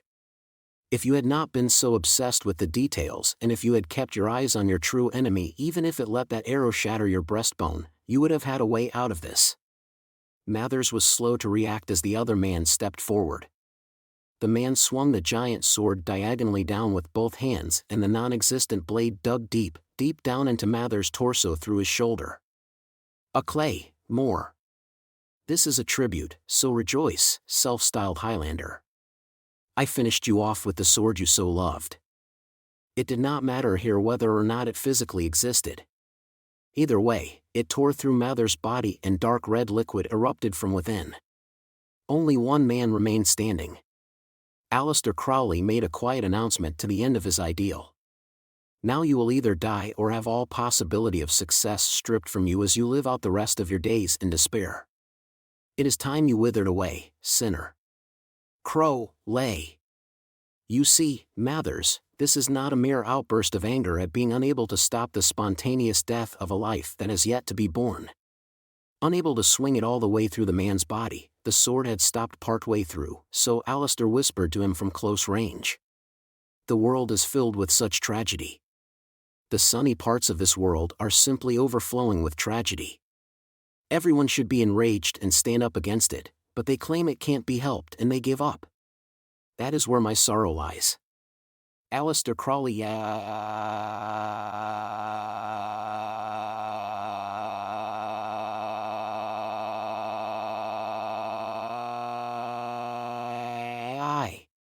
In the very, very end, Mathers recalled that he too was a magician. Several more explosions detonated at nearly point-blank range. The two men were both blown backwards, but the battle was already over. I will wipe out all magic. Crowley's body was torn to shreds, but he did not fall. He had destroyed Westcott and Mathers, the true rulers of the Golden Cabal. But his battle was not yet over. There were still countless magicians in the Cabal. No, he was looking at something even larger than that. I will shatter every last phase and put an end to all mysticism.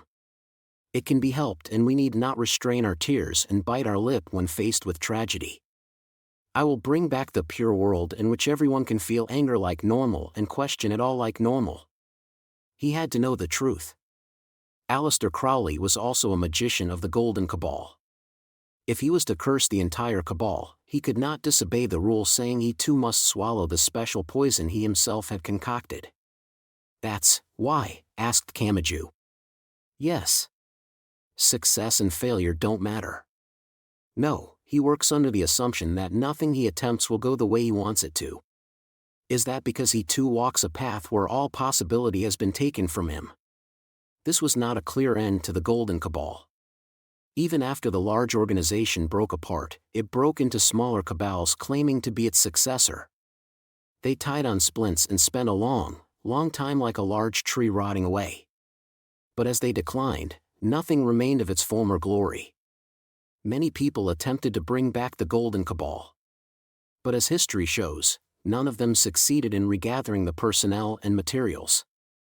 They all worked to achieve their goals, but every last one of those dreams was shattered before completion, and they sank into disappointment and despair just as Alistair Crowley had announced.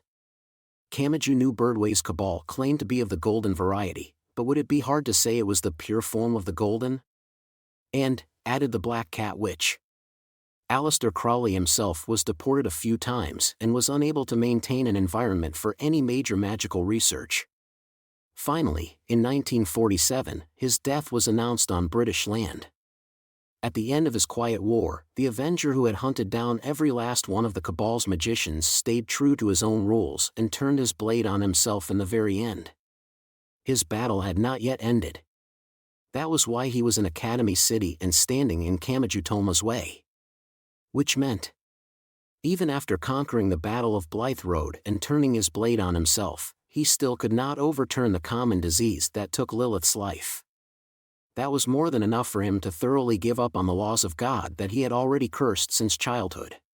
As the enemy of all magic, he had spent 50 or even 100 years creating a new term, the science side. Modern science had robbed the occult of its legitimacy, made scientific investigation and examinations the symbol of correctness, won the position of widespread acceptance, and spread a mentality akin to science worship in which the scientific was considered correct and the data was considered absolute. Everything he did would fail. Even if he tried to use that to his advantage, it would still work against him. But even as he was forced onto that hopelessly harsh and thorny path, and even as the entire world worked to trip him up, he had advanced his game pieces this far. Alistair Crowley would never stop. He assumed he would be obstructed and he expected to fail. After coming so far with that mindset, that magician would show no surprise and continue on as normal no matter what obstacle might stand in his way. He intends to destroy all phases, whispered Mina Mathers, someone else who had once lost to Crowley and vanished in the depths of disappointment and despair. So that everyone can laugh like normal and cry like normal. So that every man and every woman is a star. so that the people can be freed from the sparks created by the collisions between phases and from the spray that failed to become miracles. So that he can build a world that is built up by the accumulated efforts of individuals and not influenced by prayers or divine punishment. Only once he achieves that will he believe he has truly fulfilled his duty as a father. Part 14, Kamachi Toma had finally seen it all. Her role must have been complete because the black cat witch was gone. Kamachi did not hesitate. Along with the others, he jumped into the object overhead that resembled a black hole. It felt something like an elevator traveling through a tube. It did not take long, but he had no idea how far they had actually traveled. He only knew they had been sent far overhead. And the scene at the end of the mountain ascent was not the end of the universe or the center of the Big Bang. Stairs, whispered Index. Yes, a spiraling stairway wrapped around the large space. Instead of stone or metal, it seemed to be made of smooth porcelain or glass. Athanas sighed from the boy's shoulder. Is this the ring of the snake biting its own tail? No, it might just be the stairway up to heaven. And someone bloody sat on the very first step. Hi, Kami-in. Tsuchimikado. Was this the side effect of using magic to protect the others, or had he been forced to use magic a few times after they had been separated? Either way, Tsuchimikado's clothing was stained a dark red. Aoniki. Yeah. Don't worry. I didn't want you to see this, but, well, it's nothing to worry about. I've survived this plenty of times before, so I'll survive it here too. Kamachi doubted that meant anything. Just because you had survived every game of Russian roulette so far did not guarantee the next one would be fine. But Tsuchimikado had probably wanted to reassure his stepsister even if it was a lie. So you'll be okay? Even I'm surprised by that one. It almost makes me think there was some meaning in having my wounds open when I got here. Like I was being told to wait here until you all caught up. Aleister Crowley. Success and failure did not matter. No matter the result when the die was cast, that magician would turn it into the trigger needed to advance down his path.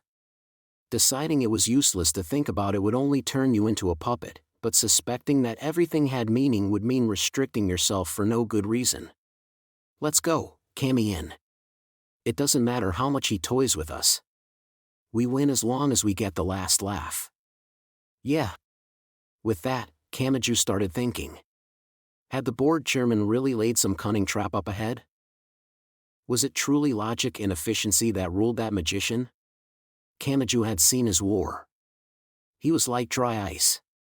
He was supposedly extremely cold, but he was hot enough to burn all he touched. Which was Aleister Crowley's true core? Kamachi could not find an easy answer. He set foot on the spiral staircase. He climbed step by step. At first he did not notice, but with each step, the glass-like steps grew more transparent. They seemed to gradually fade away into the air. Finally, the steps themselves vanished. Kamachi continued climbing toward heaven. No, it was not just the steps that had vanished. Index? Kamachi called her name in surprise. Athanas, Fran. Damn it. There was no response. The companions he had walked with all this way were gone.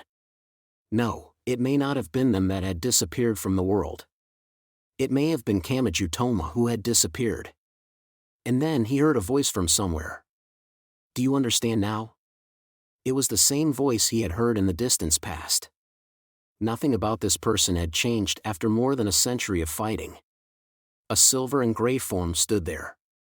Was it supported by a trance born from a mixture of weariness and accomplishment? Kamachi naturally called out to the staticky gathering. Board Chairman Aleister. Do you understand why you are here? Where was here? The top of the windowless building? His life in Academy City? Being born into the world in the first place? If you have come all this way and still do not understand, I suppose that is fortunate. That human was destined to never have anything go the way he expected, yet he judged this to be fortunate. All the necessary information has been inputted. But if you still do not understand the answer, then it is the same as a disease with no subjective symptoms. If you feel no pain, you cannot resist it. I will reach the conclusion during that time. I won't argue what was good and what was evil. Kamachi shook his head. But your way of life is sad. If I had to choose between right and wrong, I would say the path you've walked is undoubtedly wrong. You make it sound like I caused all of the tragedies you have seen. In a way, that was not inaccurate. To erase all magic from the world after destroying the Golden Cabal, this human had split the world in two by creating the opposing science side. He had created Academy City to obtain the functionality he needed, and, if he had controlled the opposition in the outside world, this went beyond just the one city. The science side alone could not explain this. The tragedies inside Academy City had been like sharpening one's claws and fangs, and that sharpness was meant for use in battle within the outside world. But he said more. He was a mass of silver and gray, and he was a shadow that seemed to give human form to every worldly thought. And Aleister Crowley made a definite announcement. You are the one that stands at the center of all this, Kamachi Toma. What? I lost the arrow in that conflict. And I needed to acquire it once it appeared again. So it would be no exaggeration to say I built Academy City in order to attract the Kamachi Toma who would eventually be born. Imagine Breaker's power is only noticeable when surrounded by people with supernatural powers. Kamachi Toma will not express his tendency toward conflict if no one needing help is within arm's reach, and yet you were able to make your presence perfectly known. Why was that? Isn't it obvious? Because a stage covering Western Tokyo was remade into an Esper development institution that followed the perfect theory that would allow Kamachi Toma his greatest performance. Why were Esper powers seen as perfectly normal? Because someone had set it up that way. Why had students been able to wield supernatural powers in the streets without anyone questioning it? Because someone had set it up that way. Why were there holes in the system which allowed frequent incidents which would enrage this boy? Because someone had set it up that way. Why had the adults repeatedly plotted to fulfill their selfish desires within the city's darkness? Because someone had set it up that way. What about when Kamisato Kakeru had entered the city from outside? He had not been from the science side or the magic side that someone had drawn out. He had truly come from outside. Hadn't Kamachi Toma felt like something was terribly off about that boy? Hadn't their conversations never quite fit together, and hadn't it felt like something unpleasant was shifting their words out of place? Hadn't he been angry that the other boy had continued wanting to talk about such confusing things? But Kamachi had been wrong. Kamisato's way had been right. It would have been strange for them to reach a true understanding after just 5 or 10 minutes of conversation. There was an invisible barrier between people, and it was normal to not truly see someone unless you spent a long time breaking down that barrier. It was normal to not understand someone, so wasn't Kamachi Toma's discomfort with failing to understand someone proof that he had been raised in a greenhouse that someone had created? Having lived and lost his memories in this city, Kamachi had no knowledge outside of what was found in Academy City. This city was like his hometown. He had assumed the way things felt here was the same everywhere, and understanding that was enough to have something in common with everyone in the world. But what if that had been prepared for Kamachi Toma before Kamachi Toma had even been born? Of course it would feel so very comfortable to him. It was like creating a baseball school where baseball was everything so that a baseball boy could be sent there. Meanwhile, if you were not that way, Academy City would not have taken this form, said Aleister's voice. If you could be activated by different conditions, there would have been no need to construct the tragedies that make you shine. If Kamachi Toma had been an intellectual boy who loved shogi, this city would have been filled with people sitting at shogi boards and moving shogi pieces. If Kamachi Toma had been a sensory boy who loved cooking, this city would have been overrun with cooking battles that stimulated the senses with flavors, colors, smells, sounds, and aromas. If Kamachi Toma had been an athletic boy who loved mountain climbing, this city would have been packed with climbing duels in which contestants climbed up the walls of the high-rise buildings. But that boy had entrusted his life and lifestyle to his right fist. Thus, Academy City had taken this form, so that it allowed his violence to bloom to its fullest. I was the one that prepared the board, lined up the pieces, and constructed the stage. But, Kamijutoma, I modeled it all after your free Thelema. Which one of them was the primary offender and which one was the accomplice? Why had the human named Kamijutoma only had his right fist? If he had had other means of resolving things, Academy City might not have specialized in violence to this extent. He recalled the experiment in which Academy City's number 1 was made to kill 20,000 military clones, the method to summon an angel via last order and using Kazakiri Hyuka as the triggering mechanism, the military cyborgs of the freshmen, the anti-Academy City Science Guardians, and the Agitate Halation Project, which intentionally constructed a weak person needing protection in order to mass-produce countless heroes. It had looked like it had all been started by hopeless villains and the mysterious leaders of the city, but if Kamijutoma had chosen a slightly different path, none of those tragedies would have had to happen. Why? Why? Why? Kamijutoma thought and thought and thought before facing forward. And he let out a roar. I don't need to ask why. So what, you piece of shit? He was aware he was hoping for something far too convenient here. But asking what if would not change anything at this point. Kamijutoma was currently here. There was no changing that. Academy City had been in this country long before he was even born. There was no changing that either. Even if it had all been built in preparation for Kamijutoma's arrival, there was no way he could have stopped it since he had only arrived later. So if he was going to argue, that was not the key point. He had to face forward. To ensure he avoided any further tragedy. He did not have time to hope for what could never be. He had to think about what he could do now. He already knew exactly what he had to do. Even if that was at the end of some rails someone had laid out for him. He had seen more than enough to spare when dealing with Athanas. So he could handle this. The structure of the world would not crush him with its pressure. I can't let you get away with this, I see. No matter what the cause was, and even if I sympathize with parts of it, you clearly chose the wrong method. So I will stop you. Even if it means wielding the very power that made this city the way it is. Correcting a mistake with a mistake? If that is how you will grow, that too is fine. My life was always doomed to fall. It would be rare for someone to understand my words as they are. Aleister Crowley also remained unchanged. There was no waver in the voice of the one who had built Academy City. In fact, this may have been the voice of the villain he had created in preparation for the future. He had a single reason. The collisions between phases and the sparks they created. They had taken his young daughter's life for no real reason and torn his family bonds asunder, and the world was willing to accept such tragedies as no more than cruel coincidences that could not be helped. He wished to strike back against that world, so that human made the wickedest move available to him.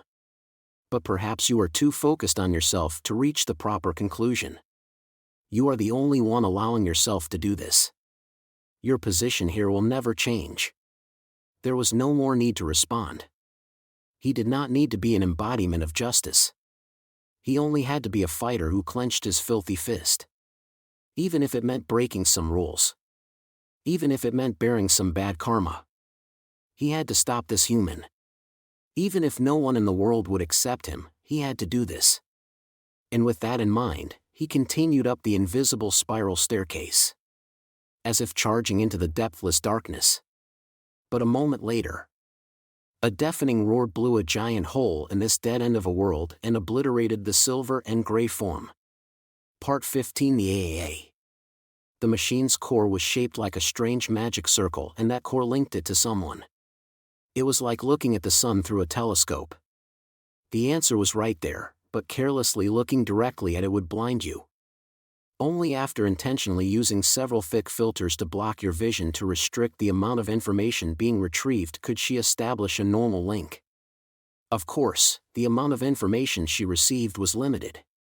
She was at the center, but she could not quite grasp it. She could not shake the hesitation, like someone preparing to pull the bombing trigger based on pixelated aerial footage, but she did not need to know everything at the moment. She knew what she had to focus on. The one who purifies God and slays demons.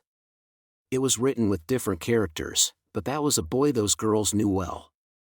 I know the location. Even if you could not crack the encrypted communication itself, you could determine the distance and direction of the tower from which it was being transmitted. This felt similar. Makoto used the AAA to locate the person to which it was linked. The attacker who had used that curse on her may have done the same thing. He may have sensed the girl carelessly contacting the AAA and sent an invisible attack to those coordinates. But no matter what it was, technology opened its gates equally to all. That was an ironclad rule in the cyber wars between organized hacker groups. Cheap revenge should be avoided. Making a large-scale counterattack would give the other side a chance to learn how to access or infect your system. So the standard methodology was to always consider whether the results of an attack were worth the risk it brought. This was the same. If the person on the other end could do it, so could she. The windowless building in the center of District 7. That's where the mysterious linked person is. And they are extremely focused on the name Kamachi Toma. Wait. Unless they're being used as a stepping stone, that could only mean one person. Given the circumstances surrounding the AAA, it was hard to imagine that person was harmless and friendly. Even setting aside the nosebleeds caused by using the AAA itself, that curse had clearly been a malicious attack from a third party. And defying the master of the windowless building brought the risk of having to let go of everything they had built up inside Academy City. They were up against the board chairman who ran the entire city, so he would likely be able to expel or kick out a girl or two no matter how good their grades were. Normally thinking, now was not the time to make waves. They should be smarter about how they handled this. But those girls had heard a certain name, Kamachi Toma. Let's get started. Let's blow a hole right through that building. You never change, do you? Metal could be heard fitting together with ominous sounds. Even if it had been turned to scrap and dismantled by its owner, the AAA was still the AAA.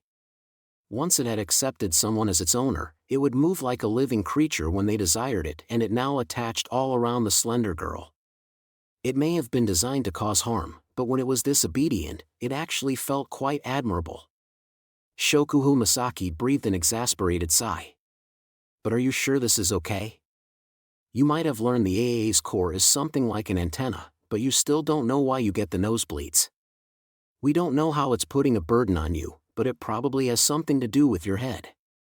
Rely on it at random and it might trip you up when you really need it. But holding back isn't going to help here. To be honest, I'm several laps behind and I can't stand on the same stage as that idiot. I feel like I can only just barely catch up if I accept these risks. Like I was saying. Shokuhu placed a finger on her own lips and winked. She seemed to be joking, but she was showing her respect for the girl who had exposed her own weakness instead of hiding it. If I control your mind, wouldn't we at least be able to share the burden? Makoto had never even considered that. She looked confused and answered the question with a question of her own. Why would you go that far? I will never tell you. That alone, she said bluntly. My number 5 mental out can't control your mind because your number 3 railgun rejects it. But that's because you're subconsciously rejecting my invasion ability. Although that's not too surprising. What about it? Question, is that rejection still in place? Will you still reject me if I'm trying to help you save him, no matter what my reasons might be? I don't know how to remove the wall. It would certainly be nice if we could all control our subconscious. We're not all expert shogi players or pro golfers, so we don't have our own zone. Misaka Makoto once more looked across Shokuhu Masaki's body from head to toe. And she spoke honestly. There's no way we can get along. I appreciate the honesty. You're extremely suspicious. You sound needlessly full of yourself despite being in the same year as me. But now it's starting to piss me off. And I can't stand that useless flesh that just annoys me to no end. That has nothing to do with this. Yes, no matter how hard they tried, they could never get along. They both triggered biological disgust in the other. It was like someone had gathered everything that irritated them and gave it human form. They could not just flip a switch and get along because it was an emergency. So they had just one point in common. Misaka Makoto asked the question. Are you worried about that idiot? That's what I've been saying. Part 16. And then two locations overlapped. With the rumbling of the air being compressed, Misaka Makoto once more sliced through Academy City's blue skies while wearing the AAA. She had a single destination, the center of District 7, aka the windowless building. That is one hell of a headache you have. Now do you understand my pain? But, Misaka-san, do you just have bad posture? Your shoulders are really stiff even though you don't have much of a chest. Why must you be so annoying even when you're linked to my head? It was not just Misaka Makoto and Shokuhu Misaki who were linked. The thoughts of whoever the AA's core was linked to were mixed in as well. Although those were only fragmentary indicators that could not be converted into clear language. But the words seemed to begin outnumbering the noise as she got closer. She still could not see the whole picture. But she could tell that this mystery person was strongly focused on that boy's name. And that was enough. We're up against the windowless building which supposedly not even a nuke can destroy. What if my railgun can't break through the wall? Well, I have heard some silly rumors that it didn't budge even after the number one used the rotation of the Earth to attack it. However, the other girl whispered in her mind. She maintained the nuance of a mischievous and heated sigh. We don't have to hold back for the number one's sake. Let's work together and make an unprecedented record. Shokuhu Misaki's power controlled people's minds, but she technically did so by controlling the miniature bits of liquid in the body. And since adjusting the salinity could provide conductivity to that liquid, it could also be influenced by electromagnetic powers such as the Lorentz force. On top of that, the real bottleneck with the destructive force of Makoto's railgun was the air resistance. If she simply launched a coin 50 meters, the frictional heat would entirely vaporize it, but that conversion of speed into heat of course caused a loss of kinetic energy. So, what if? What if that railgun was fired when that friction could be reduced or neutralized? The liquid-proof railgun. With the limits on distance and speed removed, it produced endlessly frightening destructive power. She no longer used the frictional heat as the brakes. She reversed that way of thinking. The slight coating of liquid on the coin's surface took away its heat and cooled it. And when that liquid explosively expanded as steam, it gave the coin even more speed. Instead of simply being carried by its initial speed, it accelerated more and more as it flew. The tiny shell gained limitless speed as it produced a thin, spear-like contrail and was absorbed by the impressive wall of the windowless building. This was not possible with just any water manipulating power. The fine control used to manipulate the liquid in the brain to control the information there was needed to place a special lattice pattern on the surface of the coin.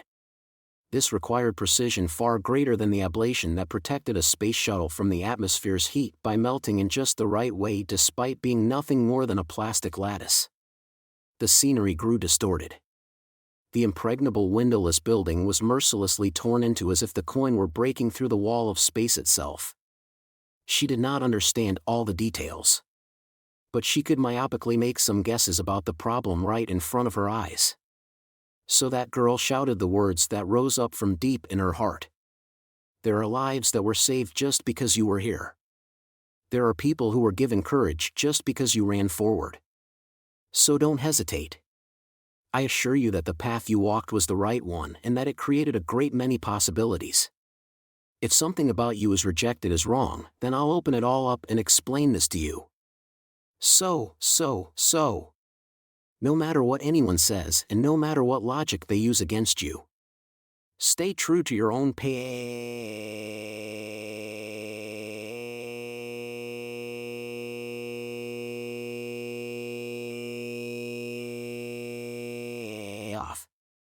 Part 17. That was all. Does that seem strange? But it only took the girl's words reaching his ears. That boy once more clenched his right fist as tight as he could. The empty vision of silver and gray was nowhere to be found. The person waiting for him now was the true Aleister Crowley. Part 18. In truth, not even those girls may have known which one had done it. Phew. Shokuhu Misaki, Academy City's number 5 level 5, aka Metal Out, sighed in a distant location. Nothing she did would allow that boy to remember what she looked like. They could not share their memories, and he would forget her no matter how much time they spent together. Not even if she made full use of her powers as the number 5. But this was different. It would all be remembered as Misaka Makoto's words and Misaka Makoto's actions. But that meant the girl could leave her mark on him. A vibrant sound burst out. Shokuhu Misaki had slapped both her cheeks. And then the girl took a new step forward after standing in place for so very long. This time, it did not matter if it was the number 3 or the number 5. The girl gave a fierce smile and spoke. Now, it's time for a bit of a rampage. Now, it's time for a bit of a rampage. Between the lines too, unlike the older age that called itself a renaissance but still required explaining the world through the existing Christian framework, the age in which natural science such as the steam engine finally swept across the world may have felt like the end of a long winter for the magicians. The magic cabal with the golden name was born in that age of steam and gas lights. They did not blindly accept the information written in the Bible, looked instead to the ancient religions from before the Bible's creation, and attempted to learn how they had changed as they were passed down to the modern age. Partially due to the Hermeticism they were born from, the golden magicians tended to look to the Egyptian legends of which traces were found on the African continent across the Mediterranean Sea. Thus, the Golden Cabal tended to name their temples after Egyptian gods such as Isis or Osiris. Aleister Crowley had already been sick of the goodness and justice proclaimed by Christianity, so that had to have been a comfortable age for him. That Golden Cabal eventually broke apart due to ugly internal strife between humans, but even after the Golden Cabal's fall, that magician continued to talk about the eons of Isis, Osiris, and Horus. And in his later years, he released his own version of tarot which borrowed the name of Thoth. The Thoth Tarot. Unlike the normal GD Tarot, he mostly redid the 22 cards of the major arcana. The older tarot predicted an age when the final judgment would be given and people would continue on to the next stage, but by swapping out the images, Crowley's version insisted that the final judgment had already occurred in 1904 and the current age was the Aeon of Horus in which Christian rule had been eliminated. So what happened in 1904? If you rely on his own personal view, the answer was as follows: he contacted the holy guardian angel named Iwas. And the original grimoire known as the Book of the Law was released into the world. Volume 18, Chapter 4, A Worthwhile Battle at Heaven's Peak, Light. Part 1. Kamachi Tomo once more climbed to the top of the transparent spiral staircase. He had reached the summit of the mountain. A vast space awaited him. There was no concept of a floor or stairs here. Everything was transparent.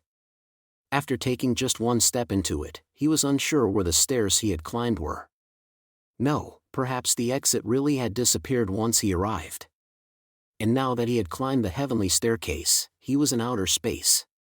He had no idea how the dimensions were distorted inside and out, but the giant blue planet spread out endlessly below his feet. It is simple. For the first time, he heard a physical voice instead of a staticky fake. Kamachi Tomo was not about to let any absurdity or unreasonableness surprise him now. That human stood in the center of that space which had nowhere to hide. He had ankle-length silver hair and wore a green surgical gown. He looked like both a man and a woman, like both an adult and a child, and like both a saint and a sinner. And he spoke as if he had been standing here for an entire century. A field ruled by the ley lines running through the ground. The directionality and intensity of the various forces arriving from the cardinal directions and from other heavenly bodies. The magic born on earth is bound to earth. And unfortunately, humans will fill in seas and shave down mountains to achieve their goals. Yes, the very same people who are affected by the many sparks. So I thought I might be able to achieve a ceremony worthy of my goal if I escaped the limited possibilities of the earth. I will admit I panicked somewhat when that space elevator got there ahead of me. That was the purpose of the powerful walls, fully enclosed environment, and rocket boosters. And it did not matter if those conditions needed to escape the Earth were destroyed.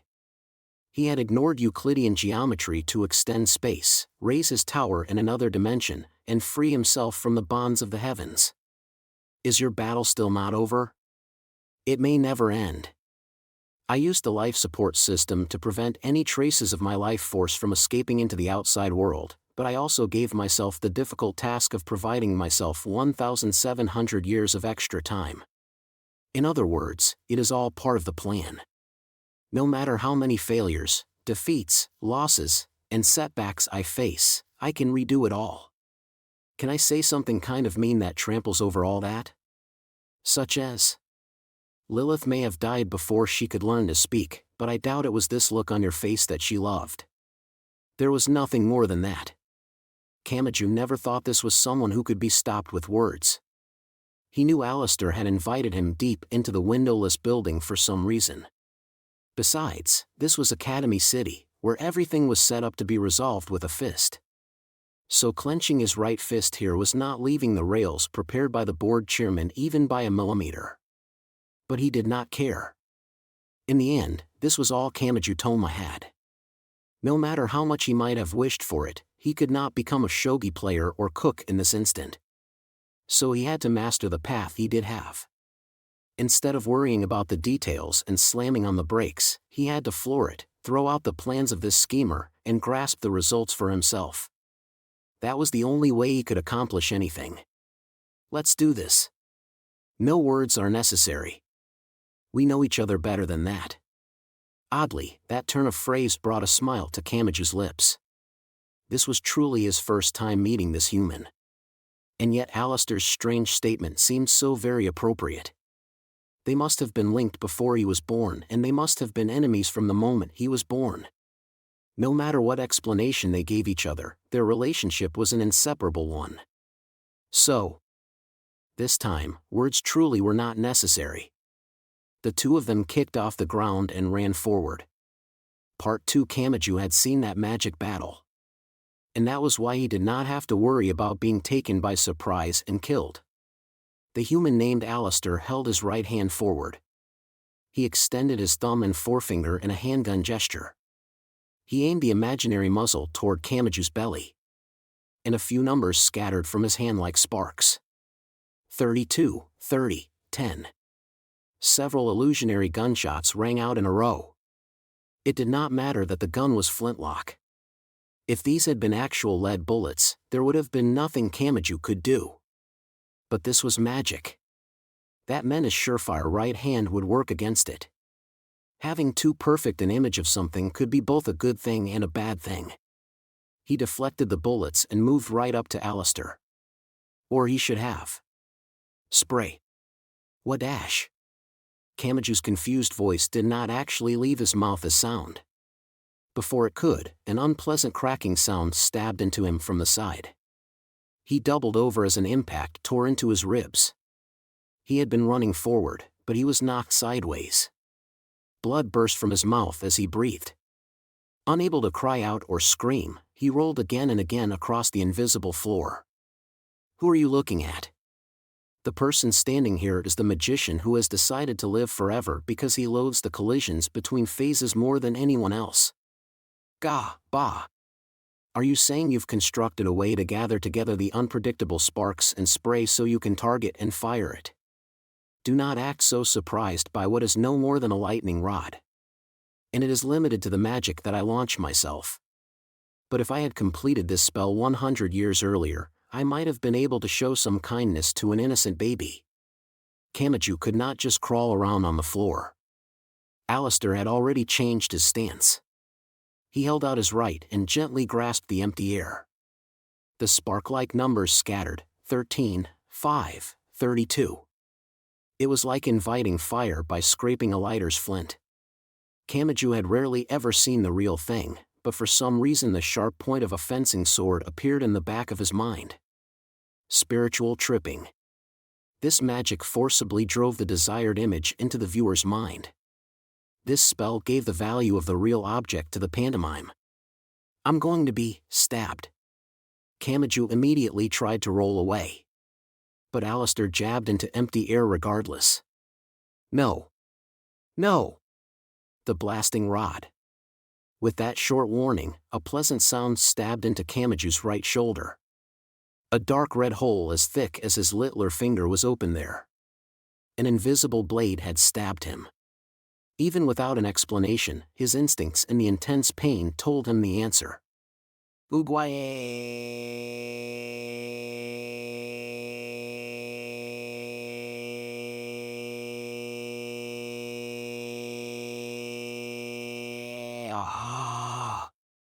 The range was clearly longer than the image in the back of his mind.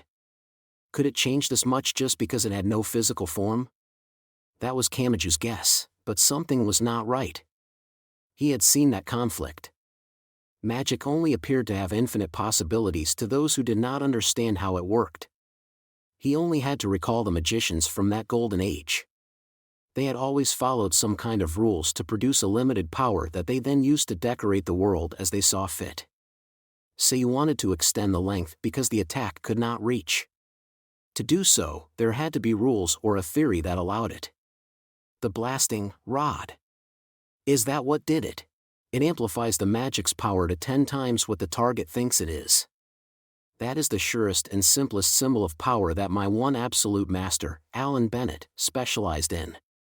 Although to avoid jealousy from foolish Westcott or Mathers, he disguised it as a trick that sent the target's refined magic power out of control to knock them unconscious without harming them.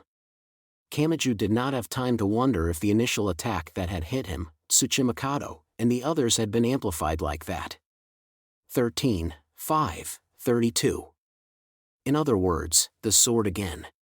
He dodged based on the assumption that the length of the rapier would be 10 times the image he saw in his head, but a dark red hole was open in his side.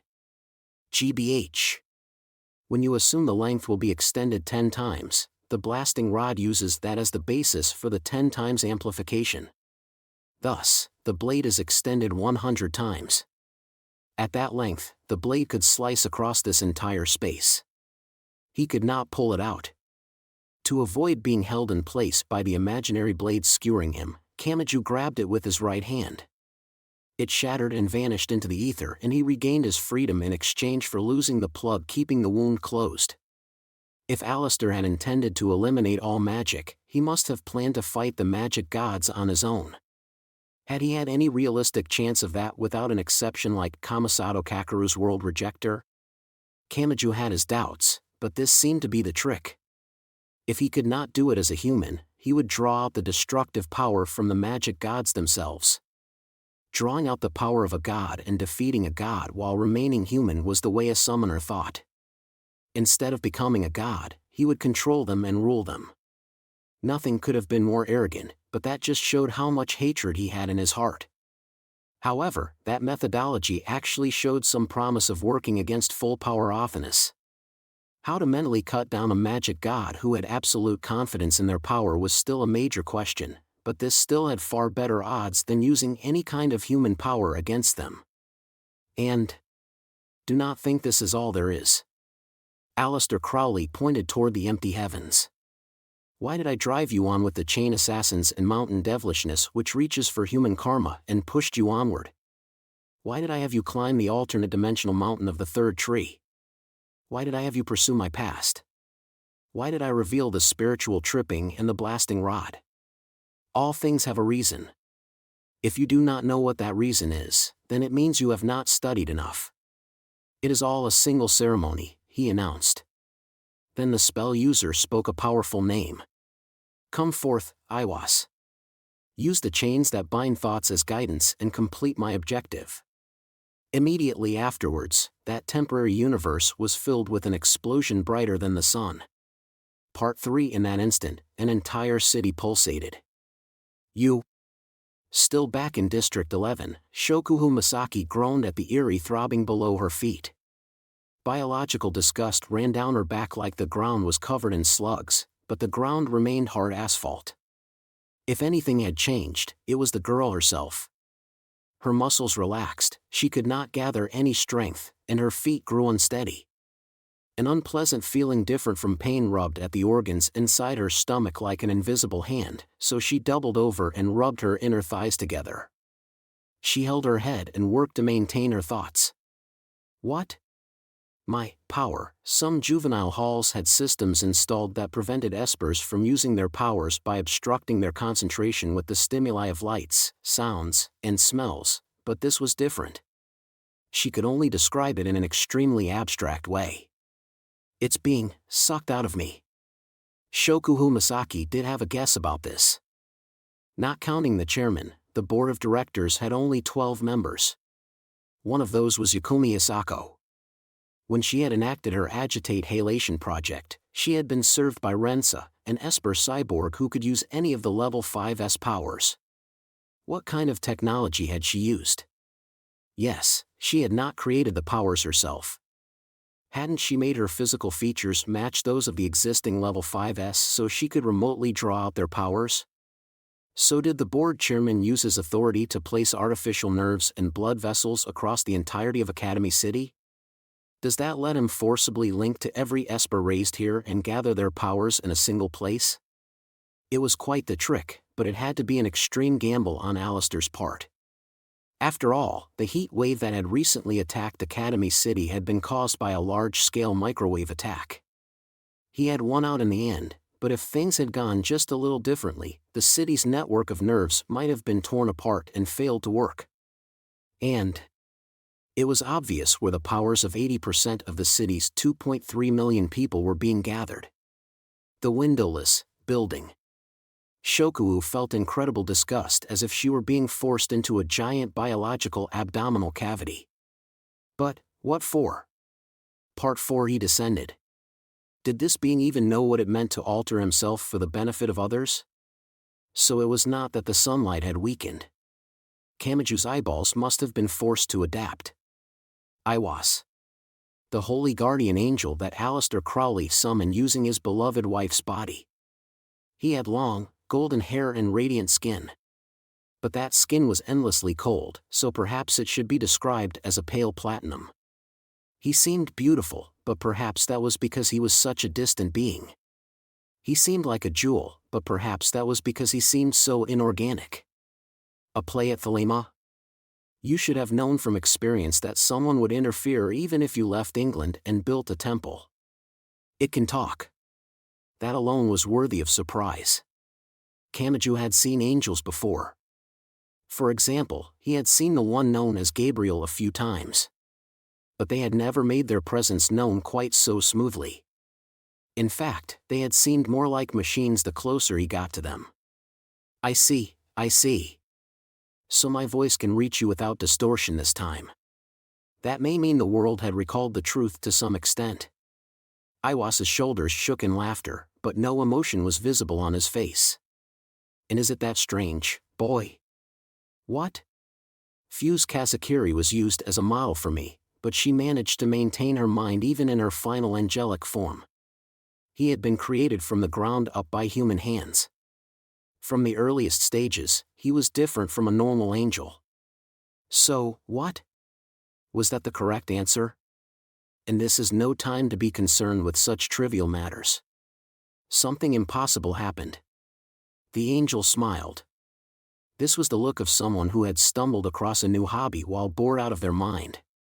At the moment, I am your natural enemy. It exploded. What did?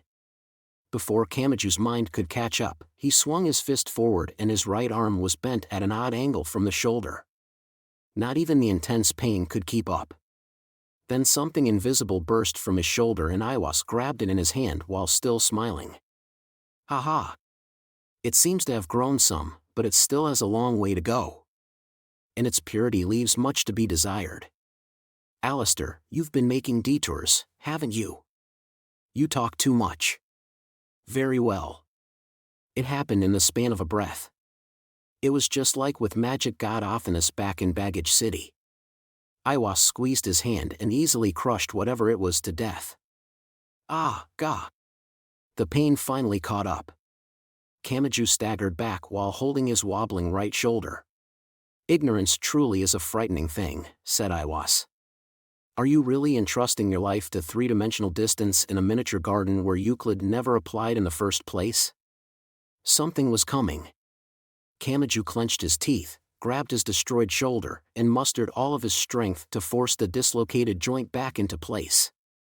As soon as he swung his arm, his body somersaulted backwards. He had just forced his shoulder back into the socket in exchange for so much pain that his vision dimmed, but the joint was dislocated again just a few seconds later. Guy. GHGHGHGHGHGHGHGHGHGHGHGH. Damn it. I blocked it, but I still have no idea what happened. If he could at least learn what this attack was in exchange for the damage, he could come up with a plan concerning which way to dodge. But with no results, he could only continue to block the attack. This was the great treasure built up in order to overpower all of the magic gods, including full-power Athanas. That meant this battle would be just as, no, more hellish than that battle. And Iwas was not the only one here. Alistair made an announcement as if whispering. The blasting rod. That support spell would amplify an attack's power to 10 times what the target thought it would be. It was now a solid wall. Holy Guardian Angel Iwas had been amplified 10 times. Kamachi did not even have time to fix his dislocated shoulder. He grabbed his unreliably dangling right wrist with his left hand and forcibly pulled it forward just in time for the direct clash to hit. His feet rose from the floor. His body flew through the air and his back slammed into a colorless and invisible wall. G.B.H.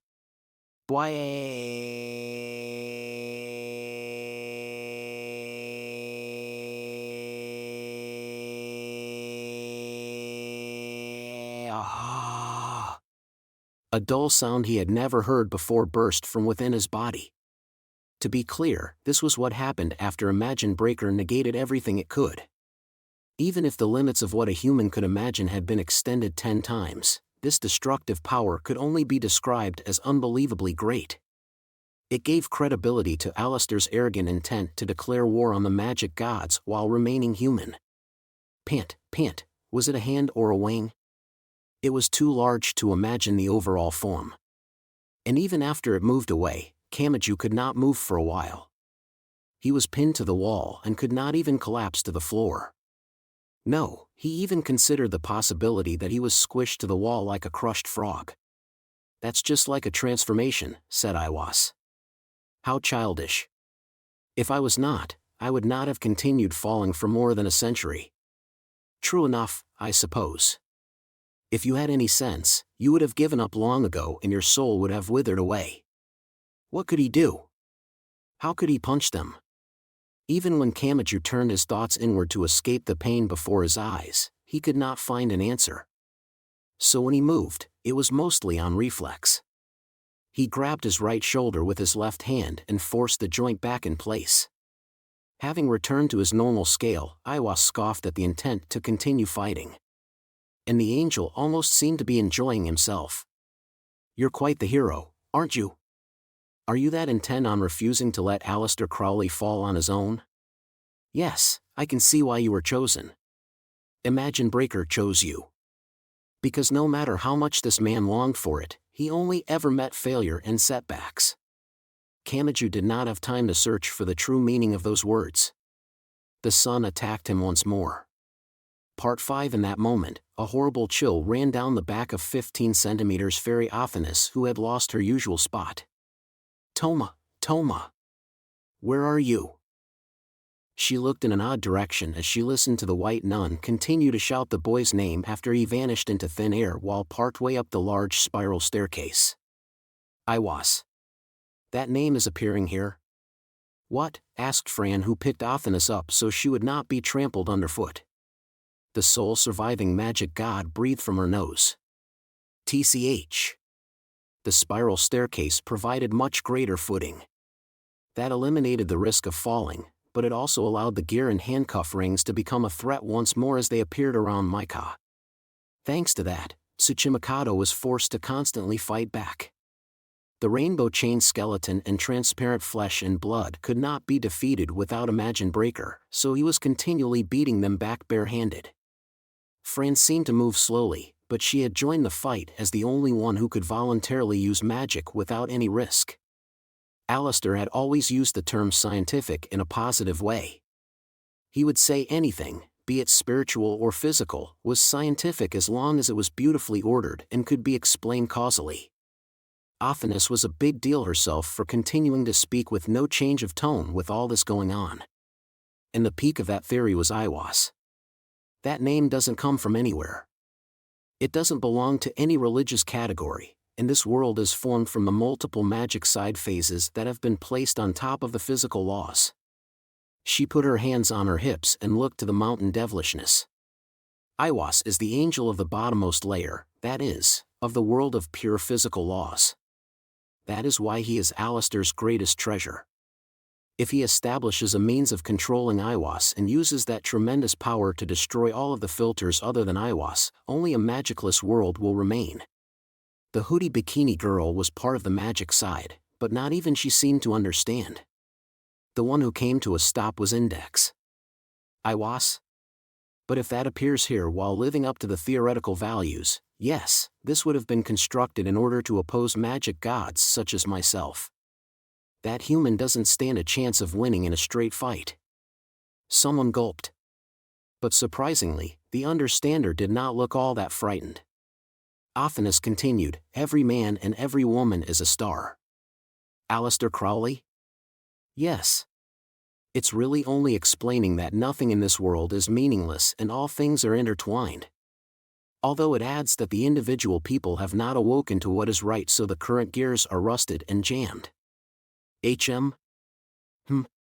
What does that mean? You don't understand? Athenis was a god of magic, war, and deception. If there was even the smallest chance of victory, she would not give up. Then let's change how we look at this.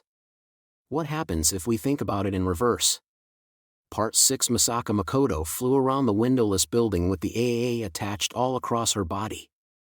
She too was affected by the ominously throbbing city. Her connection was poor. Her control of her own powers was unstable and her flight had grown unsteady. Even so, she gave a roar. She seemed to be throwing her words toward the other girl who was not here.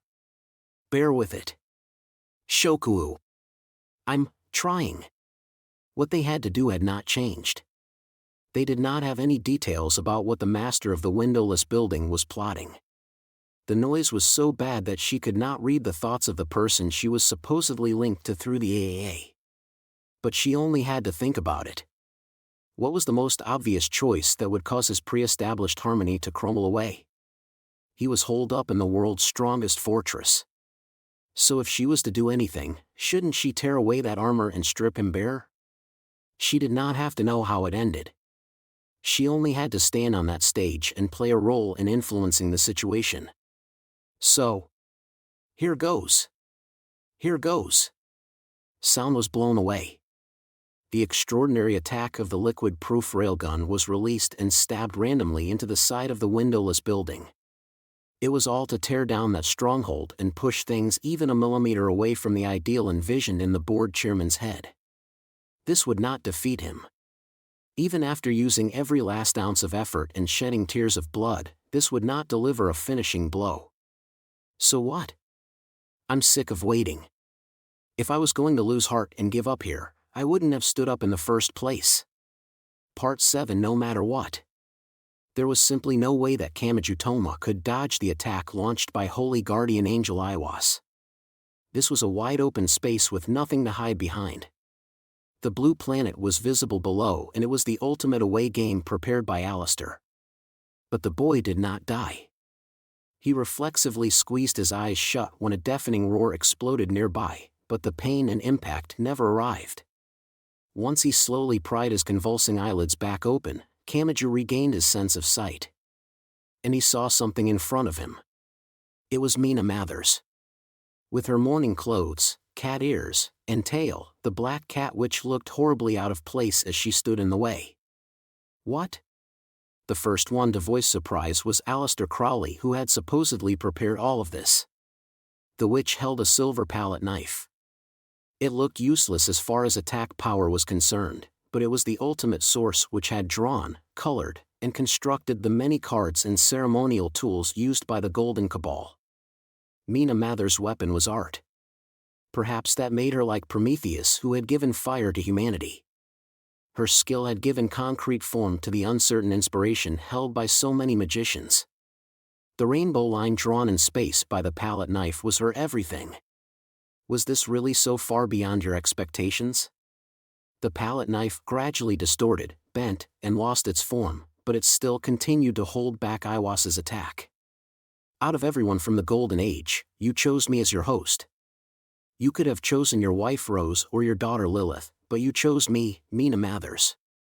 The wife of your bitter enemy is an extremely unstable position. So I can guess that you predicted this failure and some part of your heart hoped that I would take Kamaji Toma's side. What? The confusion finally reached Kamaji. He clenched his right fist again and his blank mind could not understand any of this. Why did you appear here? Weren't you a part of those illusions? Huh, but didn't my left hand touch you, and your breast was really soft, huh? Instead of giving into confusion, please go over the information one piece at a time. First, a lifeless illusion cannot use magic. All magic must be powered by refined magic power, and that requires a life force at its base. I see, spat out Iwas in the tone of someone enjoying an accident. Alistair, it would seem you have failed yet again. Then what was this? She was not a created illusion. But it was unthinkable for the real human Mina Mathers to appear here. After all, she would have lost to Alistair in a magic battle long ago and she would have vanished into the shadows of history. Then who was this who had used magic and saved Kamaji? You most likely already know the answer. At least, you should now that you have seen so much of Alistair Crowley. I am the Reading Thoth 78 built into the windowless building. I am no more than a parallel processing device made to prove whether or not Administrator Alistair Crowley's adjustments to his plan are correct or not. Kamaji Toma was not the one to gasp. It was Alistair, and this likely meant he had finally arrived at the answer. The core of my thoughts is made up of the 78 tarot cards constructed by my administrator himself. But that can also be seen as sorting them all into a single book. In other words, the being who borrowed the form of the black cat which gave the answer. I am also an original grimoire named the Thoth Tarot. Even if I cannot refine my own magic power as a living being can, the forbidden writings absorb power from my surroundings to automatically use magic for self-defense. A few rumbling noises burst out. The rainbow art deflected the heavenly tyranny. The distorted palette knife and holy guardian angel's wings collided, but the black cat witch was still not defeated. They were both Alistair Crowley's greatest masterpieces. No. The Thoth Tarot is an alternative sorting derived from the official GD model and it contains the essence of holy guardian angel Iwas within it. The 20th card of the major arcana is named the Aeon. That card originally symbolized the final judgment, but you changed the arcana because you decided that judgment had already occurred when you contacted Iwas in 1904. Meaning, haha. This is just like Rensa. Does that grimoire contain text that can draw power from me? That was why she was capable of striking back. Even if hers was only borrowed, both sides were wielding Iwas's power. And the validity of the fundamental theory had already been proven by Alistair himself by using an Esper cyborg to draw power out of the 7 level 5S. But borrowed power is no more than that, warned Iwas. It will not last forever. I do not mind. Even as he stands and watches here, Alistair Crowley is constantly falling. I only need to buy enough time for the conclusion to arrive. Was there more? Kamaji wondered that, but that was the wrong question. Why was the black cat witch, no, the Thoth Tarot turning on Alistair, her master? Every man and every woman is a star. The morning clothes and cat ears lady whispered through her veil. My administrator's ideology states that no one is unnecessary to the world so long as they behave as they should, but that also means that the entire music box will stop playing if even a single gear is missing. And, Alistair, you are already watching your house of cards crumble. A low rumbling reached them. But the source was far away. This was the sound of destruction in some other place. Alistair shouted the answer. An attack from outside. The AA's usurper. With this, it will all collapse. I described it as a house of cards. Even slight damage will cause the whole to topple. Your failure will not stop at just one. Once it begins, it will trigger a chain reaction as more and more of your plan collapses. Just like you once lost the Temple of Thelema due to a single accident. Yes. Why did this innocent boy come here? The question naturally had an answer. Namely, to find a way to safely remove the magic sword stabbed into Tsuchimikado Maika. If you used it all to ensure the stability of Iwasa's summoning, then doesn't that seem like an important risk concerning the collapse of your plan? Part 8. The answer had been in front of their eyes the entire time. Athanas spoke while still held in Fran's hands. Expand your perception. This was a mysterious space where Euclidean geometry did not apply. But that condition had partially collapsed at the moment. An attack from outside had cracked the wall, so the space was no longer enclosed like it was meant to be. In an amusement park's house of mirrors, breaking just one of the many mirrors would destroy its perfection. Focus on the scenery outside of the broken wall and use that to build up your picture of the whole. Yes. Damn, we should have done this in the first place instead of letting those rainbow chains distract us. We entered the building through the giant hole created by the damage to the rocket boosters. Once Fran looked at the world from the proper focal point, the fantastical scene was entirely gone. The entire scene was swept away like clearing fog, and she saw a space of steel and rare metals that was lined with computers the size of industrial refrigerators and had countless thick cables crawling along the floor. What is this? We revealed the temple, but Toma didn't come back. He went in too deep. If we're going to have a chance to rescue him, we need to start by destroying the perfection of Aleister Crowley's structure. What did they need to do? Why had they risked so much to enter the windowless building? Pull out everything in storage. If there's a spell for safely removing the sword in this girl's chest, that will be our greatest weapon. Every man and every woman is a star. If he used everything for this, then losing even one of the gears means to lose the entire world. So even if we're here, we're still fighting alongside Kamachi Toma. Pulling out the data was a task for Tsuchimikado and Fran, who were good with machines. Data like this would normally have been protected by strange encryption or even stored in a format different from any known programming language, but they were surprised to find plain text that anyone could read. Almost as if someone had prepared it there for them. Fran-chan, wait. Don't look at that.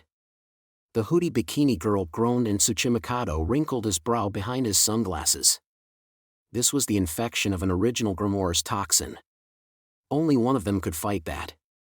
It's not so much the foundational theories of magic as it is a dictionary or correspondence chart of symbols and numbers.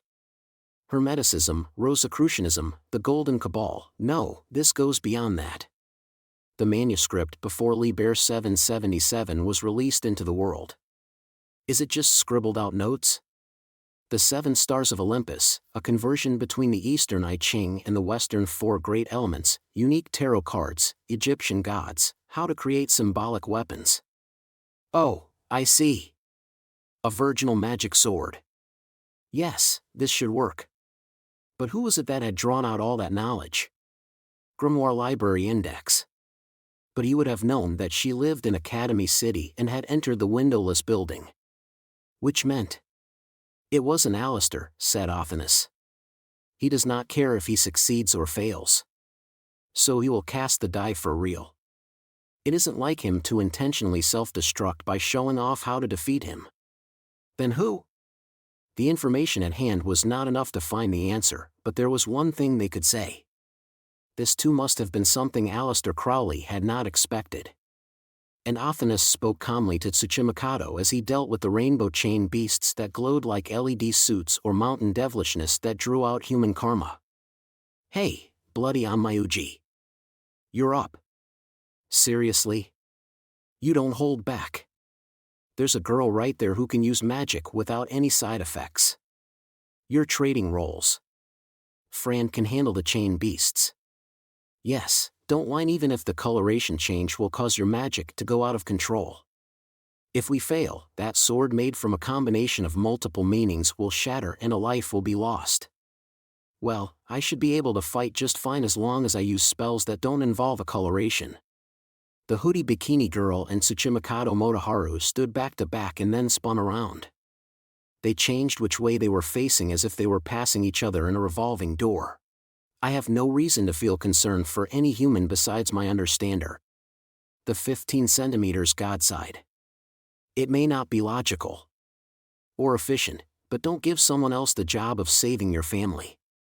Got that? TCH, the sunglasses boy's shoulders relaxed.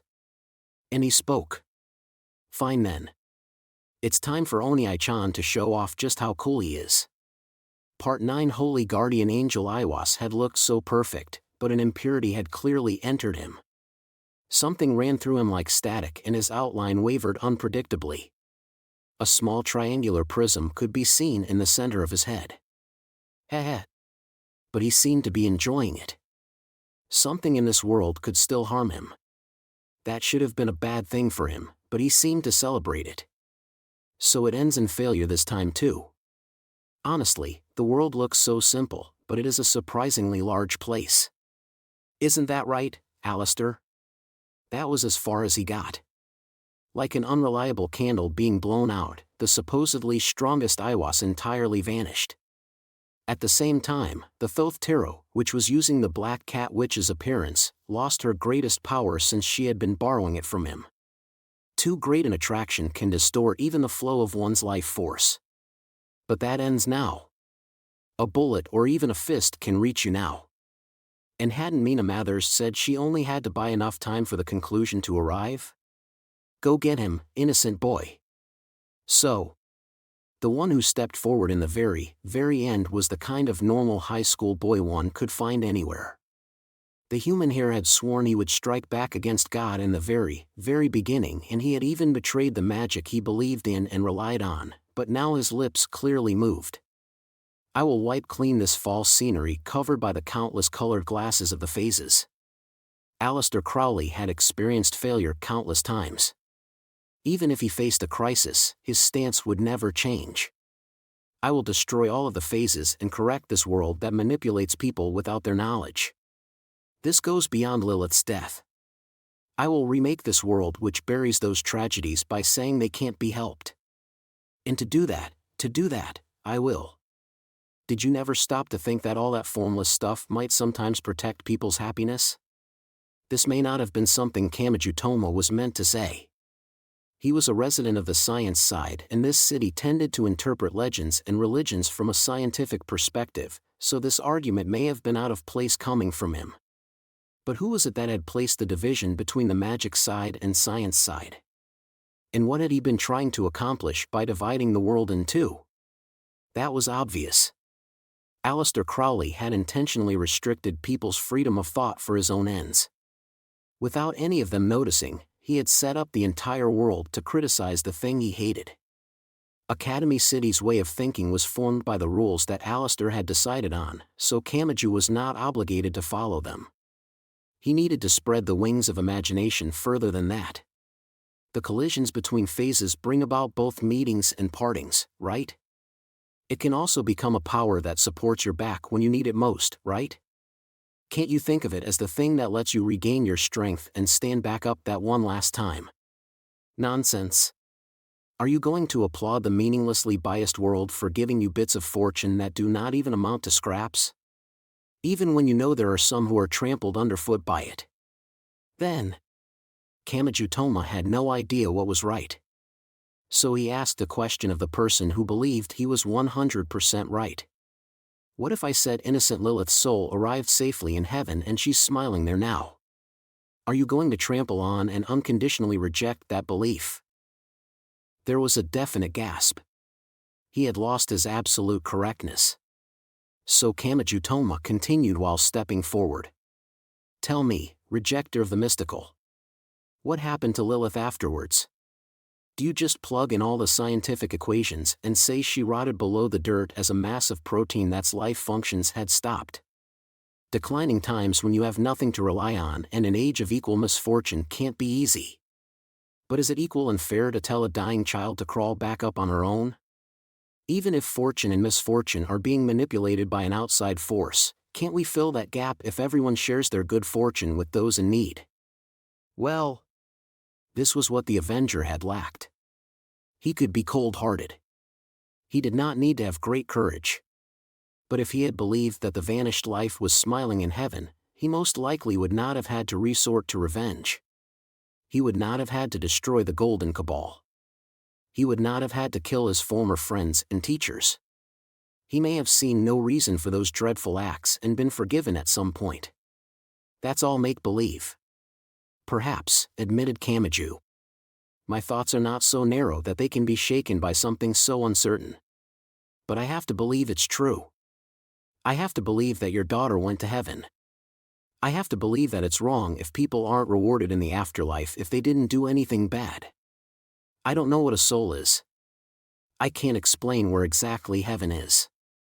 But I have to believe that it exists and that it mustn't be taken away by someone on the outside. And that those of us left here have to treat those lives with respect. This alone I can't let anyone deny. Aleister Crowley, even if you're her father, I won't let you deny this. There was no more need for words. 32, 30, 10. Aleister formed a handgun with his right hand and Kamachi Toma's right hand deflected the imaginary bullet. Then the magician's lips uttered a spell, the blasting rod.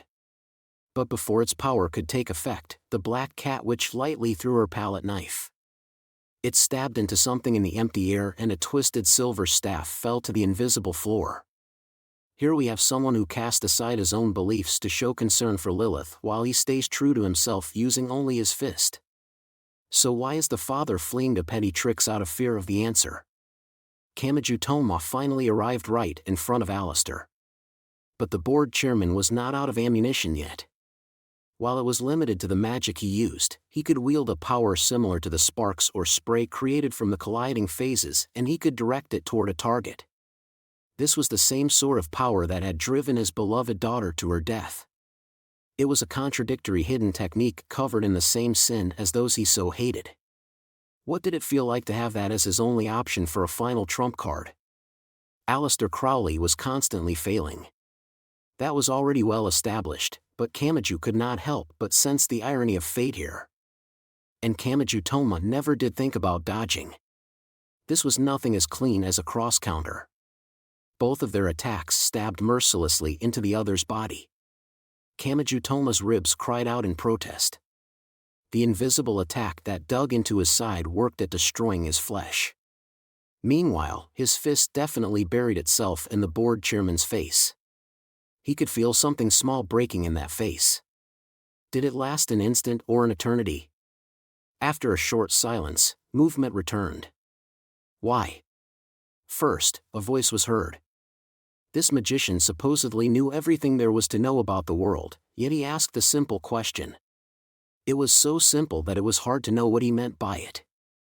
But Kamachi Toma gave his answer. There's only one reason you lost. At some point, you stopped standing on the side that protected the sanctity of Lilith's soul. That was all. Aleister Crowley's body crumbled straight down. Volume 18, Epilogue, Bursting Malice, Devil_in_evil. It was all over. When Kamachi gasped for breath and looked around, he found he was no longer in outer space. He was in an artificial space full of crude machines which was large but felt cramped. And the black cat witch smiled thinly beyond her veil. After a quiet bow, she too slowly vanished. The windowless building had been destroyed and its master had stepped down from the stage. Had she known this would happen? Toma! He heard a voice from surprisingly close by. He looked over in surprise and saw Index there. What? Where were you all this time? That's my line. Honestly, why did you have to go so deep inside? Kamachi did not know what exactly had happened, but he was glad they were together again. As for Tsuchimikado, Aleister was knocked out. I can't believe it. You're pretty damn bloody, you know? I risked my life to save my sister. His tone made it clear that was not a joke. He pointed his thumb back over his shoulder to show Kamachi where the condensed shadow sword was no longer in Tsuchimikado Maika's flat chest. Kamachi looked back over at the collapsed magician. I hope this will rid him of whatever was possessing him, but he was an exceptional case since he assumed defeat and failure. Just to be sure, it might be a good idea to have you and Fran meet up with the Anglicans outside the city. To see what's going on here. The impregnable windowless building was in ruins. Kamachi saw a middle school girl wearing a bulky mass of steel fly by outside. At any rate, this was over for the time being. And so they decided to search for some kind of exit. But just before they could, a far too light sound filled that space. Where did it come from? Kamachi Toma, Index, Afinis, Tsuchimikado Motoharu, Karasuma Fran, and Tsuchimikado Maika all turned toward it. It came from the human named Alistair Crowley. He lay collapsed on his back, but a thick blade appeared far too suddenly and mercilessly pierced the left side of his chest. The Grimoire Library spoke the name of that deadly weapon. The Sword of Damocles. Immediately, light exploded from the wound and gravity seemed to vanish for Kamachi's group. Now that everyone was gone, someone appeared as if to view the magician whose heart had been skewered. She had incredibly long blonde hair. She wore beige vestments. She was the Anglican archbishop who had snuck in while disguised as part of the recovery team positioned outside the city to assist with Karasuma Fran's covert mission. She was Lola Stewart. This sword cautions the powerful who lack resolve. Originally, the legend was recreated as a test of courage for royalty and nobility to prove their worth, but if you choose the right target, you end up with this. A decent plan for the sword meant to fall on you, don't you think? No, not everyone else was gone. The man who had supposedly lost his heart opened his eyes. What is the meaning of this? Checkmate, she simply said. You seem to be just barely staying conscious with the blood remaining in your veins, but as the blood flow to your brain stagnates, it will only take a few minutes for your thoughts to grow muddy and ultimately stop altogether. At this point, I doubt you can even refine your life force into magic power. Nor can you maintain a quasi-immortal state by distorting the circulation of your life force using the attraction of an extremely great being like Westcott did. No one knows who Academy City's board chairman is. No one will notice if the individual closed up in the windowless building changes. I will make good use of what you have built up, the science side. Half of the world. Once I have that, the power balance with the Roman Catholic Church and Russian Orthodox Church will be decisively overturned. The magic side and the science side. And the magic side had its own internal power struggles. Just how ugly was the human world? That was all Alistair Crowley could think. This woman did not even know why he had split the world in two. He almost smiled at the fact that she was several steps behind a mere high school boy. But then the holy woman said something the magician did not expect. Hey, Alistair. Didn't you find it odd? Find, what odd? My name. My name. Alistair was unsure what she meant, so the woman wagged her slender finger. You can whine about your daughter all you want, but aren't you being a tad cold-hearted? Alistair, I know you're well aware you are far from the sort of moral man who would wed only the one wife throughout his life. You married multiple times and you also had mistresses. And so Lilith was not your only daughter. Well? Do you still not recognize my name? It can't be. You look like you can't figure out how you never remembered it before now. Now, one more thing. It's time for a review. You absolutely detested Mathers. Not only was he an excellent magician, but he also called himself a Highlander and hoped to restore an old royal house. So much so that it troubled the other Cabal members. Now. Then. Which royal house was that? The House of Stewart. No, it can't be, no. Well, reflecting his desires when choosing a temporary name was more of a special service for him. You seem to have thought you summoned me at a later date, but I was actually already summoned before that. Only one thing came to mind here. Memories of the desert came flooding back. After discovering an abyss which could not be passed even when binding the tarot cards with a path, he had summoned a demon to cross that abyss, but he had realized his own failure and commanded it to leave. In a way, that name was as meaningful as Holy Guardian Angel Iwasa's, and perhaps even more so. Koran, Zahn. I was given just the one command from Mathers: pretend I had been summoned by you, Aleister Crowley, and then guide you to ruin. I hid within a mountain of papyrus to travel from northern Africa to England and manipulated the powerful historical side of the nation more than the mystical side, but while I was granting people's wishes for fun, I was bound by a contract. Aleister, he is often overshadowed by you, but Mathers was quite skilled. It laughed with a mocking tone. But did it really point to the woman before his eyes? And that command did not vanish even after his death, so here I am still obediently following it. Well, I failed to hijack your body, so I ended up choosing a different avatar. Her family name of Stewart was borrowed from the true summoner's obsession. Then what about the first name? Where had that come from? Yes. Poor Lola. The second daughter bound by the threads of fate to a failure of a madman. Damn you, the blonde hair bound behind her head was so long that it fell to her hips even when folded over. Once she undid the pure gold clasp, it spread out like a glowing carpet and wriggled behind Lola's back. The devil resides in women's hair. This seemed to follow that old witch tradition. A giant and sinister demonic face appeared in the golden waterfall like a tattoo covering her entire back. She wrapped her arms tightly around the bewitching body contained inside the beige vestments, and her back shook profanely as she laughed in mockery.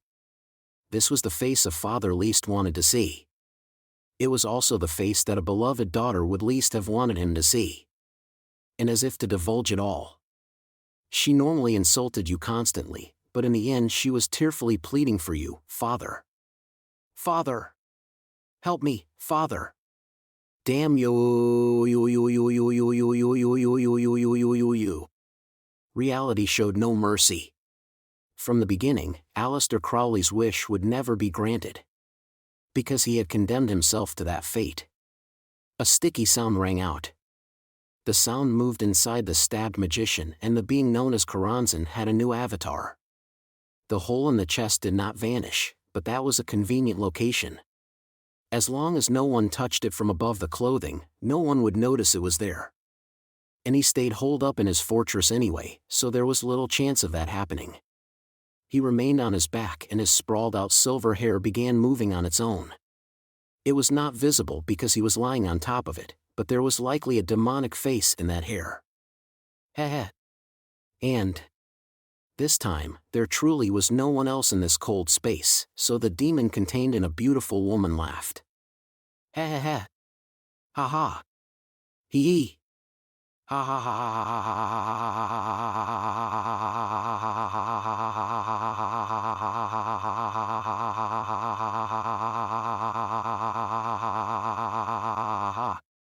Karanzan had her own objective. But for a while, she felt enough joy to forget even that.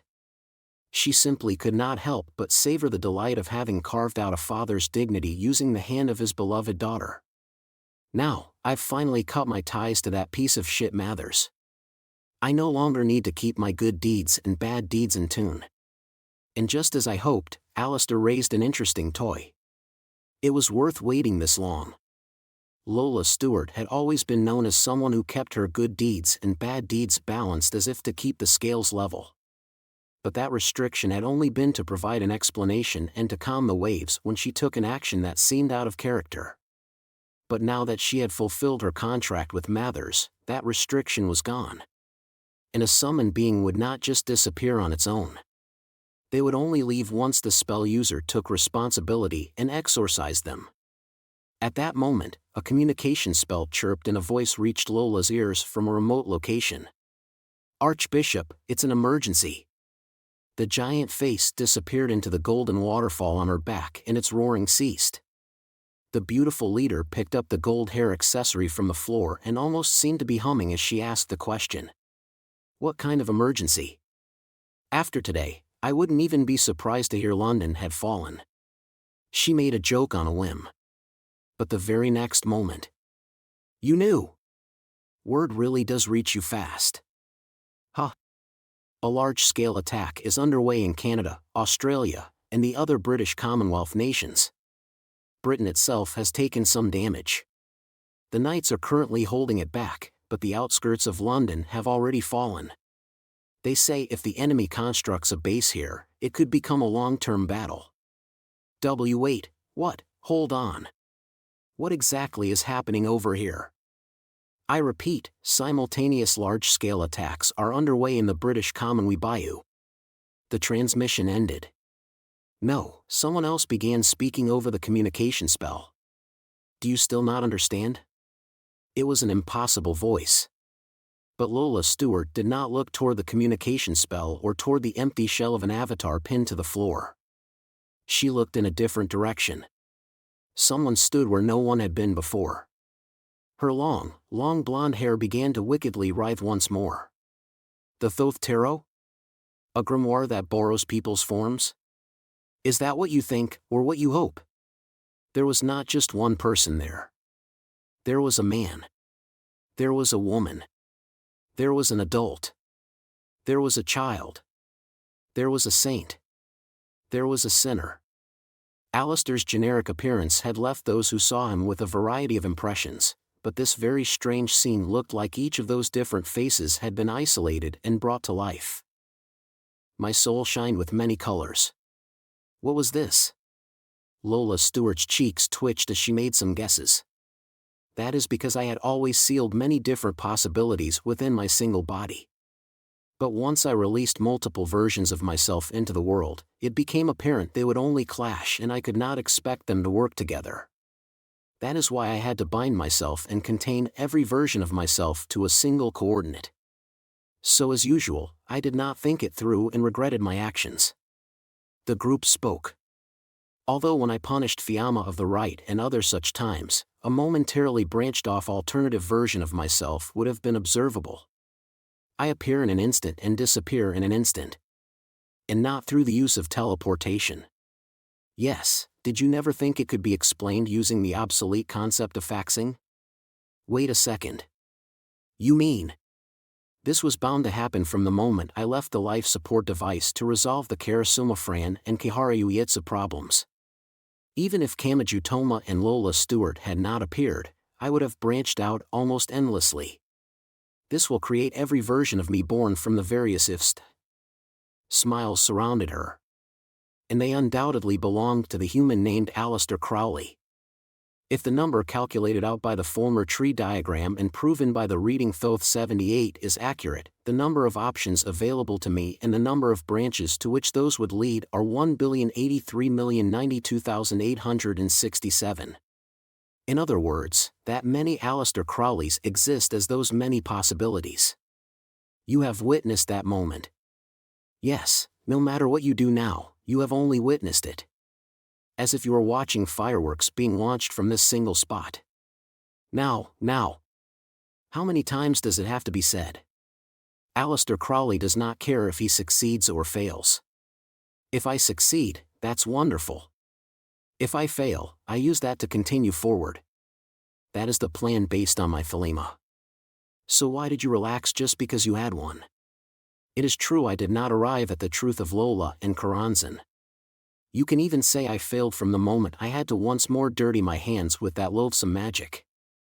But did you really think you could change the trend I had created just because I did not know the answer and you outwitted me? A wet sound burst out.